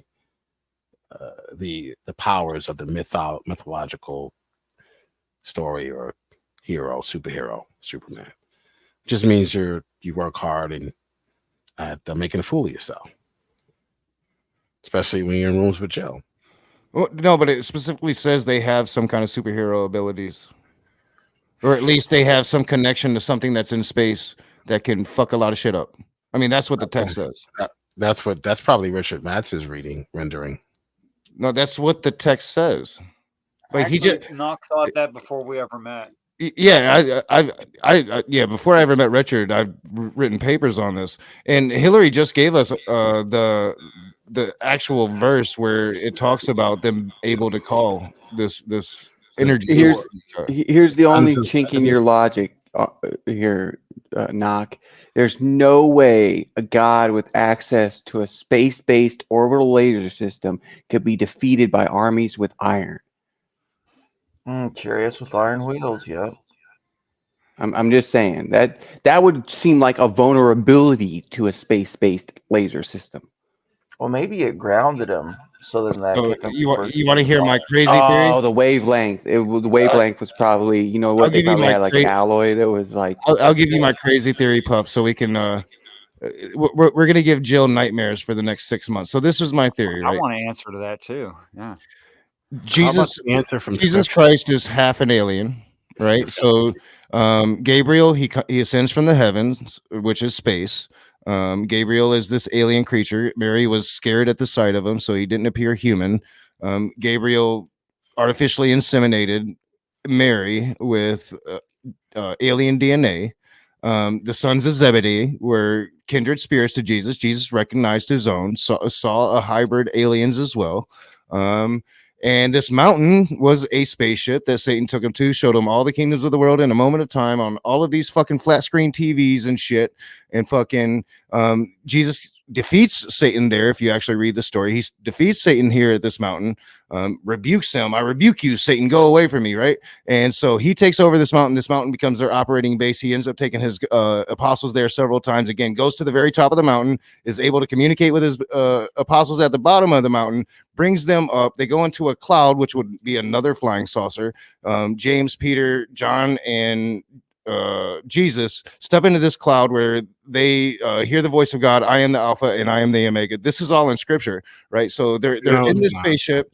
No, it's right there in Scripture. If you read it, No, they're it's in this not. spaceship. What right? verse? So even as so when the great test is failed, humanity has failed these aliens tests. They are crucifying Jesus. He came with this message of peace. I'm going to bring fucking harmony to humanity, man. And they were like, nope, you're fucking dead. So like, if you actually read the text closely, I think it's about the 6th hour that he's on the cross. A great shadow overtakes the whole kingdom of Jerusalem. I think that's that mountain taking off, covering Jerusalem. That's my You know crazy. what? Let me Go call crazy, Stephen. Jill. Let me call Steven Before, Spielberg. before 'cause Jill that sounds says like a something nonsensical, perfect I'd script. like to tell you that I looked up the word mountain that you're referring to there, and it's actually a looming mountain. And the idea of looming is to be able to be like on top of a roof looking down, like not a structure attached to the earth at all. I think you'd win a Grammy for that. Yeah, I think it was a Hey, spaceship. that story. the knock mountain your itself is explanation a totally spaceship. supports it being a shroom worshiping cult, dude. These are Yeah, shrooms let's for actually sure. read. Stone Let's ape actually theory. read what the text says when they said, "Hey, let's call down fire from heaven," because they were referring to their the pagan understanding of gods, right? Greco-Roman, probably understanding of maybe Zeus. Or someone said Zeus. That sounds probably like right. He turned to Who were them, they verse speaking to when they were 55. Hold making on, I'm fun going of to them? read the actual Bible, Richard. I'm going to read the Yeah, actual Bible, a lot of which us you have haven't read it. done. Which you haven't done. Yeah, yes, I Luke have. chapter You're 9, verse absolutely wrong. 55. After they said this, he turned to them and rebuked them. Rebuke and reprove. Yes.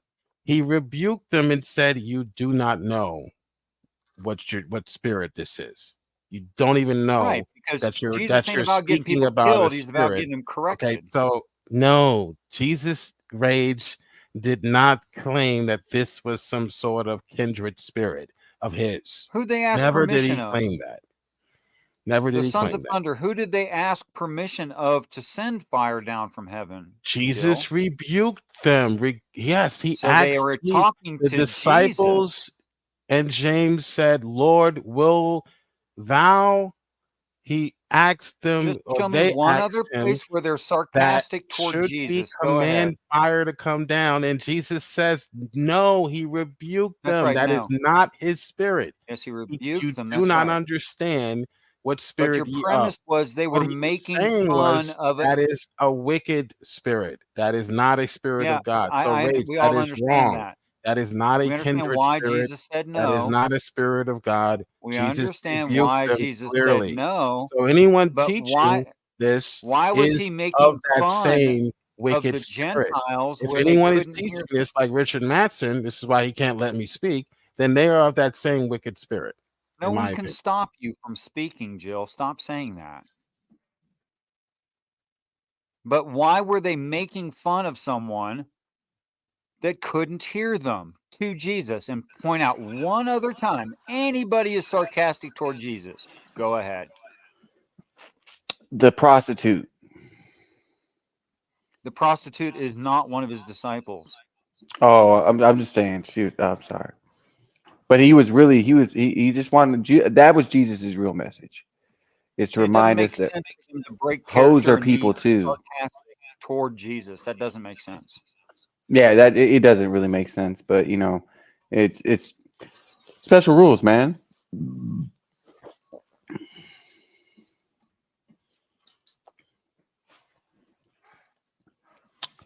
It's special rules because you know it's Jesus, and you know you just don't understand it. You don't read the fanfic right. Right. This is the dogmatic backflips they make to make their view of it make sense.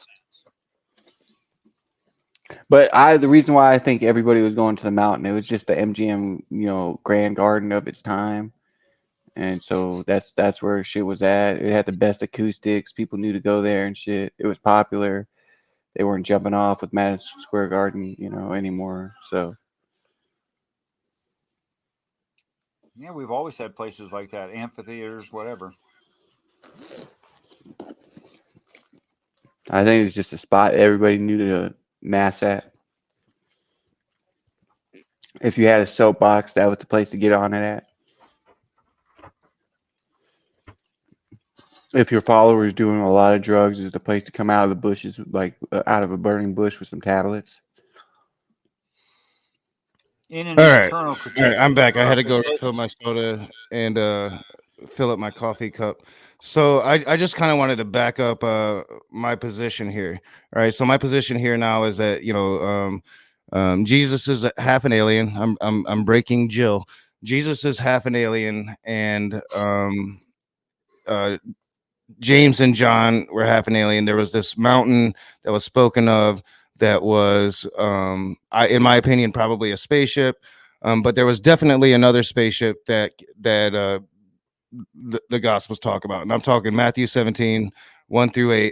6 days later, 3 of them saw that glory. Jesus took Peter and their brothers, James and John, and led them up a high mountain.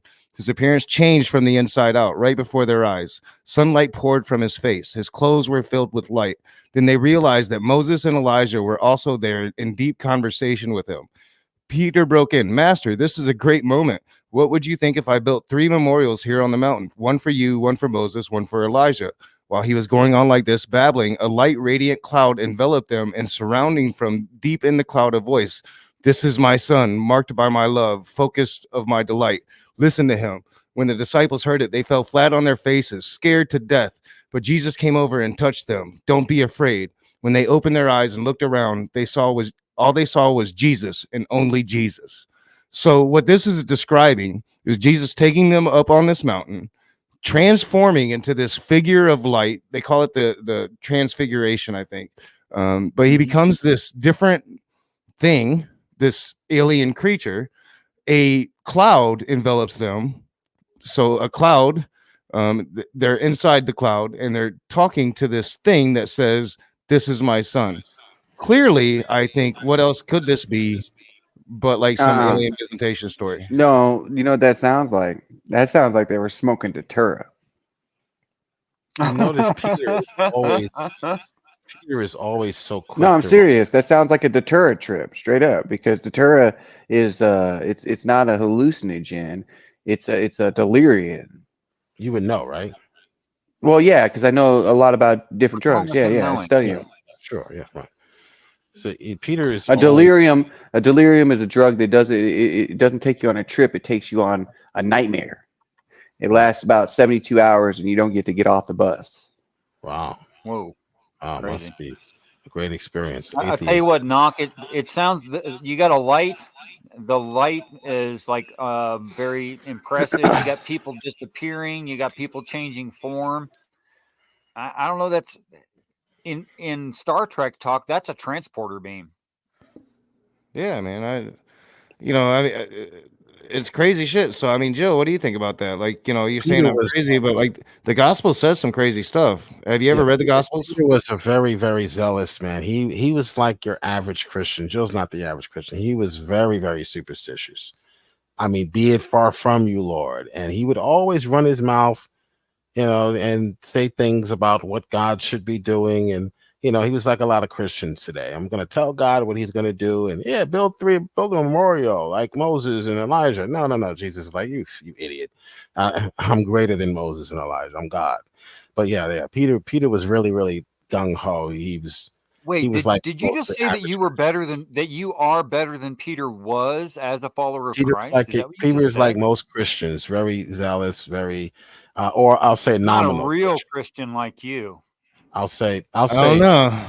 I'd say like you gotta 1,000 hit years that ago, high watermark, man. I think you'd have been the one being crucified for blasphemy, Jill, for saying that you're better than Peter. I mean, Jesus literally gave the keys to the kingdom of heaven to Peter. Whoa, man. They don't just throw that charge around, man. They don't just throw that thing around.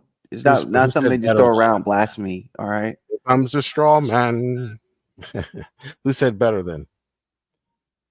I said I'm not the average Christian. I think Peter was like the average Christian today. I totally agree with you there. Thankfully, you're not the average Christian. Very, very. So by that you meant you're worse than the average Christian, or by that you meant that Peter is like the average Christian and you're better than, or what no, was not better than? No, that's just yes, you were saying better than. No, you were saying better than. I said I'm not the average Christian. Peter was like the average Christian. They are. And then you said I'm better Peter than that. Was mainstream and your friend. You're placing yourself. You're placing yourself above Peter. Clearly, no, not above him. Not above him. So no. You said, no human is above another. Christian, that is. All I'm saying is, if the Bible is true, I want to be there for your intake interview with St. Peter. This shit's gonna be interesting. We're on the same level. And just so you know, so that's my take on that. Real quick, Joe. My intention is no aliens needed to be inserted into the text. with this line of argumentation. Even though I actually did have this topic prepared before this show, I only brought it up when I did because we seem to be done with the divinity claims of Christ conversation, and I thought this would be fun since you were here. But for the Brady and any other Christian that might be in the side chat, no, I don't really think that Jesus was a half alien.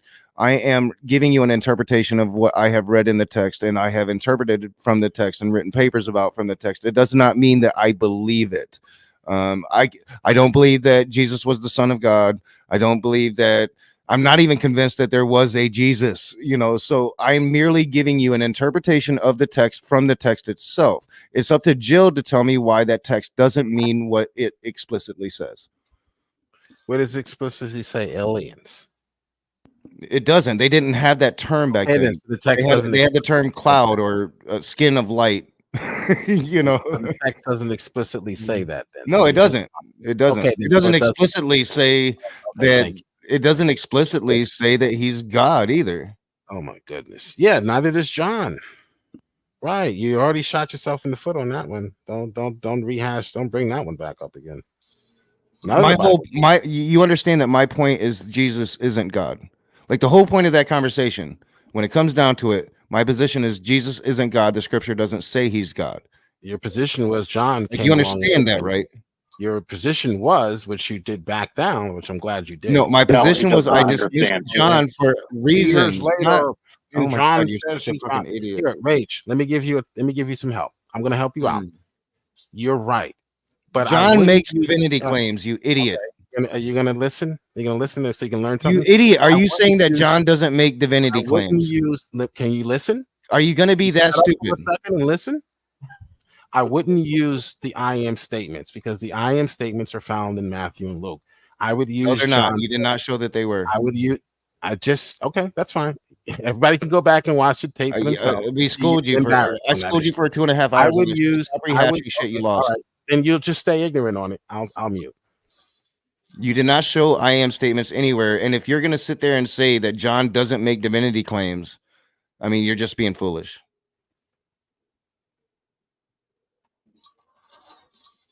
Go argue with all of Historia because you're just stupid. I mean, I can't help you with that. I can't help you with being stupid. Hey, look, he doesn't go with Historia. He goes with Histrionica. All right.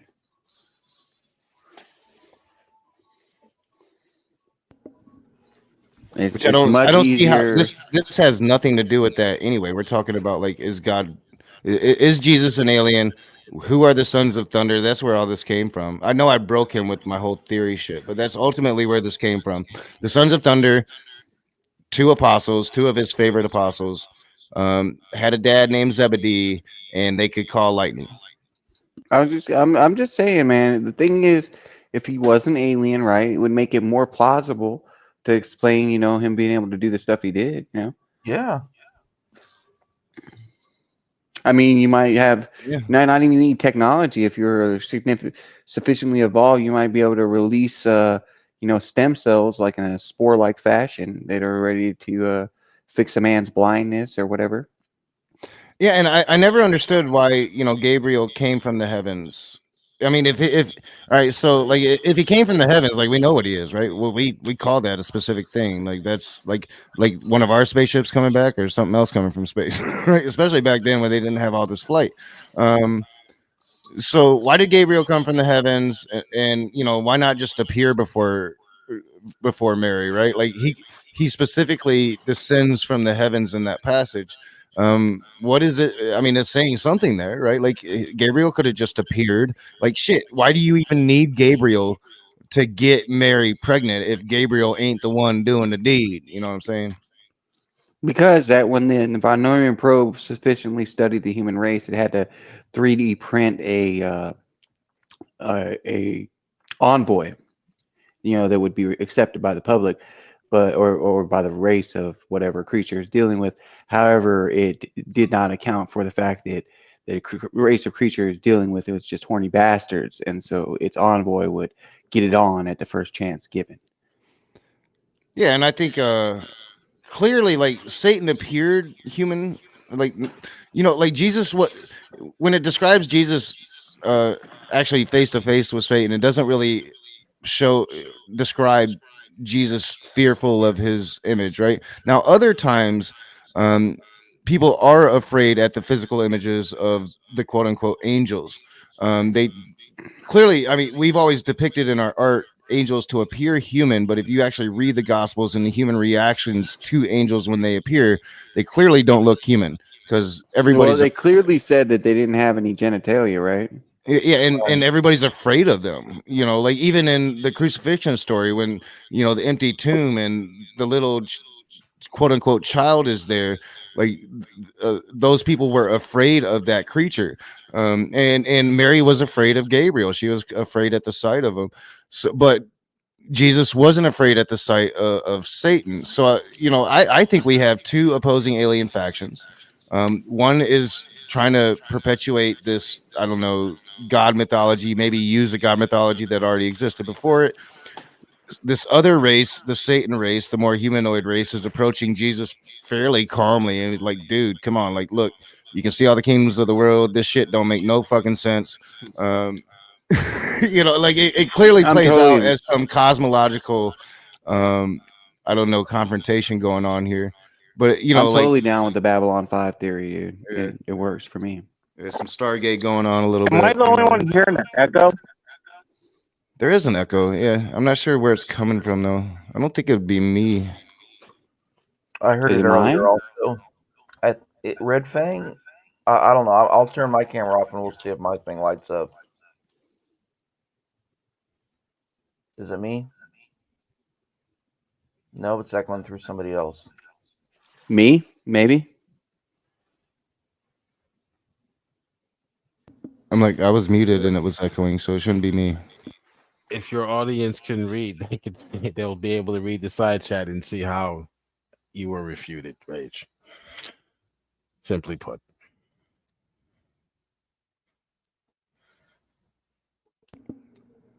What I am statements? He found one, and it was Jesus saying, "I am the Messiah."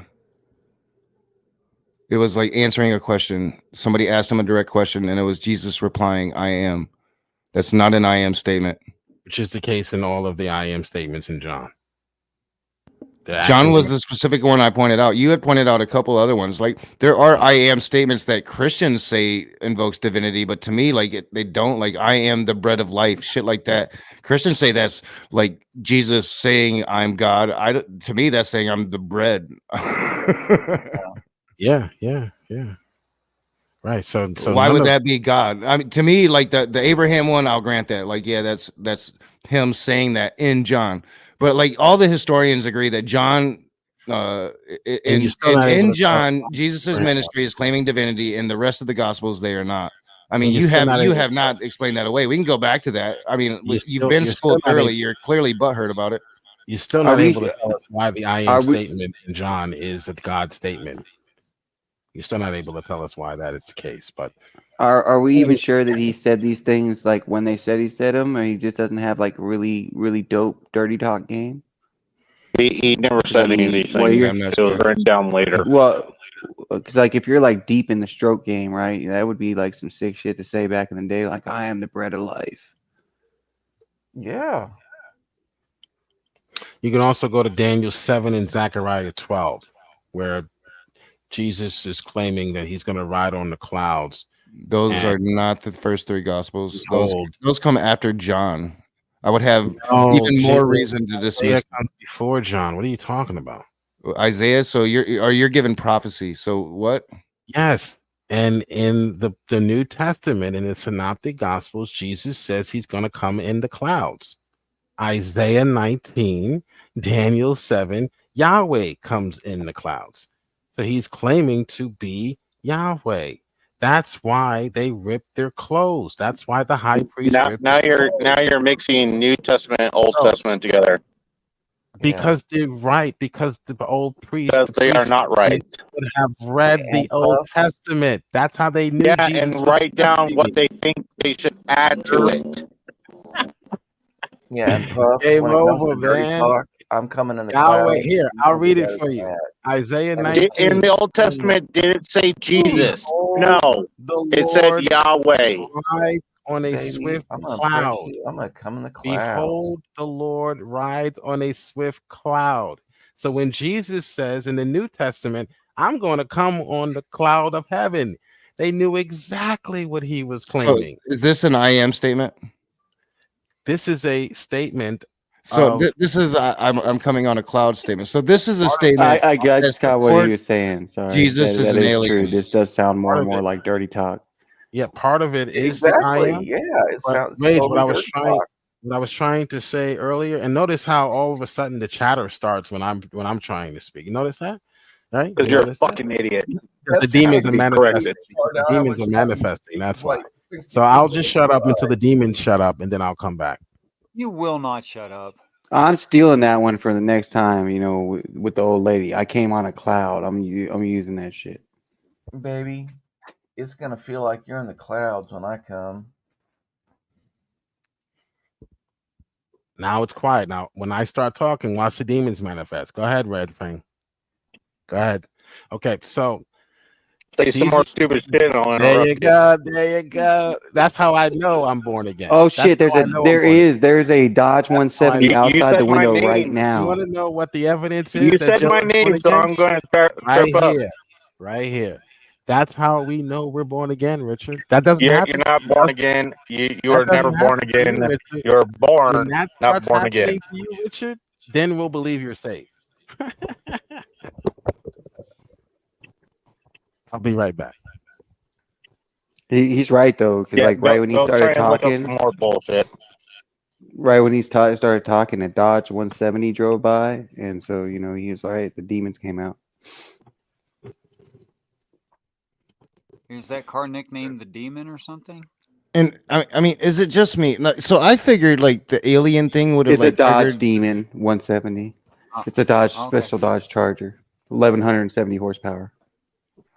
I figured that the alien thing would trigger Jill more than the first topic, but he is stuck on that. And I know I crushed him, but like, is it just me, or are we like really reaching for like some kind of divinity claim in the first three Gospels here? Like now, like he's reaching to like literal revelation shit.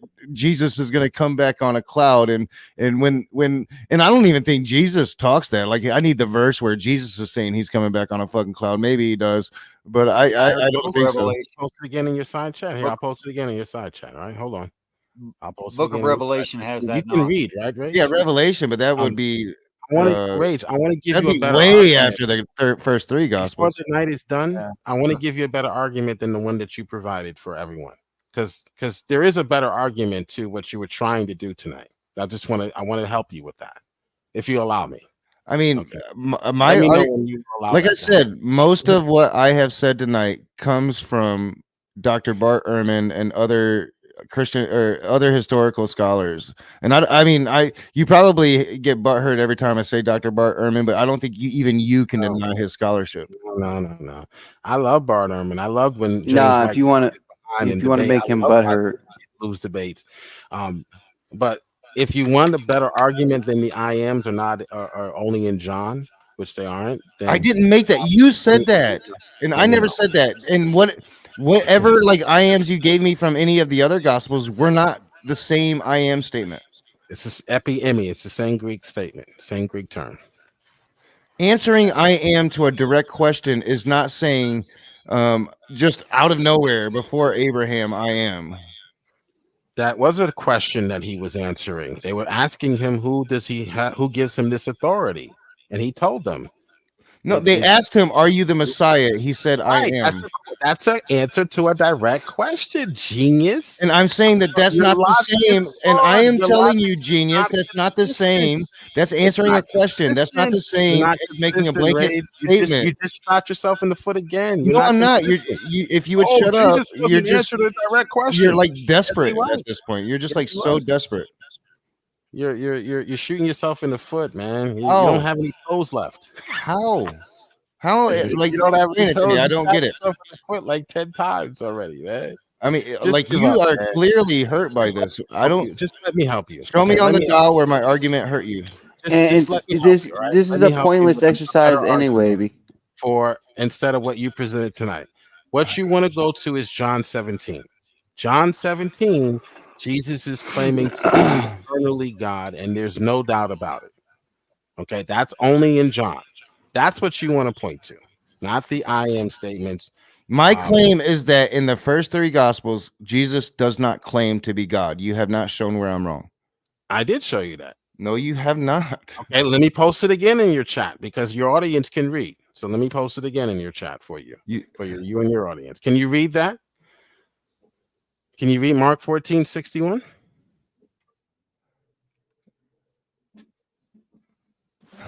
I see Cerberus Hex in the room.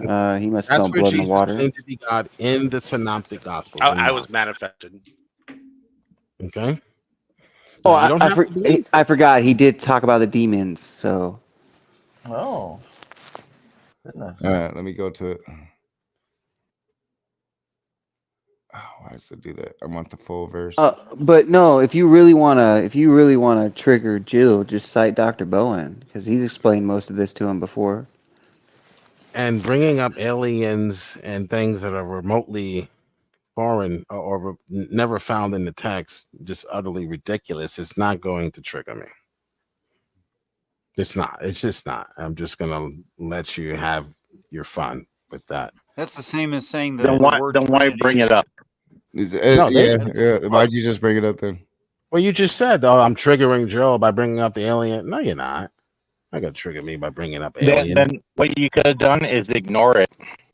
I did until he mentioned it again. I ignored it for the whole Yeah, conversation. and then you just brought it up Right. yourself. I did respond to So, it. oh my fucking god! Wait a minute. All right, so this is the same. So what you just put in the side chat is the same exact fucking thing, Jill, that I've been telling you. It's not an I am statement. He is responding to a direct fucking question. Is he Again, the high responding priest to a asked direct him, "Are you the Messiah?" I Okay. am, said Jesus. It's not an I am statement, Jill. Again, like we have been through this 1,000 times. I'm gonna fucking boot you at this point. You know what? I'm fucking done with you at this point. He's done. Goodbye. You're not fucking God, like this. man. It's Load up the stupid. bag You're of just dicks. fucking done. Aw. What was that? Did anyone ask him? Does he not see the difference between answering "I am" to "Who are you"? Yeah, no, Or I answering have. "I You am" to can the go for it. question, Ask "Are him you because this I have. thing?" You see the difference between those two, Joe? He You're doesn't done, see the Rage. difference. You're done. Oh, Oh that's how I man, know He Joe is lost. He I gotta starts saying other record this. people lost. I gotta record this one, man. I gotta. Oh, you're Man, recording it, Jill, Jill. Does God answer exist? Serb's question. I gotta record this one. Joe.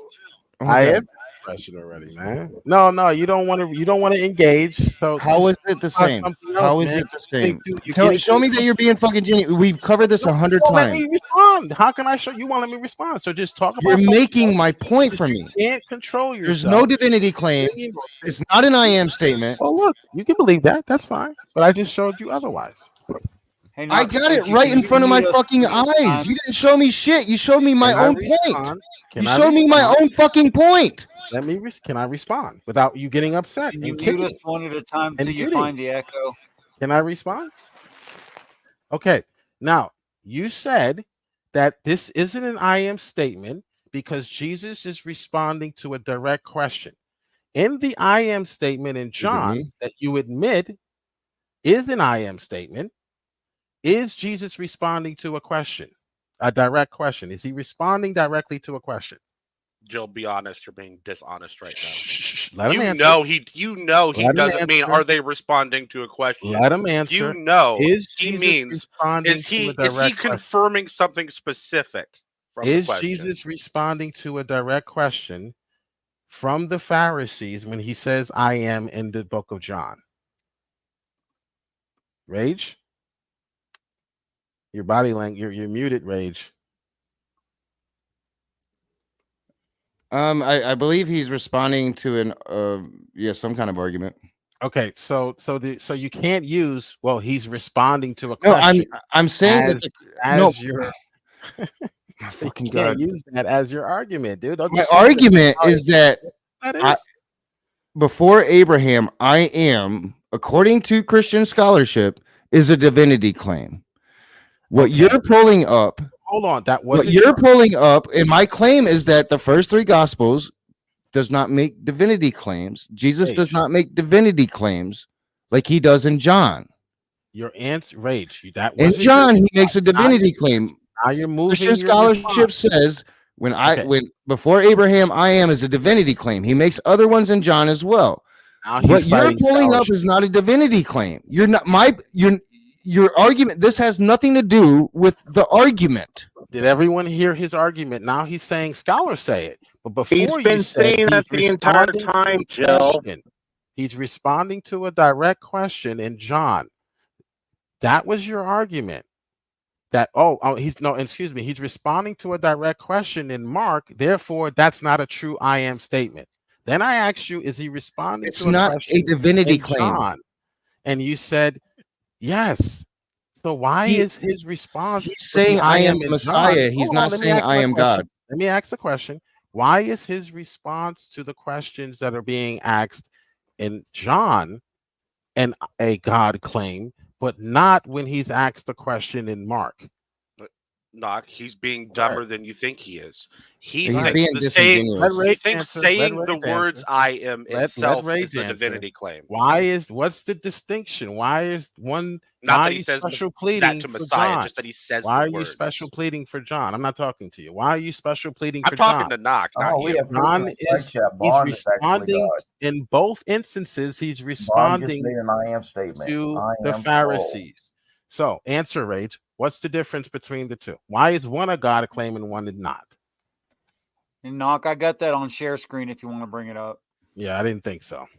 All right, Well, I'm muted. all right. Well, one is a God claim because Christian scholarship says it is. One is a God claim because he is directly referring to himself in the manner that God himself referred to himself when Moses asked him, how should I refer to you? And God says, refer to me as I am.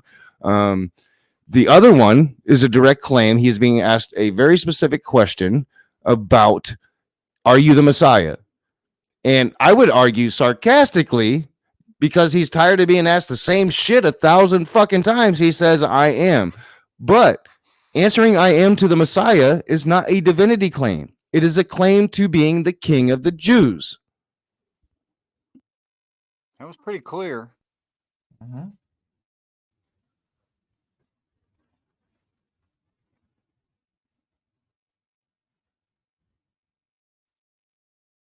Thank you, Rage. Thank you. We can move on to something else now. My Yeah, favorite. you We're, should. we're also assuming that this Are we done? conversation actually really happened. You're not going to be able to resurrect this one. But No, I mean, are we done? Do you get it? yeah, Or I get it. You're admitting defeat. You understand? Yeah, we understand. All right, and you can even take it beyond. All right, are you Scholars say it. Messiah? Now you're arguing. Scholars say it's a divine claim, not because That's it's- always been my argument.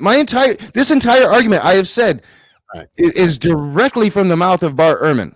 Uh-huh. Directly, from the mouth of Bart Ehrman, right? pretty much. Like all of my citations come from Bart Ehrman. This was he was talking about it. I got interested in it, and I looked at a lot of Bart Ehrman, and this is his scholarship. So yes, this is scholarship, but not just Bart Ehrman, other Christian scholars as well. So- are you saying that Bart Ehrman isn't a scholar? I'm saying Bart Ehrman read all of John, including John 17. That's why he's coming to that conclusion. He's not using the silly argument that you're trying to use here. That's what I'm saying. What silly argument? My You said- argument is, my argument is that Jesus didn't make a divinity claim. You hasn't shown that he has. You said that the reason why the John I am statement is a God claim is because Jesus was not responding. No, But in I didn't. Mark, he is responding to someone, so it's not really a God claim. He was just saying, "Yeah, I am." No, he But in John, he is responding to a direct question, so that's false. In both, in John, he's responding with the divinity claim. In Mark, he is not. They're two very different things. I just showed you that saying you're riding on the clouds is a divinity claim from Isaiah 19. You're done. No, you are inferring that. You're done. You are I inferring read that, and it. you didn't give Isaiah us any 19. scripture from the first three gospels of Jesus Isaiah making this claim to 19. begin with. There is I no got a first scripture. question. There is no scripture. Ask It's him if God Isaiah. exists. There is no New Testament. They are reading So Isaiah. what's the They scripture from the recognize first the three cloud. testaments where Jesus is saying, "I'm going to come down on a Idiot. cloud"? The high priest Caiaphas is not reading Paul. He's not reading Matthew, Mark, Luke, and John. He's reading Isaiah, and he recognizes the writing in the clouds. I mean, is I'm a the Yahweh only reason claim. you're still here, Jill, is for It's a the other Yahweh people claim. because I'm done with this. That's Like a you are Yahweh not. claim.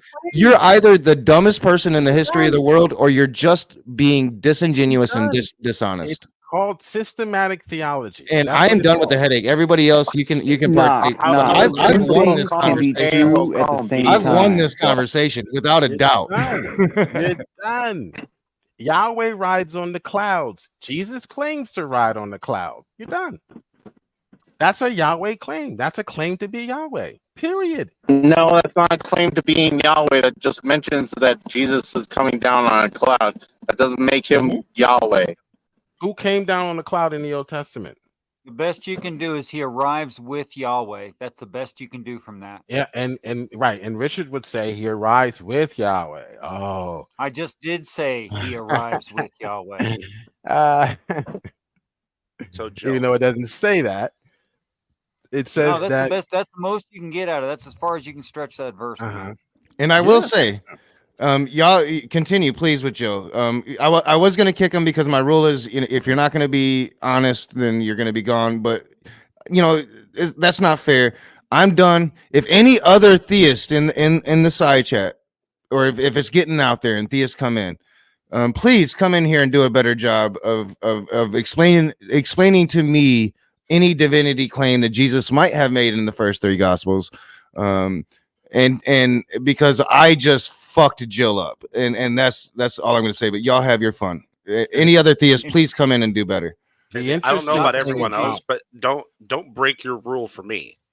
The interesting Not thing Suchi. about this is that Yeah, I mean, I'm going to give it a little while, and then he's gone. He's just trolling at this point. Okay. Nah, The interesting thing in about fact, what Jesus says is, "I do nothing but through the power of the Father." He doesn't even have the power of the Father, and that's a direct admission by Jesus. the interesting thing about this passage is that it also destroys the Jehovah Witnesses dogma. Well, no. because they claiming that Jesus was just the Messiah. But what does Jesus say? He says, yeah, I'm the Messiah, and you're going to see me coming in the clouds of glory, just as the Yahweh did in the Old Testament. Wow.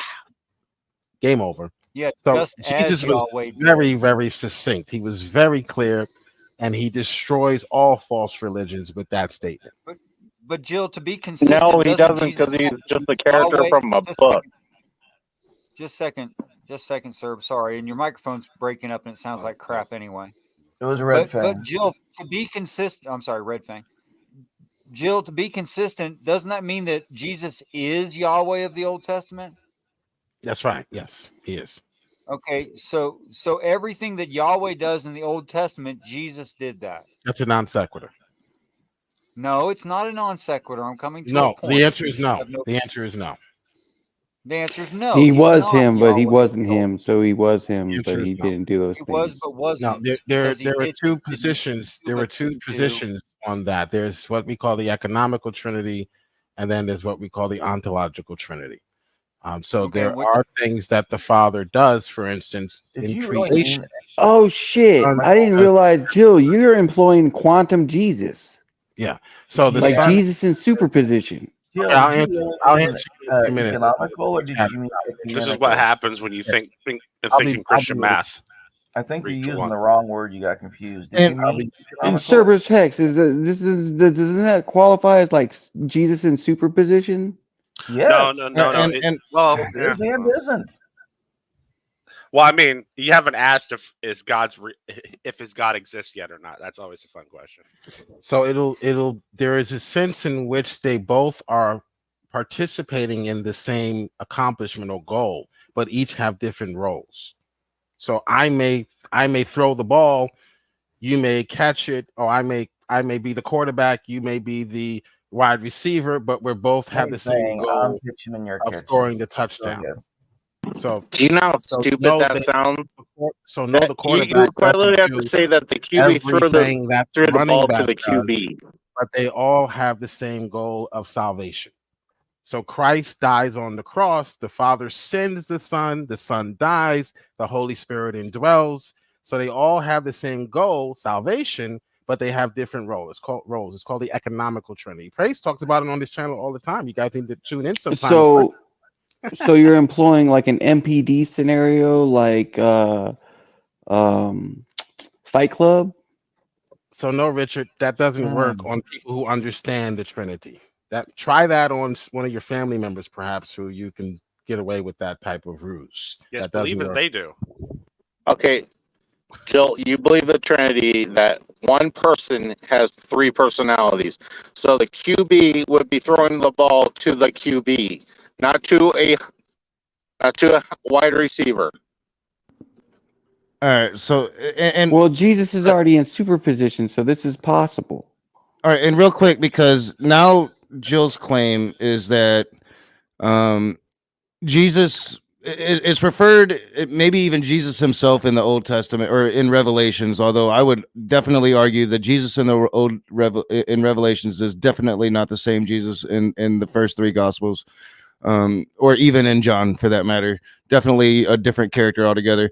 But Jill's position now is that Jesus comes down on a cloud and only God comes rides clouds or whatever his fucking claim is. And like with everything with Jill, you can't take it like he's actually right, because Jill doesn't know anything about any of his theology. So Jill, you're wrong. God doesn't come down on a cloud. I don't even know what the fuck you're talking about. I couldn't find any scripture regarding to God coming down, Yahweh coming down on a cloud. And in fact, when we're taking it to scholarship, in his book, The Unseen Realm, Michael Heiser pretty much says that it was Baal that rode clouds. He was a storm and fertility god, and that Christians would pretty much pilfer him and assign his abilities to Yahweh. Right, So, I mean, yes. so, I mean, whatever the job, fuck you're good job. saying now is some divinity claim of Jesus Christ in the first 3 Gospels. You're just fucking wrong once Yeah, again. and Heiser's right. Heiser's right. He agrees with me. So How? Heiser would He also completely says the opposite of what the fuck you're saying. There was no What? Yahweh riding fucking clouds. Yahweh. Yeah, Okay, but when someone keep completely reading disagrees with Hauser. them, Keep when reading. it's Okay, convenient, that's excuse agreeing me. with him. Excuse me. I was responding. Keep reading Heiser, and he'll show you that the God or the writers of the Old Testament, whether you want to say this was inspired or not, or they made it up, they did what's called literary subversion. They took the abilities of the false gods and attributed them all to Yahweh. It's called literary subversion. Even Yahweh is subverted. Yahweh is really a Canaanite god, but they took that and What they applied it to scripture are you God of referring Bible. to that I said, if you Yahweh keep comes reading down on a Heiser, cloud and that if you would make a Heiser, you divinity will claim of Jesus coming down on a cloud? What reading fucking scripture, Jill? Don't quote mine, You're Heiser. Read all of lying. You're Heiser. making shit up. Read all of Heiser, please. You're lying. You don't know nothing. You're an idiot. You're a buffoon. You're a disgrace to your religion.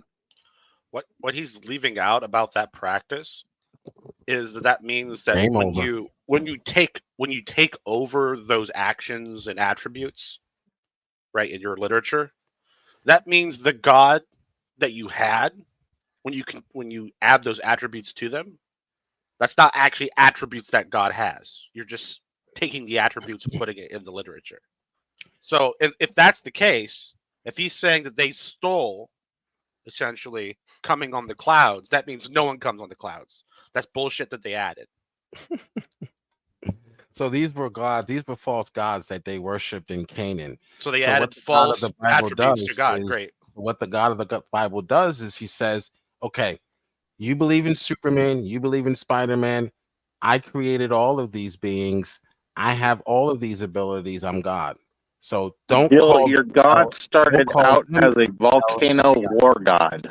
And exactly, I control the volcanoes. So stop Yes, calling him Yahweh. that's all he is a volcano war god. He's none of the other things. I'm El Elyon. I'm He- El he's so- no, he's not even El Elyon. That's a different god. Shaddai. So he's basically taking. That's Yes, why God he's has so many quote basically your unquote. religion has stolen from other religions. That doesn't work on people who actually study this stuff, guys. Come on, you got to do better than that. You know, we can trace the name El to its first writing, right? It's actually not that old compared to like From the what I other gods we're understand, sir, mentioning. That's why I you wanted the could say one-on-one with William Baal Freeman. as Baal, and it's just as valid because that vowel pronunciation was kind of optional.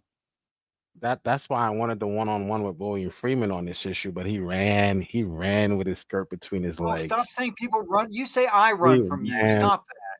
Oh man, because he doesn't He can't help understand. it. He grew up watching the WWE. He's reading liberal scholarship. He's like, oh yeah, we got him now. No, Yahweh, the volcano god. Oh, All right, so Yes, 'cause now that's Jill, the you're not actual allowed. history of Jill, Yahweh. you're Keep not reading. allowed. All right, some lies. All right, you're gonna lie about your religion and your Jesus. That's fine. You don't get to sit here and say that Will Freeman is reading liberal fucking literature. Get the fuck out of here with that shit, dude. Come on, stop. Just stop it. Liberal scholarship, yes.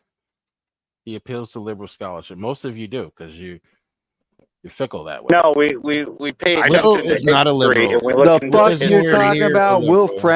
Freeman appeals to liberal Dan fucking. McClellan, You're crazy. He I- despises Be anything generous to liberal. say Will's Move a the fuck on with conservative. that. He's a These are hardcore libertarian. liberal. These are Dean, you liberal in don't two different senses, understand guys. scholarship. He does. Sir, Like, explain to him. Help him out. What the fuck, Joe? What Jill is saying, I don't have liberal any- scholarship, he's referring to just within the field. Yeah. As in more open. to Oh, change he's and talking like different. Christian scholar. I'm getting hung up on the politics. Lang I get Pagel it. is But even that, so like liberal Christian scholarship, like what the fuck is that? Like the few scholars that are fucking batshit crazy, those are the ones that you'll accept, right? Yep. like Michael Heiser. Anything that disagrees with Jill is You liberal. just said it. Liberal just means open-minded in this Can case. you guys stay consistent in anything in this room? My God. All right. You're going to cite Heiser, huh? Keep reading Heiser. You Please can't keep stay. reading Heiser. Knock. If you don't do anything, keep reading Heiser, please. Okay. It's consistent that these descriptions of God are older than Judaism. That's consistent. Yeah, that's true. So, Jill, does your God exist? No, He doesn't answer. Should be a simple question. He knows he's better by now. non-existence, got- right? Why is he afraid to answer that? Why is he afraid to answer that? He's 'Cause it- non-existent. because there's a logical trap involved in saying his God exists with the attributes he wants to give it. Yeah.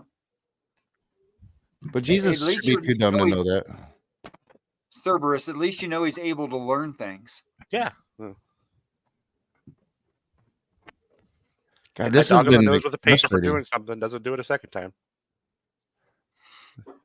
This has been frustrating. Like I kept waiting for him to bring out like the Virgin Mary because I had some shit for the Virgin Mary story, but he never went there. And that's like the one like divinity claim that you can really like go to in the first three Gospels. And he just comes with like this repetitive bullshit that we debunk, and then we have to debunk like 10 more fucking times because like 10 minutes later, when he thinks everybody forgot that we debunked it 10 minutes ago, he's saying the same fucking shit. I can't believe he missed out in just arguing that being a Messiah is divine. Yeah, well, he could've tried. could've argued that. He tried, but so like the Jews at the time, it didn't mean a divinity at all. It would have been a political statement. It would have been Yeah. saying, "I am the line of David, and I am King of the Jews." Yeah, Right, I it's- would. it's But I mean, yeah, I would have been prepared for it if he'd really argued it. Yeah, at the baptism, Jesus was adopted into divinity, and according to the old world way of thinking. Yeah, it says, "Today I have begotten you." That's what Yep. it reads. Yeah, And his only claim to the line of David would be through Joseph, which would mean that Mary would have had to have sex with Joseph in order to have Jesus, for Jesus to have Right. any legitimate claim to the line of David. yep.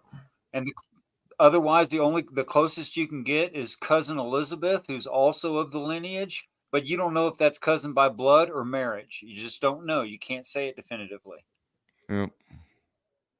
You can't claim Mary is of the line of David. You can't claim. And it. if you and you know, with any throne claim throughout history and pretty much any kingdom of the world, if you want to have a solid throne claim, you need to have a direct lineage through a dominant male factor in the bloodline.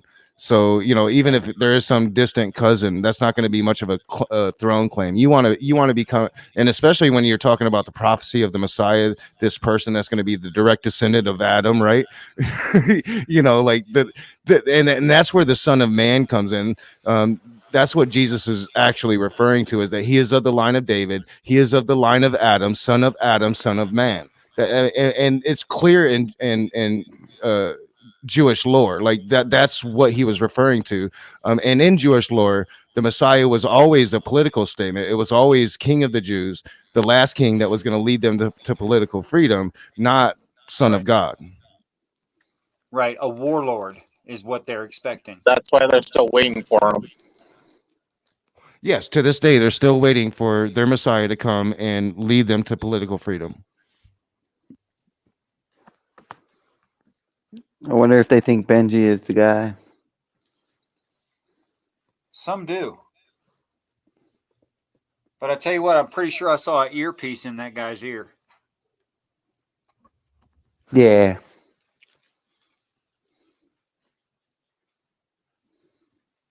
And if he's got a whole crew behind the scenes feeding him information, that would explain why he just knows Torah inside and out. I'm sorry, Tanakh inside and out. Well, no, he probably, you know, he's a megalomaniac. So I kind of feel bad for Joe because he walked into an argument he wasn't ready for, and I've been reading scholarship on this for a fucking week. Well, at least now we have on video that Joe admitted that the Christians stole from other religions, added on to their God.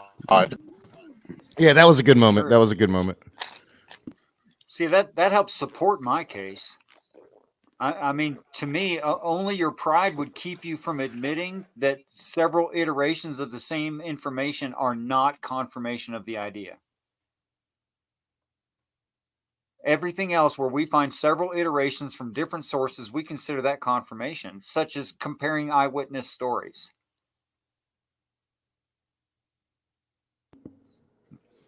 I thought you iterated on something because it needed to be better, so you try to make it better the next time.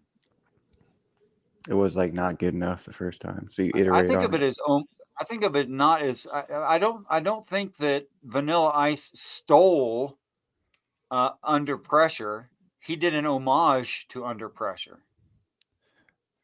So Well, I'll give you guys. I would agree with the chorus that he just, they stole it just because he added the do. Doesn't no. I'll give you guys like the conclusion I've come to. Reading the scholarship on it, right? Why divinity was such a problem for the Christians at the time, why it's still a problem for the Christians. And it's because of this. The Messiah was supposed to be somebody that was going to lead them to political freedom. Jesus portrayed himself as such quite plainly. He did so unabashedly because of the political turmoil at the time. He thought he was the man for the job to lead them to freedom from the Romans. So he started preaching this. He started getting unwanted attention. And essentially, like, trouble came down, and the leadership had to turn on him, which he was pretty much throwing them under the bus anyway. He was killed, claiming to be king of the Jews, which is what happened to pretty much anybody claiming to be the Messiah at the time. The Romans were going to fucking kill you because they considered it a rebellion against Caesar. So you have this would-be rebellion that never really got underway, right? Their dude got killed, rebellion fucking over, but they don't want it to be over. They kind of liked having people following them around and thinking that there's something special, so they form a religion. And over a course of a period of time, more and more myths became involved. And you have to remember that these were Jews, and they were surrounded by Jews who literally believed that they were talking a bunch of fucking bullshit hearsay, and that they had this issue.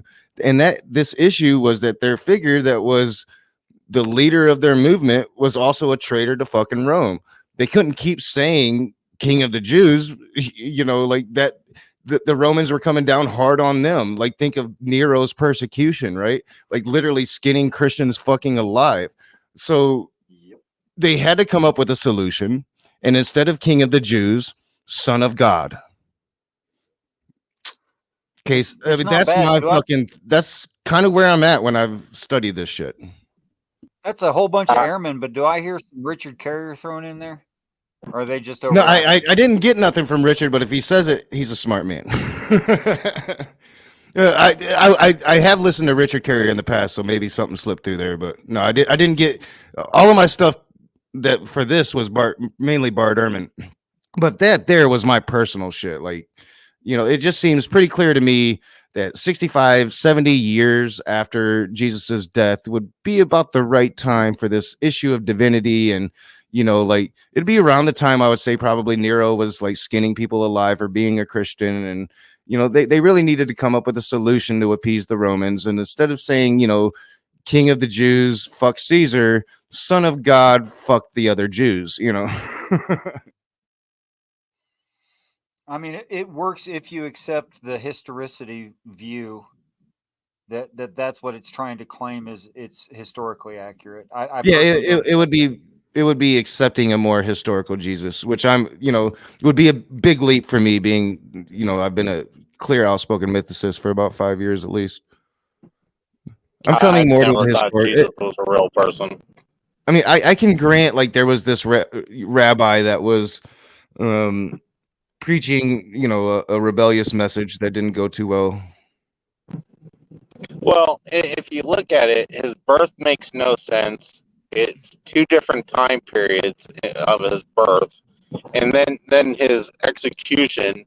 They would never left him up there for a day, not even a day, a couple hours, and then pulled him down. No, they would have left him up there until he rotted. Well, yeah, and I think that's definitely what happened. The whole empty tomb, I think, is suspect.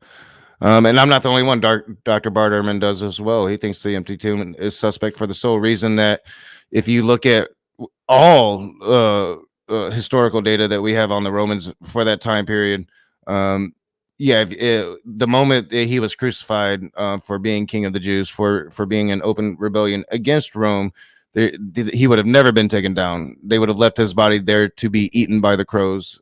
That was their custom. They didn't make exception. I don't see any reason to make exception here. Reggie, the problem with that story, I mean, it sounds great. I mean, it sounds Is it maybe doesn't make a good comic book. NBC maybe might take you up on that and make a movie. But the problem with that is that you're not taking into consideration that most humans value their lives. They don't make up stories where they know people are going to be after them to kill them. Wait, That's Just people can bullshit. be honestly can I mistaken finish and my die. point? Can I finish my point? No, your point Because doesn't actually make okay, sense. I'm yeah, interrupting it. talking to Look, Rage, people I'm not died for talking to you. Go stupidity. talk to your alien friends. So people just died don't for make up stupidity stories. several times People, throughout I'm history. talking This to is not Rage. evidence. I'm not talking to you, and I didn't finish my point. So I don't know how you think you can respond at this point. So people normally don't make up Already wrong. stories just to be famous, knowing that Yes, it's they going do. to eventually lead to their death. That's why we're saying he didn't exist. Exactly. What Exactly. are you talking about, dude? Are you serious? People don't do things just to be famous. Are you serious? Rachel Knowing that Dolezal, I mean, the person formerly known as Rachel Dolezal, just got into the news again because she got busted for that having an OnlyFans while she's an elementary school teacher. People knowing do that anything to be famous, bro. eventual death, knowing that it's going to lead to their eventual death. That only Yeah, dude. Come on, people don't care. As long as they can get their 15 minutes, they're all good, bro. I would say most school shooters are trying to get their 15 minutes of fame, I was even though gonna they know bring it's up, going to be yeah. their death. Okay. Yeah, they're Yes. fine with getting killed as long as they get famous. And I mean, so in your Yeah, premise, tons so of people run from the cops nowadays just to get their 15 and minutes quite on honestly, YouTube. like his premise doesn't really address anything that I said. I'm not really even saying that. I don't even know why you're coming at me with this right now. It doesn't make any sense. Like, Well, are I'm you just even listening to me, Joe? Most people do not make decisions, grandiose decisions like that, knowing that it's going to lead to their death and the death of their families, just Only because their physical just to be death. famous. So look, Yeah, what most are you people saying? don't decide to be Remember like forever. a religious prophet. They don't. So yeah, They don't try to be a charlatan or whatever the There case was may this. be. Most people don't, but some do. All right, I just wanted to mention that. That's Are you all. saying that there wasn't like so the Romans weren't going around killing them for Nice story. following the king of the Jews? I'd rather believe what's historically Like the proven. Romans Yes, weren't persecuting Christians? Is that your claim? Is that your historically, historical claim? I'd Romans. rather believe in something that's historically accurate than your story. Yes, That's the all. Romans went around asking, "Hey, you a Christian? Okay, you are. Okay, come with us." Yeah, And I mean, then they would get a chance to denounce Christianity, and if they didn't, they would get fed to the lions or put on the cross. I mean, Jill, answer honestly. Who do you think the Christians feared more 65 to 70 years after Jesus' death, right?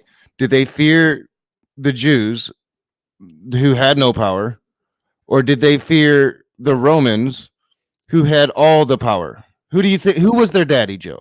There was an actual meme on that I'm looking for it Who now. was their daddy, Joe? Who's their Just daddy? answer the question. Who was their daddy? Who's their daddy? What are you talking about? It was Who did they Rome. fear most? I'm gonna look for the video. It was an Who actual did they meme fear actual death from? basically making Because your fun point is of the your point Roman is they wouldn't do something that they thought would kill them. Roman Empire, the beast, the Roman When Empire. claiming to follow the king of the Jews would kill them, claiming to follow the son of the God, not so much. Right. So it's The- it stretches. what were the credulity Jews going to do? It stretches credulity to suggest that any group of people would make up a story like that just to be famous. I didn't never say they make it. I implicitly said they didn't make it up. They just it got mythicized over a period of time. I'm accepting the historical Jesus. I'm granting that premise. No, I I'm was saying Jesus wasn't made up. what you said earlier. I think Perhaps Jesus was made you up. said something else later, but I was responding to what you said. You made up this whole story about them wanting to be famous, and I never made a Like story literally, about them that's wanting to the be story. famous. Like That's highly unlikely. That's all. I never said anything about them wanting to be famous. I don't know what the fuck you're talking about. You are not listening to me, and you're making shit up that I'm saying that I'm not. Okay, maybe you don't remember saying it, but I didn't say anything about them wanting to be famous. okay, all right. Maybe None of somebody us said ever that. said that. He can't remember who. Yeah, he can't remember who, and he thinks it was you, not because he's half paying attention. I never said anything like my claim. So I'll reiterate it, Joe, because you wasn't paying attention. Was that I think their leader died, the rebellion was over, and that after a period of time, the Romans started really up in their persecution, especially more and more numbers. Peter started preaching to the Gentiles, so more and more people are converting to Christianity. It's more in this. It's become more than this ragtag cult group who the Jews despised, and the only real problem that the Christians at first represented to the Romans was that they riled up the Jewish folks, and it made it harder for them to keep order. But then, as Christians grew in number and started actually residing in Rome, Peter famously resided in Rome. I think Paul did as well. More and more Christians are actually in Rome. They're becoming more and more of a Roman problem. The Roman persecution of Christians upped. This is fucking historical fact. Are you saying Nero wasn't skinning Christians alive? Like, I don't understand what your point is when you're trying to make the claim that they wouldn't do something that would have them killed. I never made a claim to fame. They were never famous. They were persecuted. That's not, I mean, I guess you could argue that's fame, but it's not the type of fame you want. Getting skinned alive just for what you are. That's not the kind of fame I fucking want. Yeah, Nero actually had a walled garden where he'd invite his upper crust society and would have dogs attack Christians who were, bound, or skin them alive, have them crucified for sport, all kinds of Use stuff. them as torches. Like, Jill, you should should know the religion you claim to follow, dude. Like, this is embarrassing for you.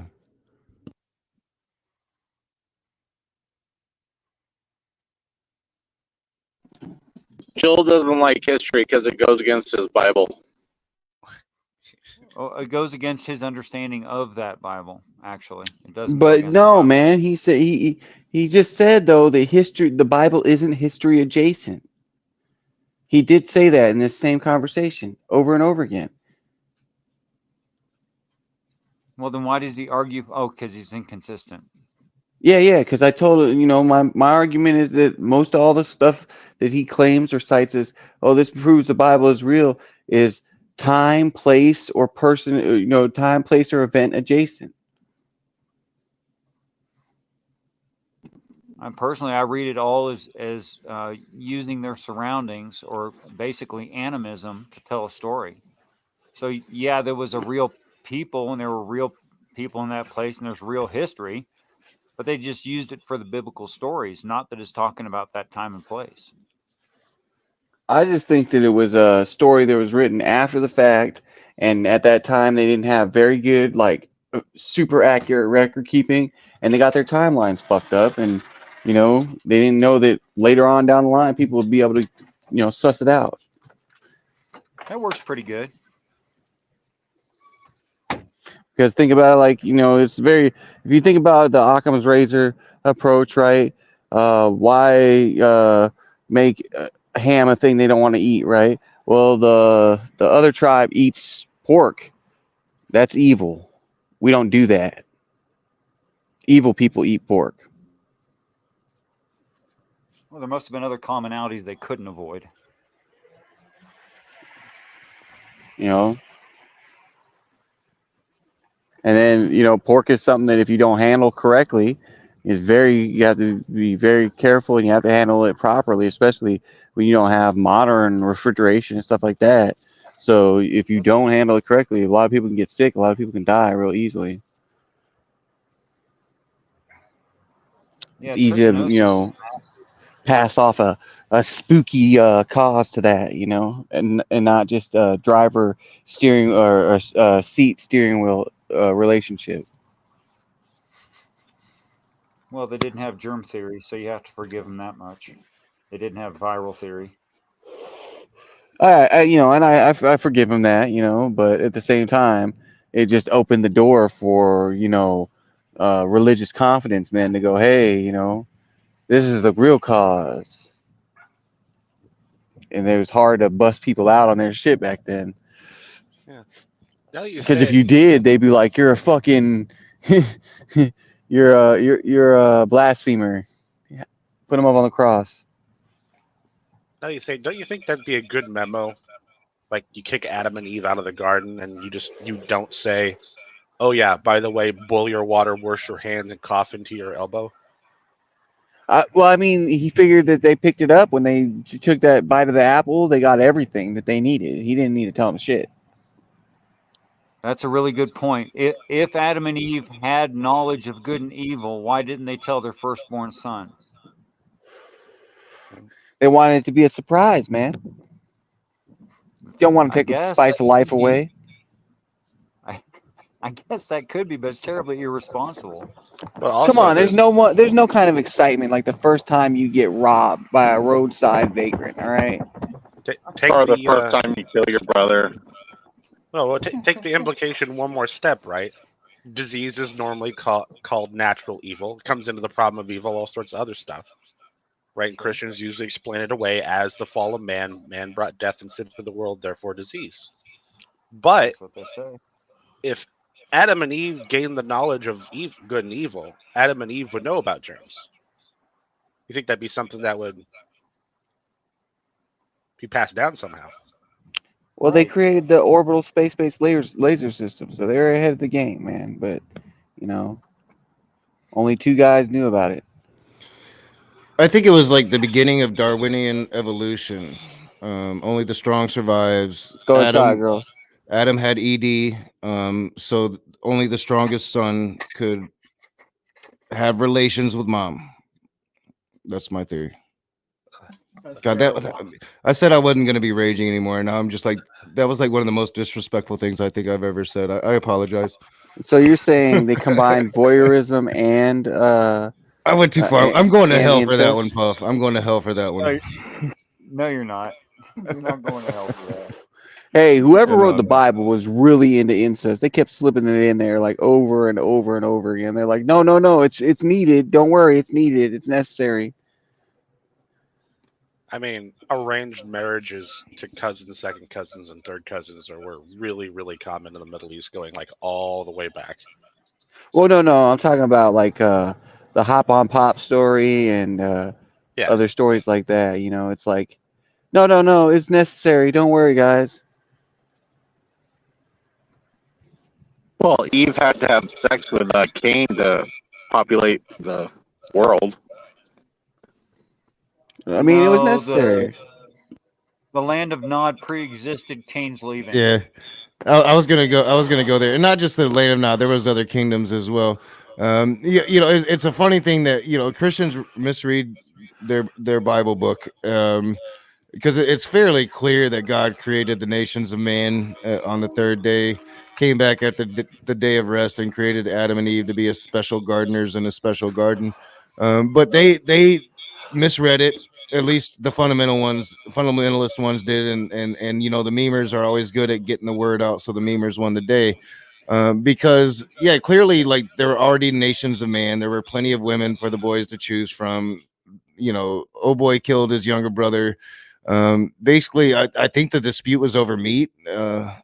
If I'm remembering correctly, one wanted to be a vegetarian, the other was a fucking alpha male and couldn't stand that weakling little veggie boy. So, as far as I remember, I don't know. I could be wrong about that. Abel brought a better gift to Yahweh than Cain did, and Cain in jealousy killed his brother. Yeah, and I think the gifts involved, like one was like plants and the other was meat. God liked meat. God likes his dead animals. I could be wrong, but I One think that's had what it row was involved. crops, and the other one had sheep. Sheep representing to be up out of the ground and being the higher sacrifice, better than plants and money and stuff Yeah. like that. But Because the Yahweh loved words his blood Cain- magic. The words Cain and Abel are referencing a singular person, their transition, and their vanity. So, and the wilderness there means going into some place that you're unfamiliar with. That's what wilderness. It just means out away from what you're used to. So, this guy, he's trying to give earthly stuff instead of the greater stuff, and that's unacceptable. He goes out into the wilderness and he transitions by killing off vanity. But those words didn't get translated. But if you look them up, I'm quite serious. That's what the story's about, which means Jordan Peterson almost got the story right.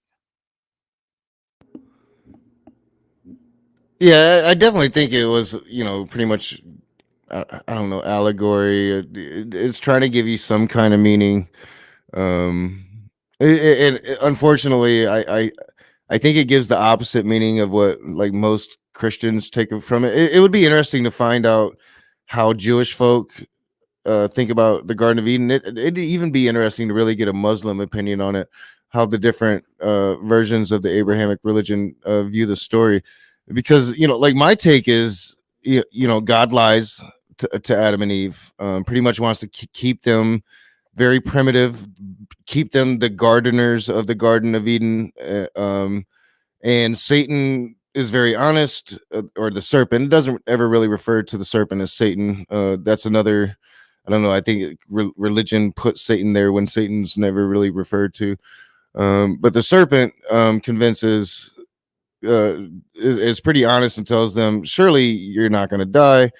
Surely this is going to give you knowledge. This is going to make you like God, being that if you gain knowledge, you're going to become more like God, is what I inferred from it. And I think that that's fairly accurate. I think that's an accurate account. I think the story pretty much says God's a liar. And I think it pretty much points out that if, you know, the description of God in that story isn't an omni-God. It's a very physical being. Well, in Judaism, Eve is the second woman to be made. You stop Lilith that. is That the was started first. by one ancient Jewish rabbi, and it was just a theory. He was just playing around with the idea. There is not necessarily any Lilith. You quit that. Some believe it. Yeah, plenty of people can believe plenty of things 3 times removed from their time space. And Lilith has been mythicized, you know, several times over. I do believe like the myth of Lilith comes from even probably earliest Israel polytheism, that probably came out of Samaria. So I mean, you're talking about appropriated myth and legend, which, you know, like the Adam and Eve story is appropriated from Samaria. Samaria has their creation story, Adamu, the first man. So yeah, I mean, but I mean, the Bible doesn't really hide that appropriation. Abraham himself comes out of Samaria. Abraham brings his God out of Samaria. Pretty much, I mean, the God of Abraham is a Sumerian God. Well, there's nothing wrong with that, and it doesn't make it invalid. No, but I mean, I don't, you know, Christians aren't going to talk about that part of history or what that necessarily means, or even like their acknowledge that. club. Because then they'd Just have like to their they'd have to acknowledge all of the other aspects around Sumerian mythology, the however many thousands of levels of afterlife. I think, who was it? Pazuzu rules the first level. You know, and all of the gods and deities and that came along with it. Samaria, they carried around very personal gods. There was gods everybody believed in. There was gods that individuals believed in by themselves. So, you know, yeah, I mean, I think a lot of Christians, if they do understand, you know, the implications of coming out of Samaria, try to run away from it by what those implications might mean. What's wrong with some religious person making up their own personal God when that's mostly what Christians do? How can Christians object to that? Well, yeah, nothing wrong with it in my opinion, but definitely goes against the narrative that there's one God that rules the universe, and it's always been the case. When that one God that rules the universe, that's always been the case, came from a culture that had thousands. Yeah, I think that's But a he- fairly new idea, isn't it? Well, I mean, even the Old Testament acknowledges, like, Yahweh acknowledges his fear of other gods several times. And I think in the Old Testament, Yahweh actually loses to another god. I know Ocean Keltoy pointed that out and made a pretty good video about it. Yeah, that was in Second Kings. He loses to another god. Yeah, isn't that the Iron Chariots thing? I think it is, Yeah. isn't it?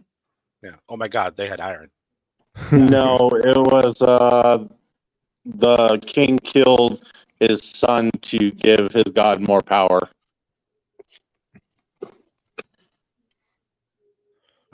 Yeah, so Okay, I the think way the you're implications of it. It's lost twice. Doesn't really ring a bell for me.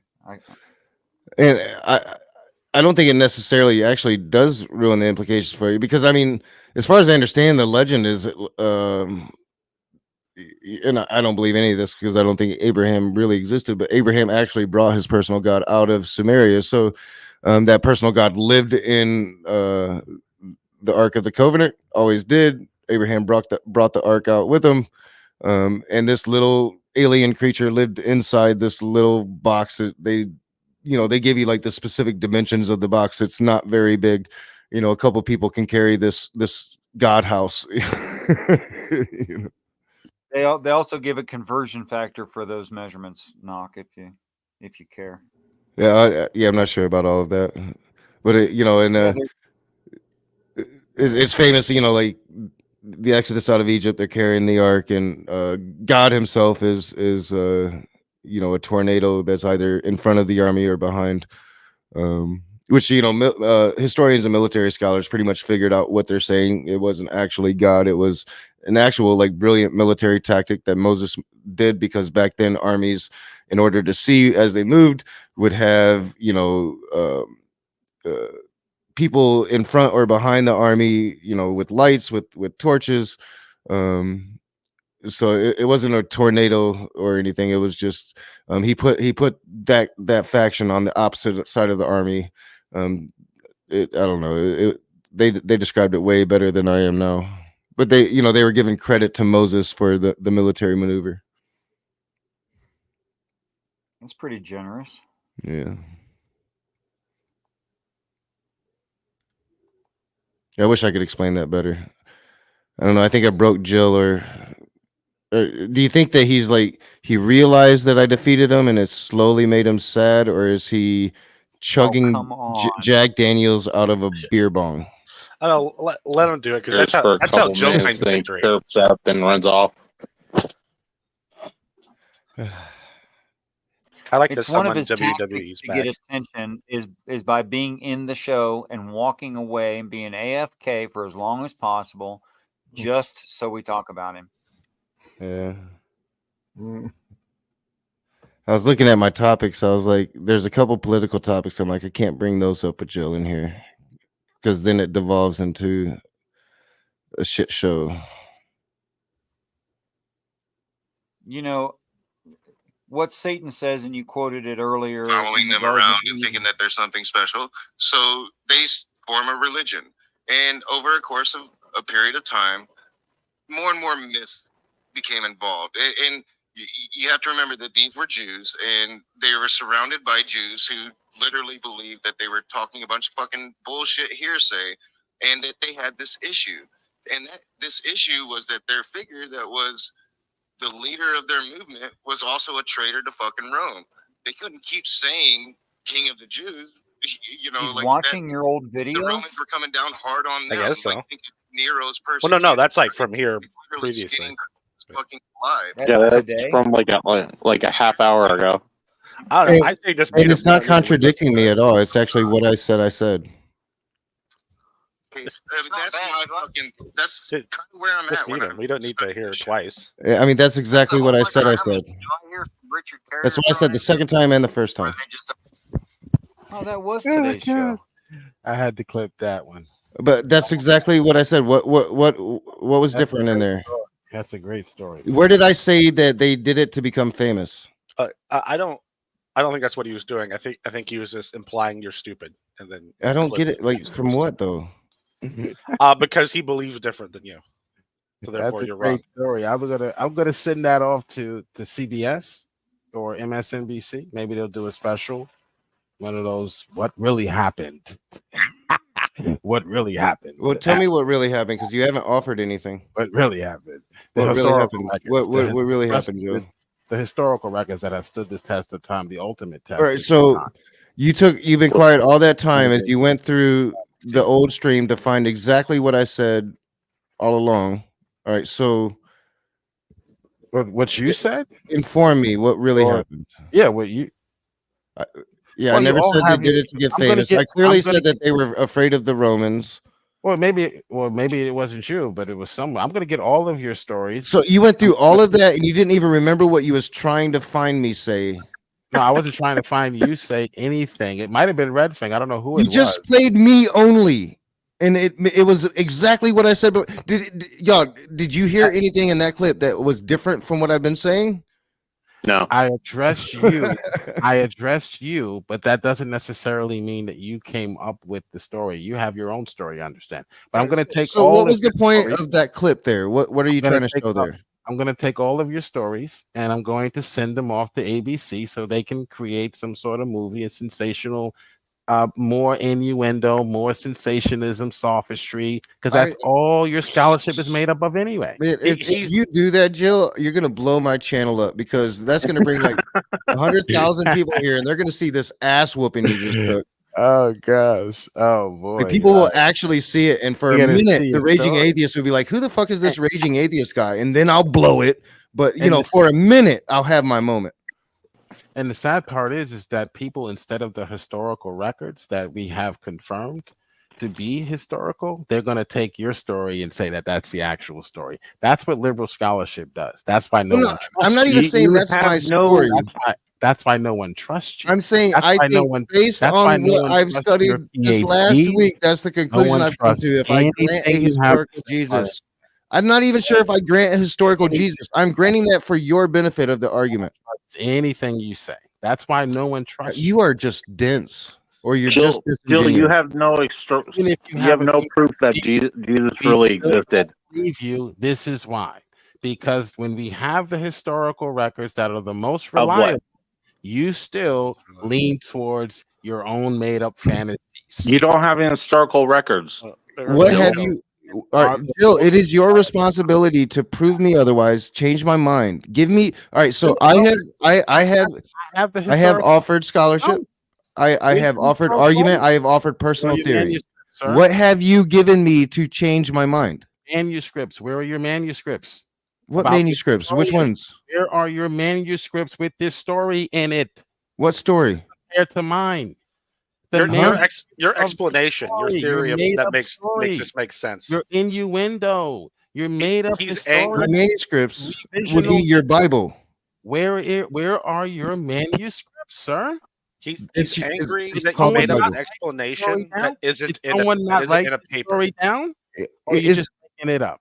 no, it's in your Bible, and it's Bart Ehrman, and it's scholarship. It's You have historical records from the I first. think I cited Michael Heiser at one point. Bart Ehrman doesn't have historical records from the We, first. we have historical records on how they did a historical record for crucifixions. this story. I'll wait.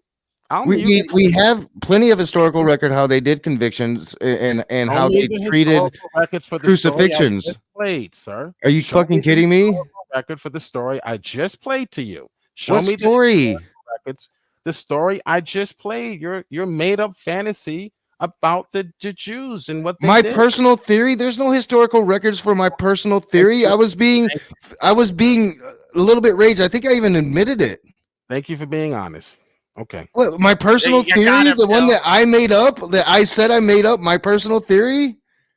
Yeah, that's not Yeah. historical. That's what I think. Why would you believe that? I Okay, said so the next that. que- Okay. So the next question is, according to No, the rationale, historical shit is about why like the would you topic. why would you believe that story over the historical records that we have? What historical records do we have? But more Because importantly, you're inconsistent atheist. wait, That's why what no one historical trusts record does his word story that you contradict? say. Yeah, what historical Because records would when contradict my theory? When the argument boils down to evidence, you will side with a made-up fantasy. Jill, no, give me the historical evidence you're talking to that's going to convince me otherwise. Give it to me. I'm waiting. Yeah, I he just asked, told he you, asked the for New the text that Testament- contradicts his story. The Go. New Testament is the most trustworthy document regarding Every, the Bible. I have cited has not. been from the New Testament. Everything I have Ehrman, cited. According to Bart I didn't use Ehrman, anything outside of the New Testament. the New Testament, the story you told was drastically different than what was told in the New Testament.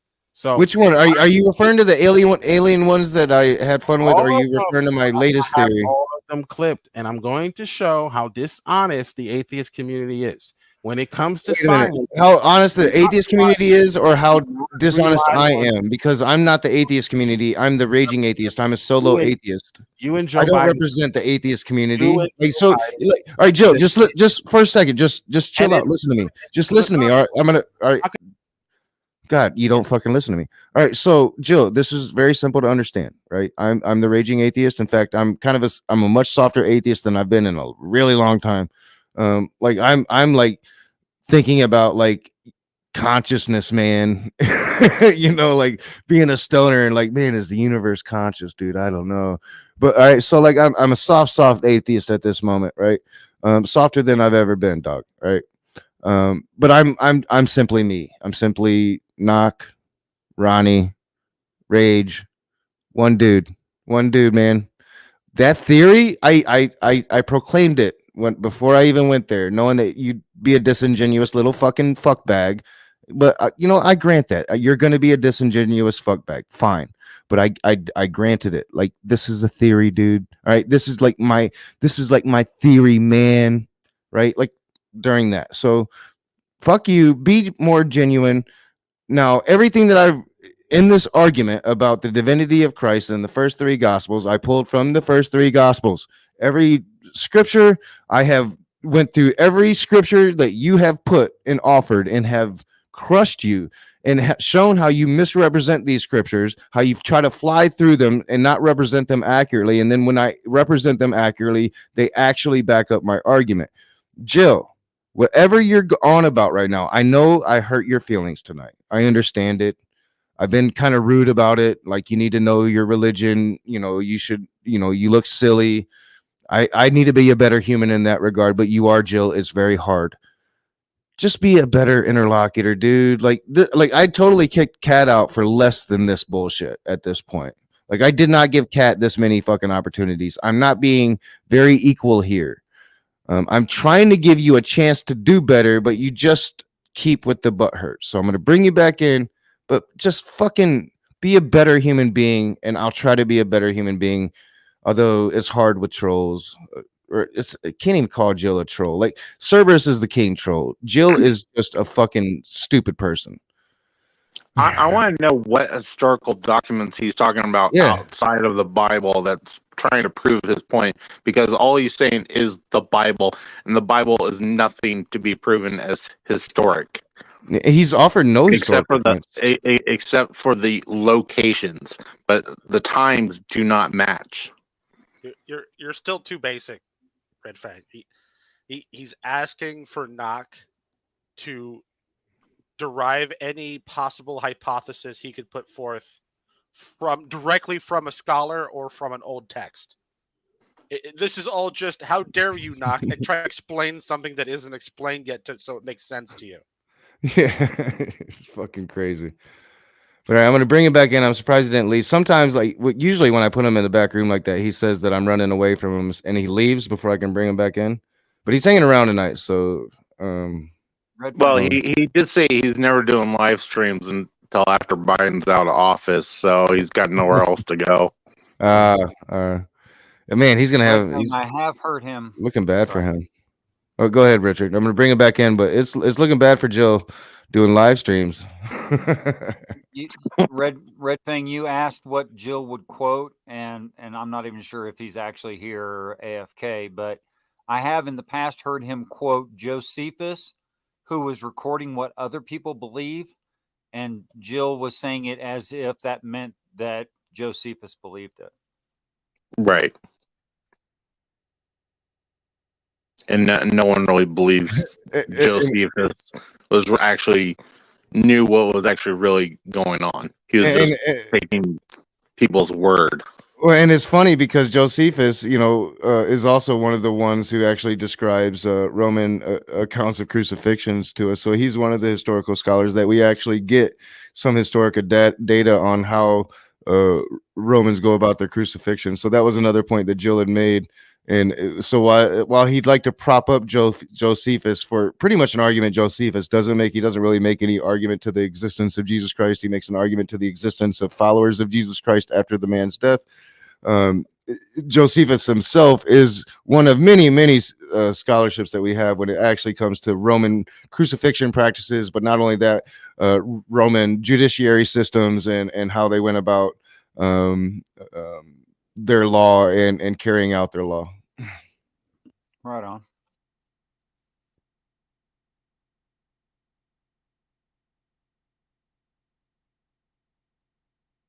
I have no doubt he's probably like going back to try to find a famous statement for me. So we're not going to hear from him. Like, how long is the stream? Like we're at some hours now, 5 hours. So we might not hear from Jill again for 5 hours. Because I don't remember anybody saying anything about anybody being famous. That was No. all night tonight. Jill just makes shit up. Like the whole I am thing. That was something Jill said that he said that I never said. I didn't care about the I am. I just dismissed John.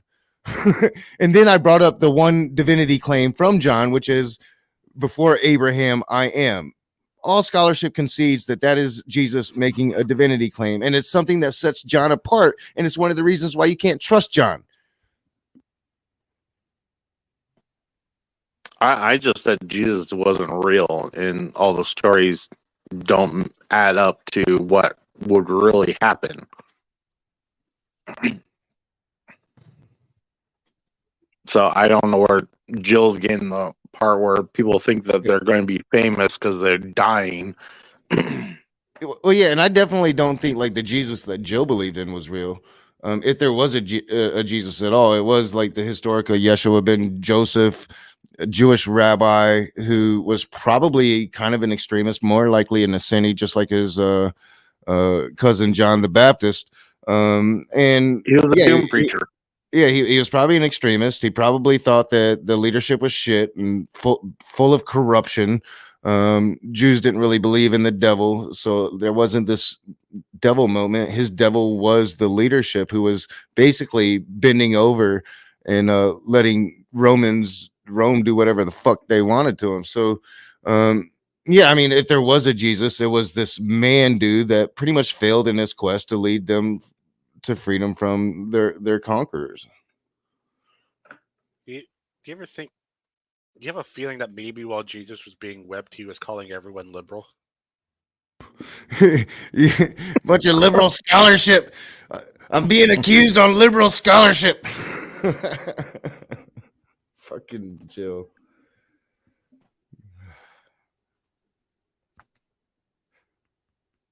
Is William Freeman reading liberal scholarship because William Freeman stopped being a Christian? Is that why it's liberal scholarship now? Like, yeah. Was it not liberal scholarship when William Freeman was still a Christian? Was it real scholarship then? No, Well, it was just Will bad went out of his way logic. to step outside of mainstream Christianity too. Like it's not this liberal scholarship. He's like reading like Gnostic texts and stuff. And Oh yeah, shit. Go too far in that shit, he'll be reading Holy Blood, Holy Grail.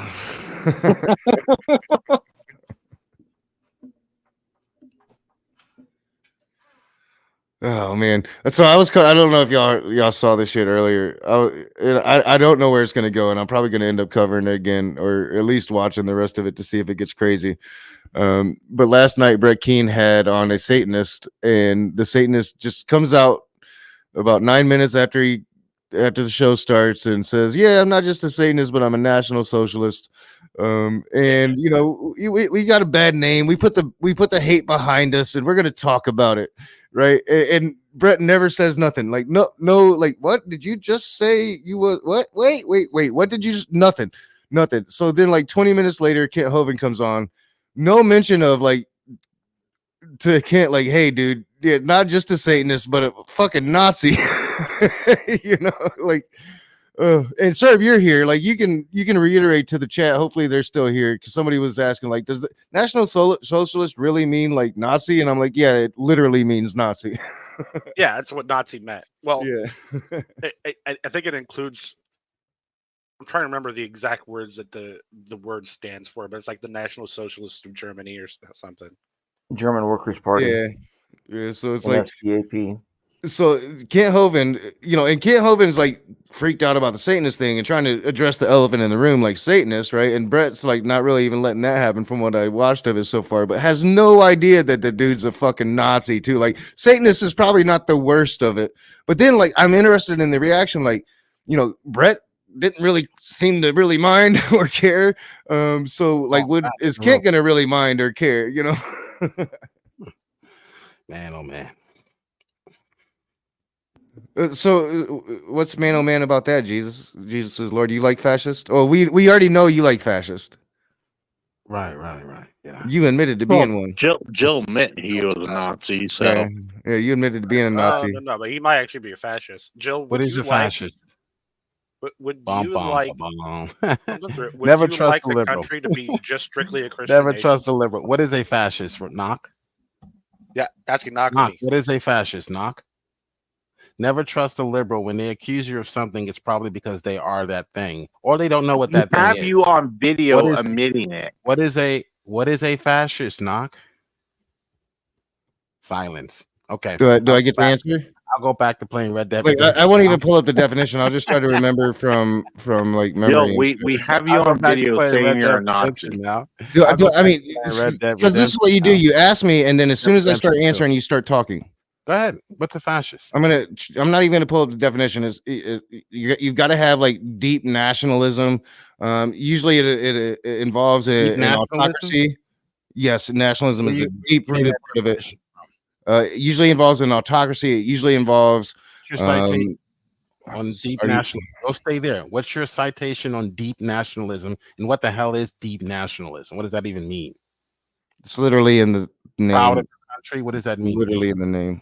Do you not know what nationalism means? Was Gandhi a deep nationalist? So I guess I'm gonna have to pull up the definition. Serba gives you a different deep definition than I'm Yeah, gonna give you. I would say Gandhi is a deep nationalist, but naming Yeah. naming one property of a fascist does not equal being fascist. Jill.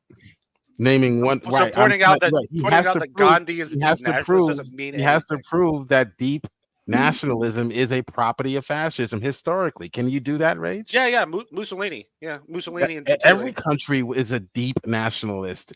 If there are deep you're gonna nationalists in define every deep country, yeah. nationalists as proud of your country, Jill, wow, Jill, that did works he for say any that country, was the whole thing? including the United States. I mean, Jill, is did the he say United that was the States whole thing, or are fascist? you just pretending like it was? Knock, is the United States fascist? Are they because they're deep nationalists? No. What is a Answer deep my nationalist? question, Jill.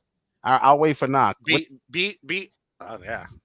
You didn't want to be honest. Yeah. All right. So as he's having his fascist masturbation session, all right. I was trying to actually do the thing that he always says I don't do, and just like try to give him an answer from memory, and he wouldn't let me. You guys heard me. Like every time I'd start to talk, he started to fucking talk. So I'm like, fuck it, and he went off on the nationalist thing. So I'm gonna have to. All right. The definition, and Serb would have a different definition than this. We've went through this recently, but the definition, and I'm not, a political philosophy, Joe, movement or regime such as that of the fascisti that exalts nationalism, exalts nation, and often race above the individual, and that stands for a centralized autocratic. Oh, there's that word I mentioned when I was trying to give you my definition pulling out of my fucking head and you wouldn't let me. Autocratic government headed by a dictatorial leader, severe economic and social regimentation, enforceable suppression of opposition. So as you mock me as I attempt to give you an answer, I was giving you the right one, right? And even Serb, who doesn't agree with my specific definition here, was actually that backing was up the fine. things that I was saying because he does agree with the tenets that I was saying. So yeah, go ahead. Serb. That one's fine. I would add a couple more elements to it. Yeah. Notice how right wing isn't mentioned there. Correct. Yeah, true. It, I'll give it you sounds that. like he was describing Stalin as a fascist. I'll give you that. I would say they missed the was it actual idealism of Gentile. It's pretty important to fascists. Okay. There's a few niche things that I would add to that definition. Well, and I would definitely agree. Like leftists can be fascist, but I think once they step their toes into that realm, they're no longer leftists; they're fascist. So I would but prefer right just wing not is to call- definitely not in that definition. You're right about that. I would prefer just not to call any of them left wing or right wing and just describe them I by would- what I they would- say and do. Yeah, I would agree with that. Repub's fascist, Democrats, conservative, and then the people that support Democrats mainly moderate liberals, and then a few of us lefties out here. What is a deep nationalist? Rage. It's somebody that exalts nation, just like the fucking definition says. So pardon my personal language trying to give you a definition from memory, Joe. Okay. What country? Does That was not my words. I'm sorry. What country that exists does not exalt their nation? Does America exalt their nation? I don't exalt America. Does America exalt their nation? Do they have a nation? Actually, required nationalism is against the Constitution and has been ruled against by even conservative Supreme Courts. Do we America is not a person. Yeah, and I would say America is not a nationalist country because we have a constitution that makes us independence from that. Also, America isn't a nation; it's multinational. Your nation, right? Does America exalt multinational? Does America exalt itself? Do we have a national anthem where we exalt our nation? Yes, but we're not required to put our hand on our heart or to stand for that national anthem. Thank you very much. Thank you very much. We can burn our flag. Nothing you say, liberal. We can burn our flag. That's everything you say. constitutional. Here's another example. It's not unconstitutional to burn our flag. It's not unconstitutional to kneel at the national anthem. We have those freedoms because we're not a nationalist country. We're not fascist yet. Hey, Jill, Americas is a continent, not the United States. Oh, there's that too. Did he pull a country of Africa thing on us without us noticing? Yep. Oh, damn. Oh, beautiful, for spacious skies, for amber waves of grain. Wait, I don't know. That's the national anthem. I guess I'm not a nationalist. Shut up. Well, you're a fucking idiot, Jill. Wait. Do you think that's the A national bunch anthem? of imbeciles, man. Yeah, he thinks that's the national anthem. Research. Here, I'll give you a definition of fascism. He doesn't even know what the national Yeah, anthem he's is. trying to gloss by Here's it. my definition. Run, My Jill, run definition is away. Based on actual history, All right, where no, Jill, come all on. nations cannot be impugned that exist, you dummy. Come on, Jill, quit running. Fascism is what Mussolini implemented. The tactics. What is the title of the national anthem? there, banning Jill? his opponents. Oh, he's Just right. real so quick, hard. what's the You're right title of the now. national anthem? Look at all the chit chatter. Look at all the chit chatter. Oh. Yeah, because Jill. we caught you doing something. Do you think that was the national anthem you were singing? You stupid liberals. Yeah, it's coming from the person that doesn't know what the national anthem is. Oh, he's got Colin Kaepernick on. Is Yeah, America talk about the anything else, Beautiful Jill. the national anthem? Jill, I'm just directly asking, just real quick, if you could just answer yes or no. Is America the Beautiful the national anthem of the United States? Look at me. I've got my fist raised up in the air. Exactly. That's as good as I know from Jill. Oh, Yeah. God. All I can do is troll you guys now after that one. Deep nationalism. Is that Yeah, what you no, Doc's Hey, still right. Hey, I'm not the one that's been caught on tape saying I'm a Nazi, so all right. CNN? And you're a school teacher. You're Deep a school teacher. and All right, you- so we have definitely not a school devolved. teacher. We have devolved here. We're at 5 hours and 36 minutes. I'm not ending the stream, but I am going to allow it to go political now. I mean, you're sitting here laughing, doing your like political little.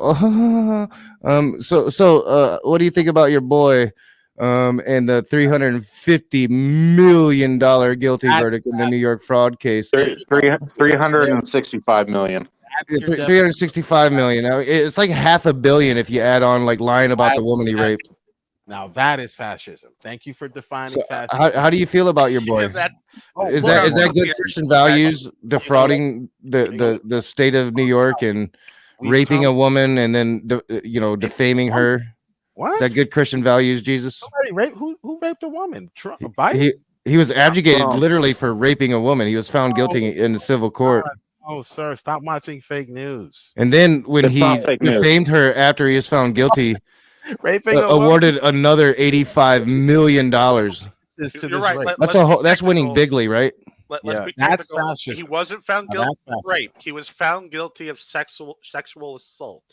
Now that's fascism. I am being a bit hyperbolic. Yeah, he was abjugated of sexual assault. Yeah, but I mean, he raped her. I mean, the account is rape. She claimed rape. It was just, Hey, you know. not even your judges, not even your PhDs, fascists. We believe nothing. Wait. You can't You prove believe a nothing. You believe The- no the reality, no judges? truth. prove a thing. Well, he doesn't think his God exists. You cannot That prove should anything. explain his So, actions. I mean, it was literally proven. He was found guilty. That's called proven, right, was not Jill? There is not It was one proven. to substantiate her claim. Other Like, than look, then why wasn't It he was. found not guilty? listen Why was to- he found guilty? We're dealing with fascists. That's what fascists do. They So will you have no integrity, right? Like you have no Christian subjective morality or objective morality. There's none of that with you. There's railroading. only the blind stupidity. That's fascism, ladies and gentlemen. What's Railroading- fascism? It's a What's great fascism? white hope. You weren't listening. I just explained what it Jill was. thinks Mussolini, Explain it if he wanted again. to get rid of you, he'd put you Mussolini through a trial. railroaded his opponents, made up accusations about his opponents. They that weren't made up. substantiate except for him. That's called railroading. You can That's only not- Jill, It's don't not, make me it's put you back. Don't make me put you backstage again. You can only say they're made up if they weren't proven, but they're That's- proven. no, they're not. He was They weren't found proven. guilty. No, no. How do you think? How do you think our court system works? The court system works by putting fascists like yourself on the court, and to say that someone's guilty with no substantiating evidence. That's There fascism. was So evidence. he broke state law, and the state judges found him guilty. That's fascism.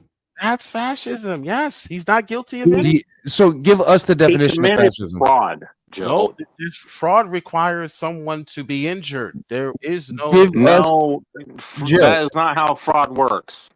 in Jill. the state of New York City. Give us your definition of fascism. State, ladies and What is your definition of fascism? what you're describing, railroading. That's your- not a definition. What I'm describing, that's not a fucking definition. I'm giving you. Okay, see, we've come full circle. What's your definition of fascism? Yeah, I'm about to give it to you. Can I Okay. speak? Okay, Maybe. come full circle. Remember Jesus, how he didn't go around. That's not a definition of fascism.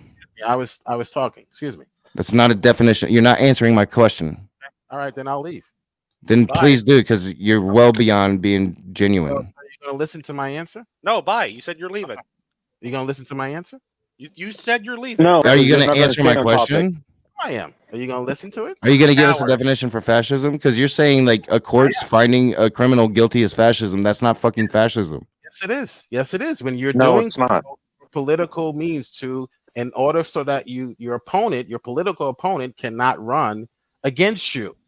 Biden He just committed had- crimes and he got busted for them. Wait. Biden just had the whistleblower, locked up in jail. All right. So, all right. That's fascism, ladies. Let me and explain to you why you're wrong and why you're just being either In your stupid, face. disingenuous, or just blind. That's All right, fascism. because Now, He's I'm not because giving you none of what we're talking definitions about, Jill, found in a book. I'm giving Jill, you real life scenarios.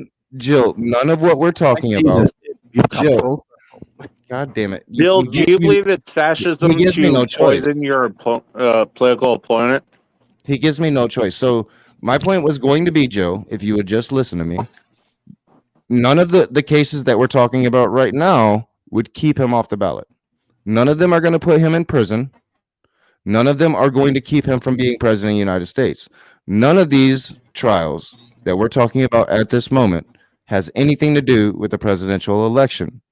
It has everything to do with what he did before he was president in the state of New York and what his family did and what his representatives did during his presidency in the state of New York, a state whose law he knows best since he's operated there the longest. Joe, I shouldn't have to educate you on your Orange Messiah. And yeah, I'll let you go, Dowdy. Let me finish real quick.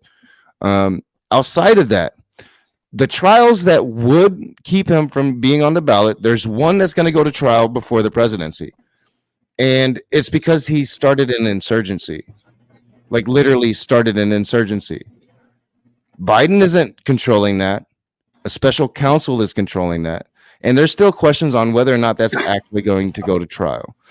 None of this stuff, the rape, the sexual assault, the defamation, or the New York fraud case has anything to do with him running for president of the United States, and everything to do with the fact that he committed sexual assault, he defamed his victim, and he broke the law in the state of New York. And they've known about it, and they've been going after him for this for nearly like 20 fucking years. I think they were going after his dad for basically the same shit. And it finally fucking caught up with him because he's a fucking criminal. He's supposedly this rich billionaire who has access to the best lawyers in the world, but I mean, we know that's not true because he never pays his lawyers. And you know, amongst the law community, there's a saying: if you lawyer up for Trump, you better lawyer up yourself. And that's not a saying that you want if you're a lawyer, right? So I know Doubting was raising his hand. I want to let him in. If anybody else has anything to say before I let Jill back in, because he's going to do his thing again.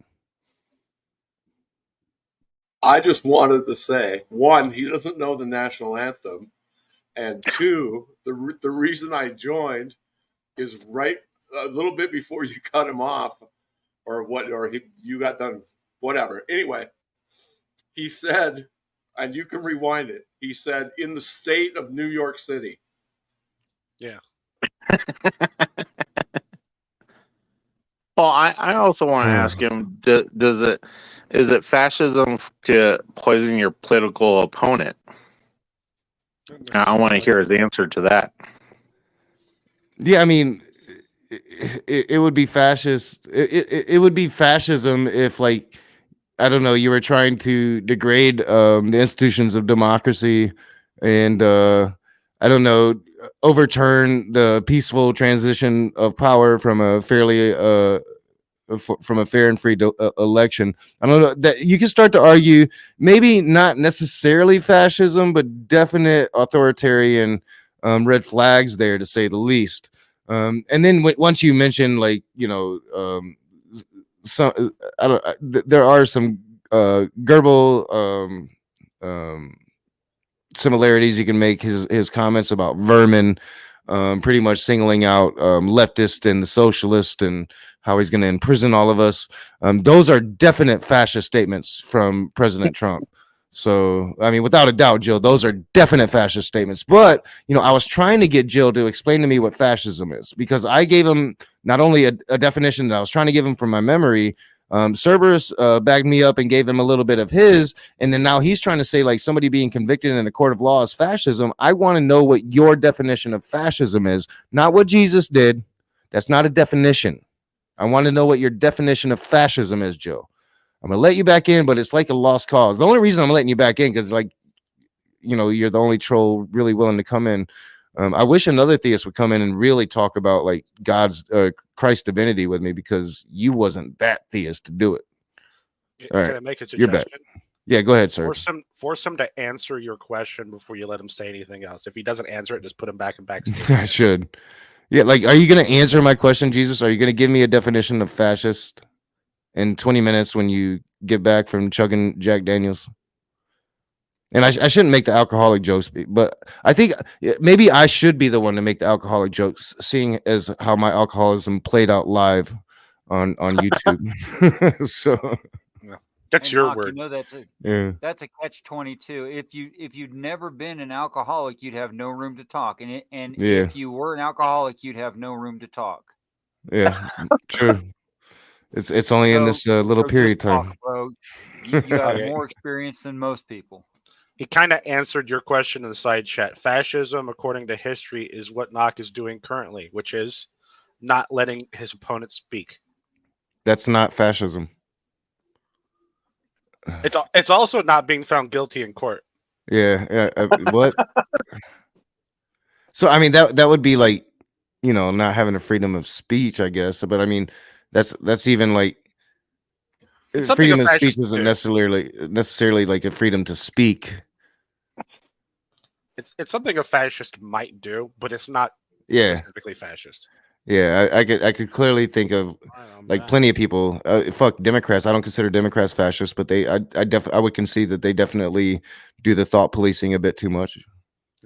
You go to All right, school, so you can I can't get say my the bad words. Fascism. Can I give my definition now, fascist? You already did. All right, yeah, give it. Give Go it. ahead, Nazi. So we've come full circle because Jesus and I am a follower of Christ. Jesus demonstrated his deity. He just didn't give you a book definition he read on CNN. So I'm going to give you a definition of fascism based off history, not based on what I read in some book. Okay, you ready? Fascism is big government. Where'd you get your history? Totalitarian. It's economic, political, and it's an ideology that arose in the 20th century Europe. Okay, it came to dominate the social political systems of Italy under Benito Mussolini. Okay, under Marxist socialism. Okay, the workers rise up to seize the means of production under the fascist system. A socialist regime allows the means of production to remain in the private capitalists, really the Obamas, the oligarchs, the globalists' hands, right? So that's fascism. It's an unholy. One question. Alliance. Hold on. I'm not done. It's an unholy alliance between monopoly capitalist, or we would say globalist, and government. So when you see public-private partnerships between big tech and the NSA, for example, which is what the Democratic Party is doing, and the DNC and Facebook and the DNC and big tech, that's fascism according to history, not according to what I said. Stupid article on CNN. Thank you very much, ladies and gentlemen. I'll see you guys I next have one quick question. Bye-bye. Vote early. Did you get that? Did you get that? His own daughter. Go vote for a man who molested his own daughter. Did you get that history from a book? Did you get that history from a book, Jill? He ran. He got No, like he's a just couple really things old. right, but only because they were so vague it encompassed everything.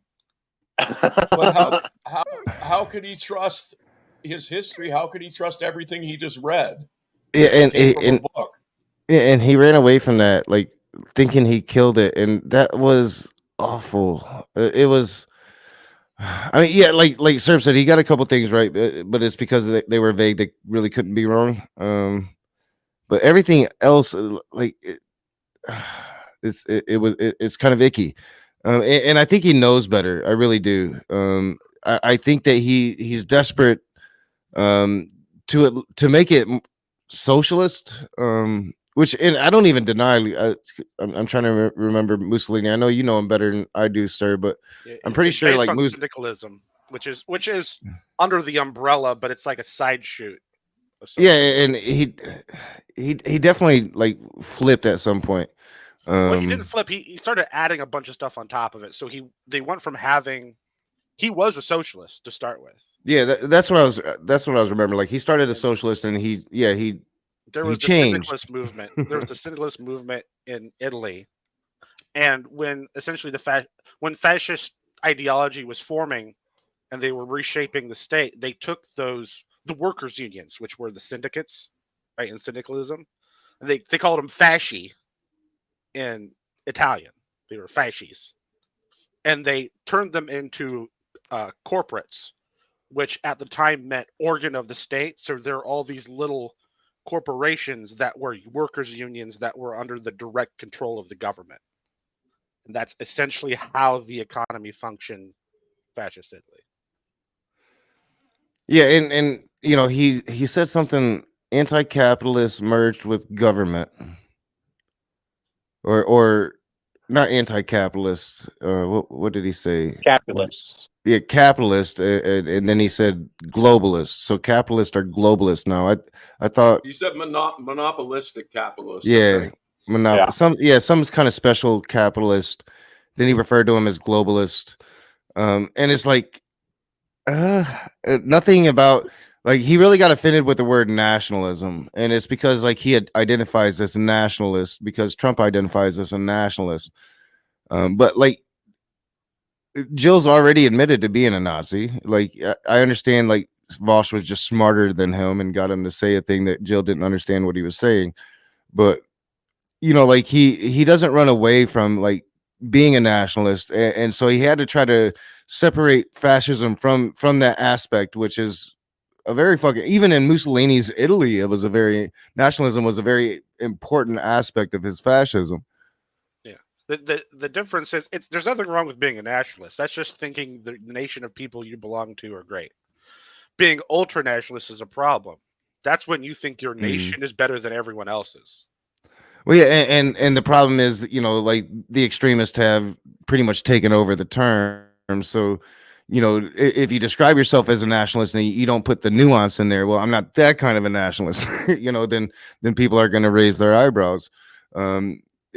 you know, especially like if it's a person like Trump, who is going to dog whistle and send out certain dog whistles. A lot of people would argue, and sometimes I would argue, that he just does it because he's stupid and he doesn't know what he's doing. Other times I'm like, this seems deliberate, especially here recently, where it seems that what's his face, the bald dude, the neo-Nazi that's been with them forever. Can't remember the guy's name, but like he seems like he's more in charge, and we got the vermin comments and locking up the lefties and the socialists and shit, which is all new rhetoric, definitely more fascist. Mike Miller, I think his name is, and he's always been associated with not only fascist ideals, but with actual fascist white supremacy groups. And you know, he's close to Trump now because he's stuck by his side. A lot of people's abandoned Trump. Behind, you know, in front of the cameras, we get a lot of support for Trump, but behind the cameras, they all fucking hate Trump. They all fucking hate Trump. Like, he's ruined everything for them. Oh, yeah. Today's the first time I saw Trump brave enough to go out in front of a crowd that would boo him. Did you guys see that? No, I haven't seen that. No. He's launching a line of sneakers and something else. It's like the Trump brand sneakers. Oh, I saw that. That was everyone hilarious. was just booing him. Like it was a little gross. He's bleeding support. Like you notice, like Jill had nothing for, you know, the guilty verdict, for the $85 million defamation, for the $365 million New York fraud. All he had was some like vague conspiracy theory, like Joe Biden is locking up his opponents, when that's not even true. And in fact, we have all the evidence that the other side's the one that's been like wrongfully trying to lock up their opponent. The guy that like fucking brought all this shit about Hunter Biden and Joe Biden, business connections, Ukraine, Joe Biden vice president, blah blah blah, all of that shit. The guy that brought all of the fucking information that started all of that Republicans honed in on, said Joe Biden's a criminal. Look at this testimony right here. That man convicted of lying about that testimony to the FBI. Crickets. Yeah, we found out he's a Russian spy.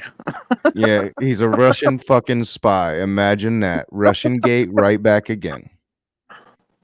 Crickets. You know, Joe Biden's the criminal, but the real criminal, not the criminal, that's fascism. You know, like saying the criminal's a criminal, that's fascism, knock. Don't you know? Like either he's the dumbest person in the planet, or I live in the Twilight Zone now. You know, like this, that was worse than our argument the other night, Service, when you and Leo were arguing about fascism. At least you had an understanding of your argument. He doesn't even know his argument. He doesn't even know his fucking argument. He doesn't even know what the national anthem is. And Serb not only knows his argument, he argues his argument. Fucking Jill doesn't know shit. If you listen closely to Jill, this is what I've noticed over the years. He will usually contradict himself within 2 or 3 sentences if you really listen to what he's saying. Mm. And I believe that's because it's not that he doesn't know what he's saying. He just strings shit together. Yeah, he makes shit up on the spot. Well, yeah, like he just said, you can't trust. What did you get that out of your history books? You can't trust your history books. Mm. And then he reads a whole bunch of shit from a history book to prove his fucking point. Yeah, it's insanity, man. I showed him several times a night, just like making shit up on the spot. Like he would say, like a scripture says a thing, and then I would pull up the scripture, and you know, Jill, like he's trying to rush past it so nobody looks it up and he can talk about the next scripture. But I would be pulling up that scripture. So like 3 scriptures later, I'm stopping him. Wait up, Joe. We got to go back 3 scriptures ago. You said this about this scripture. This is what that scripture says, Joe. Why does it say something that wasn't anything like you said it said? You know, like what the fuck, Shut Jill? up, liberal. Yeah, liberal scholarship. That's what I had, the liberal version of the Bible, even though, you know, we literally have access to every fucking version. That's why we were all asking him, what version of the Bible are you reading, Joe? He would never answer. He never answered that question. He's a like, why? Why won't you answer that question? Oh no, Jill is KJV only, I think. We all think that too, but he wouldn't answer. Yeah. Yeah, he wouldn't answer it, and we several people asked him. I want to put a conspiracy theory out here. I think Jill is a LLM, a large language model AI program. Yeah. That's been because he has gotten better, but he sometimes when you get him worked up, he'll still say just a bunch of like this random line of gibberish. Yeah, and it's possible. I challenged him. I don't know, years now, because I don't think he's really black. And I said, all you got to do, Jill, is like turn your camera on for a second.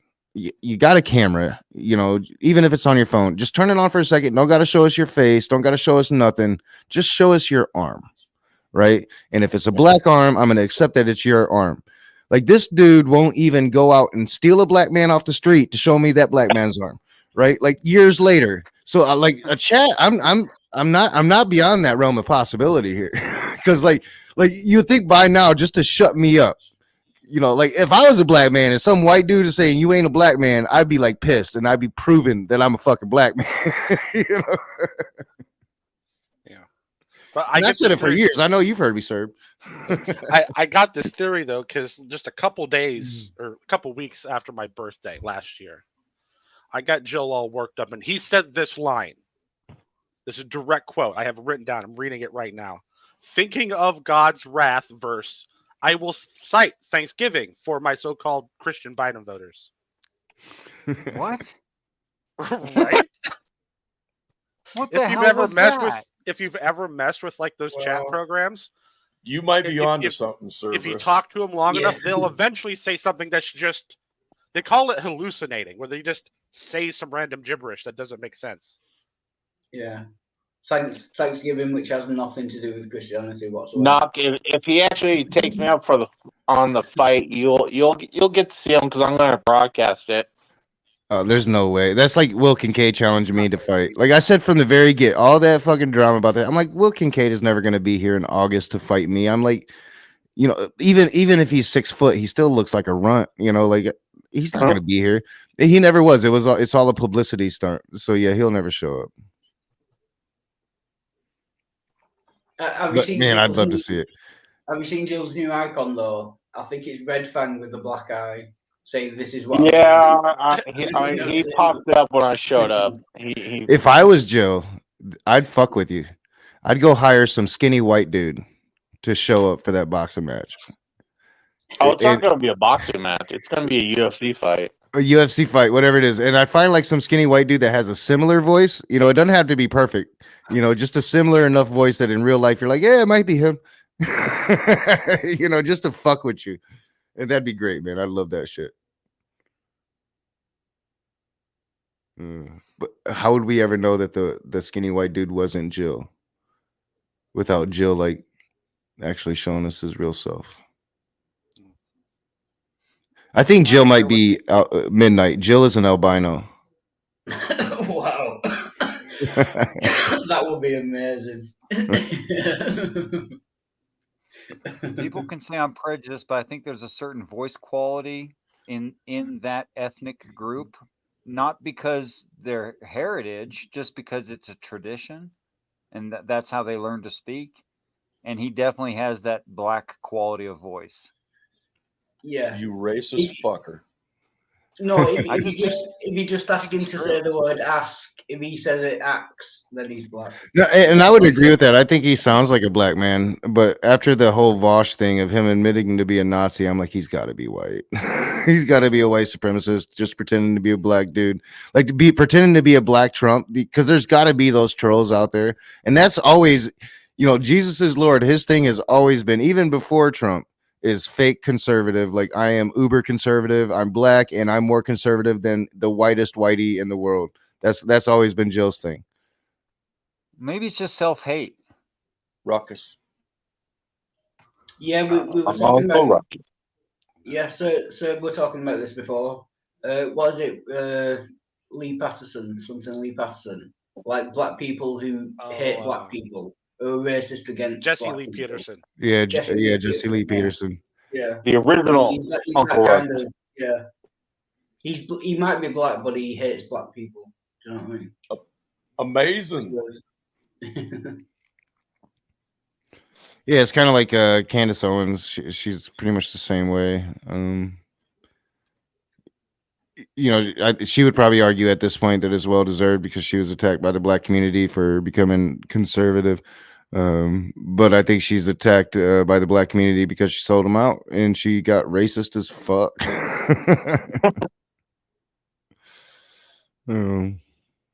Think it, like, you know, kind of goes hand in hand.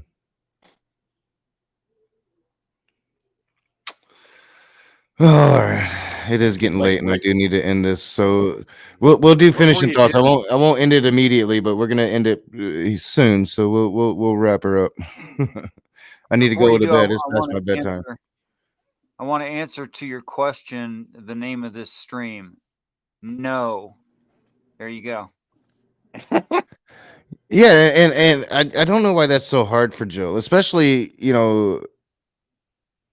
I understand that he wants to believe in this Trinity thing or whatever, but and the claim is simple. I'm not even claiming that the first three gospels don't make a divinity claim, because they do. They do. Matthew and Mark both make divinity claims when they're speaking of the virgin birth. My claim is that Jesus specifically in the first three gospels doesn't make a divinity claim, and he doesn't. He never does, and that's pretty easy.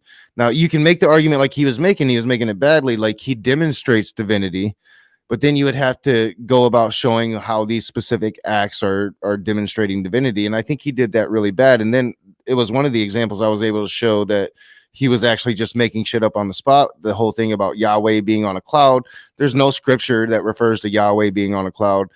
There is like Jewish lore that would refer to Yahweh being a cloud rider or living on a cloud. I have mocked that because, you know, like, we've been to space now. We know that there's no city in the clouds. You know, we've gotten beyond that. So any modern person that thinks that is well behind on science. But again, that's wrong. There's no real reference to that, because that's just an appropriation from the god Baal, who was a fertility and a storm god who rode clouds because he was a storm god. You know, so it was just an appropriation of another god. So he just made the shit up on the spot. As soon as I called him out, he wouldn't really address it. He just moved on, and that's kind of what he does.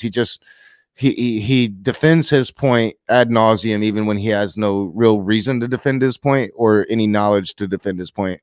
And he was really bad, like worse than usual tonight. And I've seen Jill at his worst. I've seen him try to go against Dragnot. It was a disaster every time.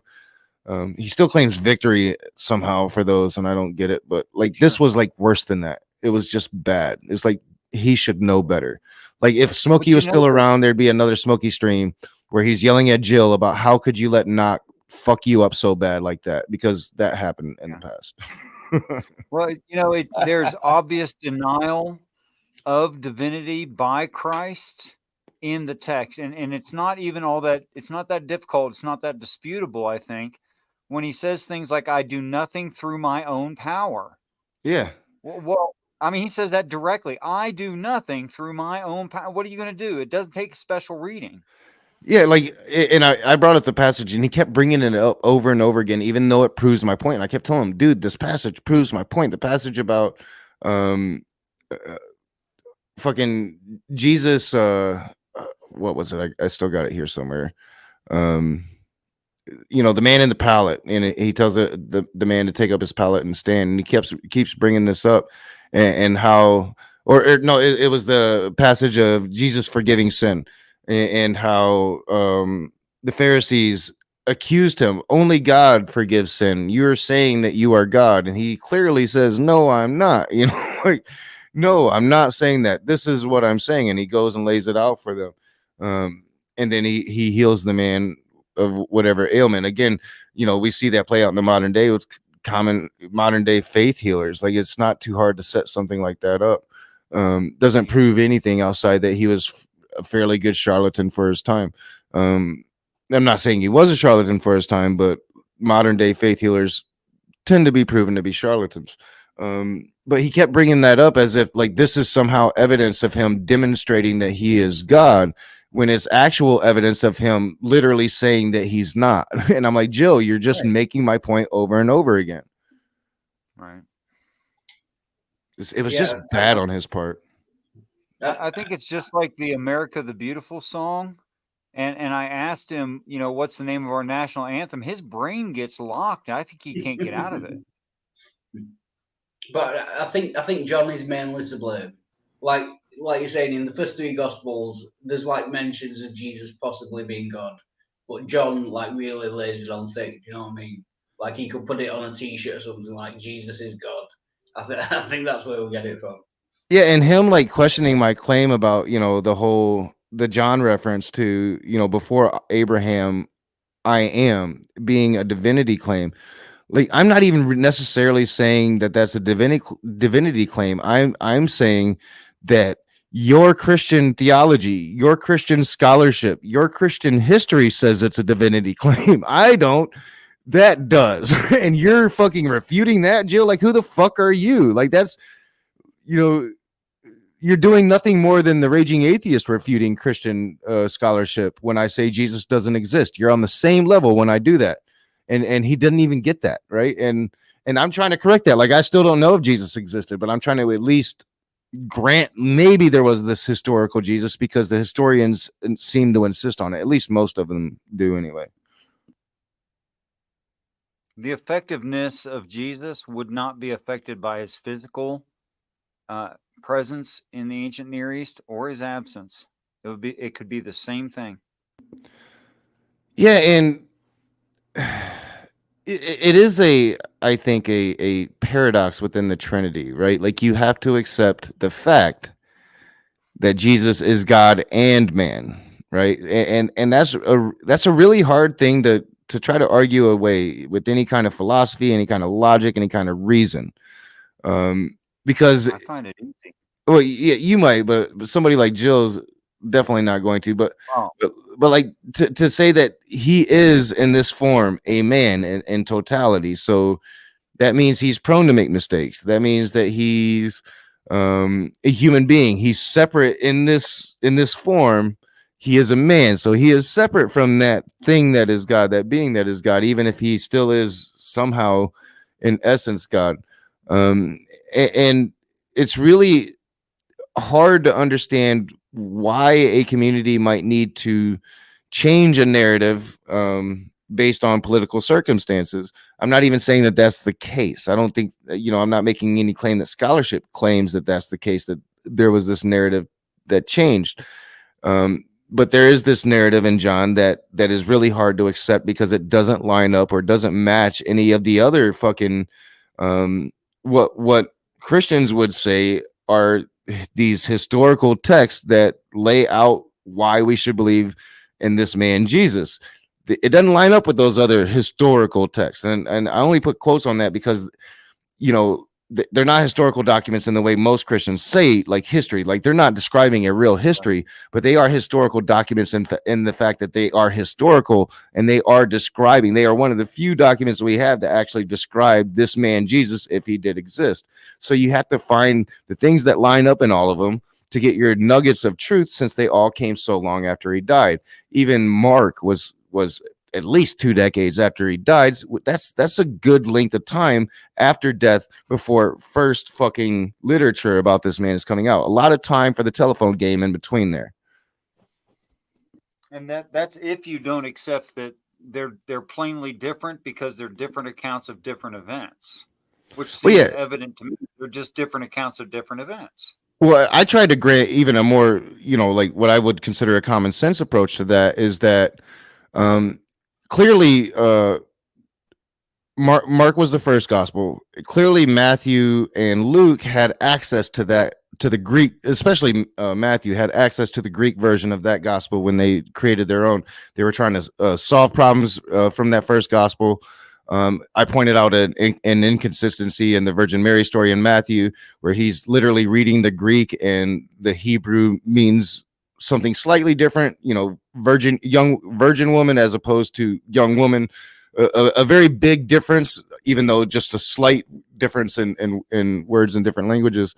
So, but when it comes to John, it's something completely different. It's latest one, so we're talking 65, 70 years after the death of Jesus.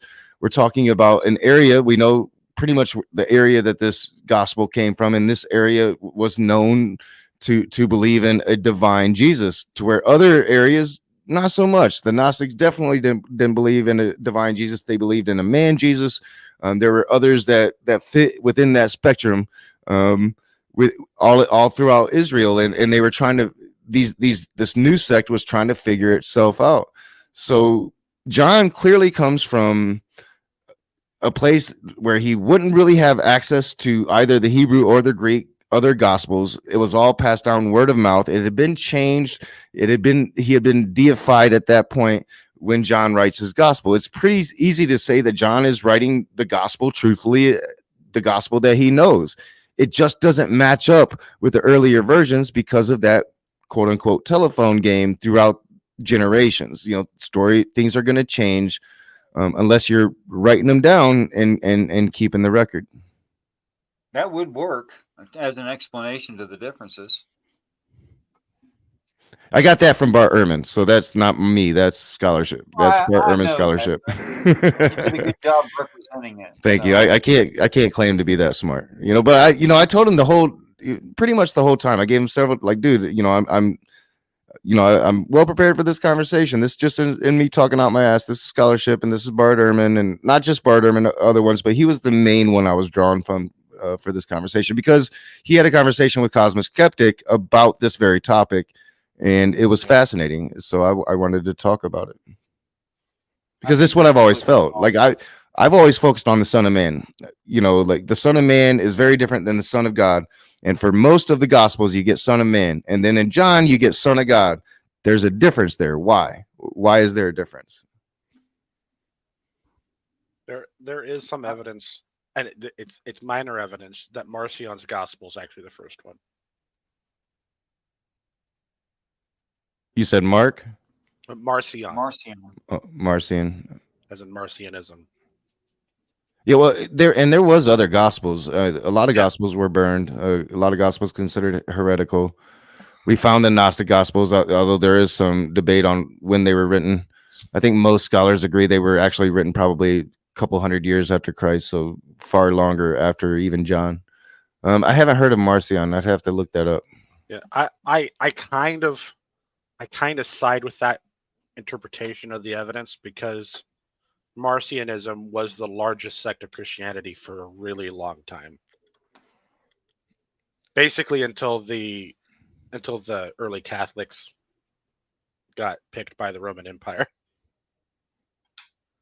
Yeah, they were like the biggest cult before. You got to check out Marcionism, Doc. Oh yeah, I have to check that out. Maybe that'll be a future discussion. We'll talk. Because I've always been kind of fascinated by first generations of Rome, of Christians. I got fascinated with it when I was looking at Paul, because when you look at Paul, it's in that first generation. If you're talking about Jesus's brother, I can't remember his name, but he pretty much was head of the Christian church, and Peter would have been right below him. And then there was this weird dynamic between Paul and Peter, this weird little kind of Cold War.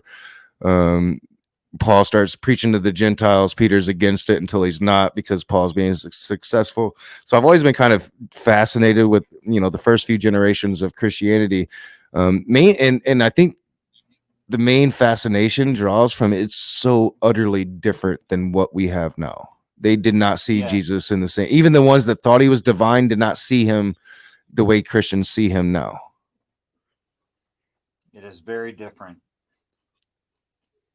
I never heard of Marcionism until just this last year, Knock. Yeah, I'm gonna have to check that out. I've never heard of that before, and it feels like I should have. I find it super interesting because it was the largest. It was the largest sect, and it was Gnostic. See, I do know of the Gnostics. So if it was Gnostic, I probably know of them, and I'm just not familiar with the specific sect. But especially if they're the biggest sect, I feel like I should, because the Gnostics, they had some weird ideas. Not only God as man, but God as this, or Jesus as man, and they definitely had that. But also Jesus as something more, but not what. It's super weird. Some kind of universal essence. cosmic type Buddhist almost type shit, man. It gets a little weird sometimes. But yeah, the Gnostics are fascinating, and Christians hate them. My limited understanding of Marcionism is they believe that the God of the Old Testament is not the God of the New Testament. They're two different gods. I think. Is that correct? Anybody? Yeah, that's correct. But that's sort of the main thing that is true of all Gnostic sects. Oh yeah, they go so far as condemning the creator God of the Old Testament. They condemn it. I could like that sect of Christianity. Old God, bad God, really, our God, good God. I'm really doubting Tom. This is what William Freeman is in the middle of reviewing right now. Right. Oh, like live?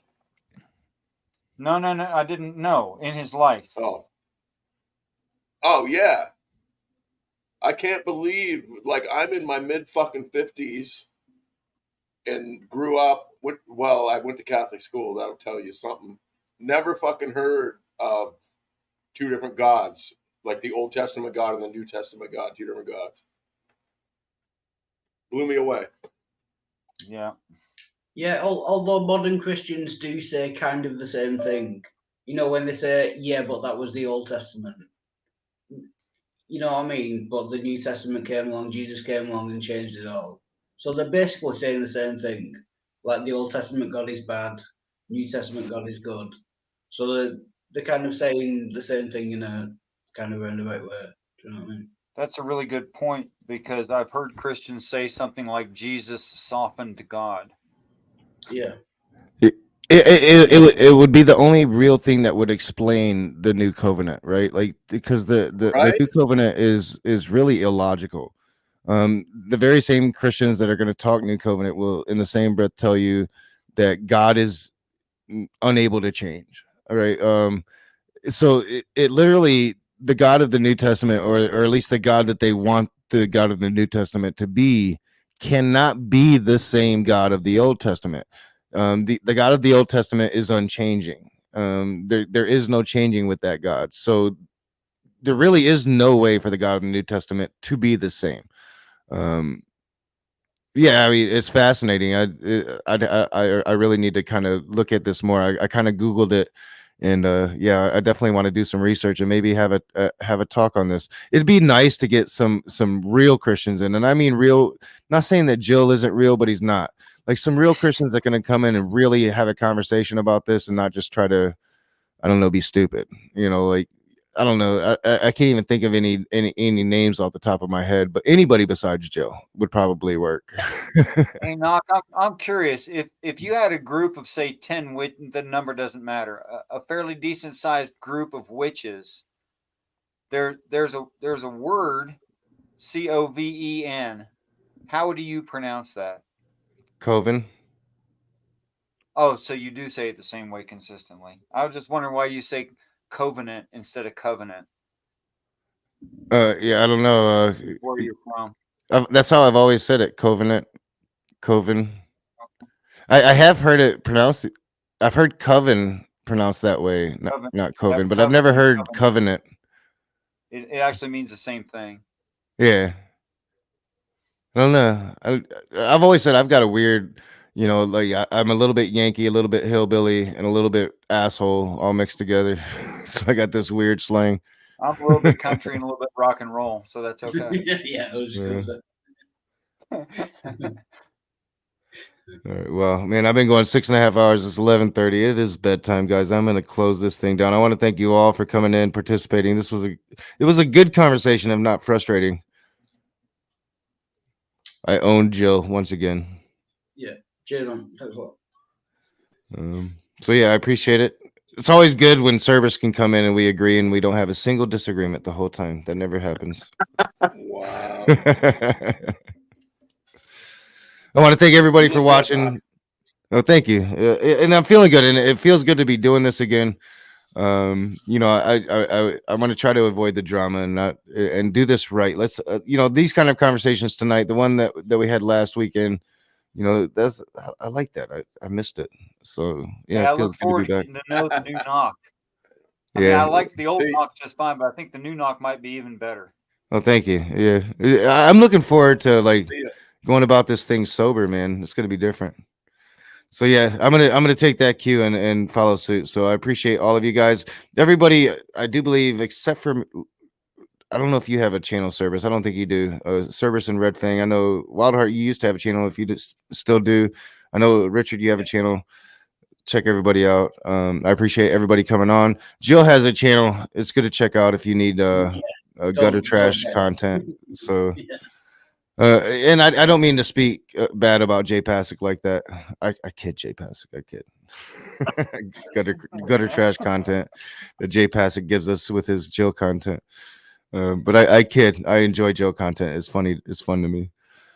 But I'm going to bed. Can't wait to kind of check this out, see where my volume levels are compared to everybody else's, and adjust from there with this new setup. Thanks everybody, and y'all have a good night. Let it go for a second because StreamYards is different than OBS, so you got to give it a second. All right, in stream.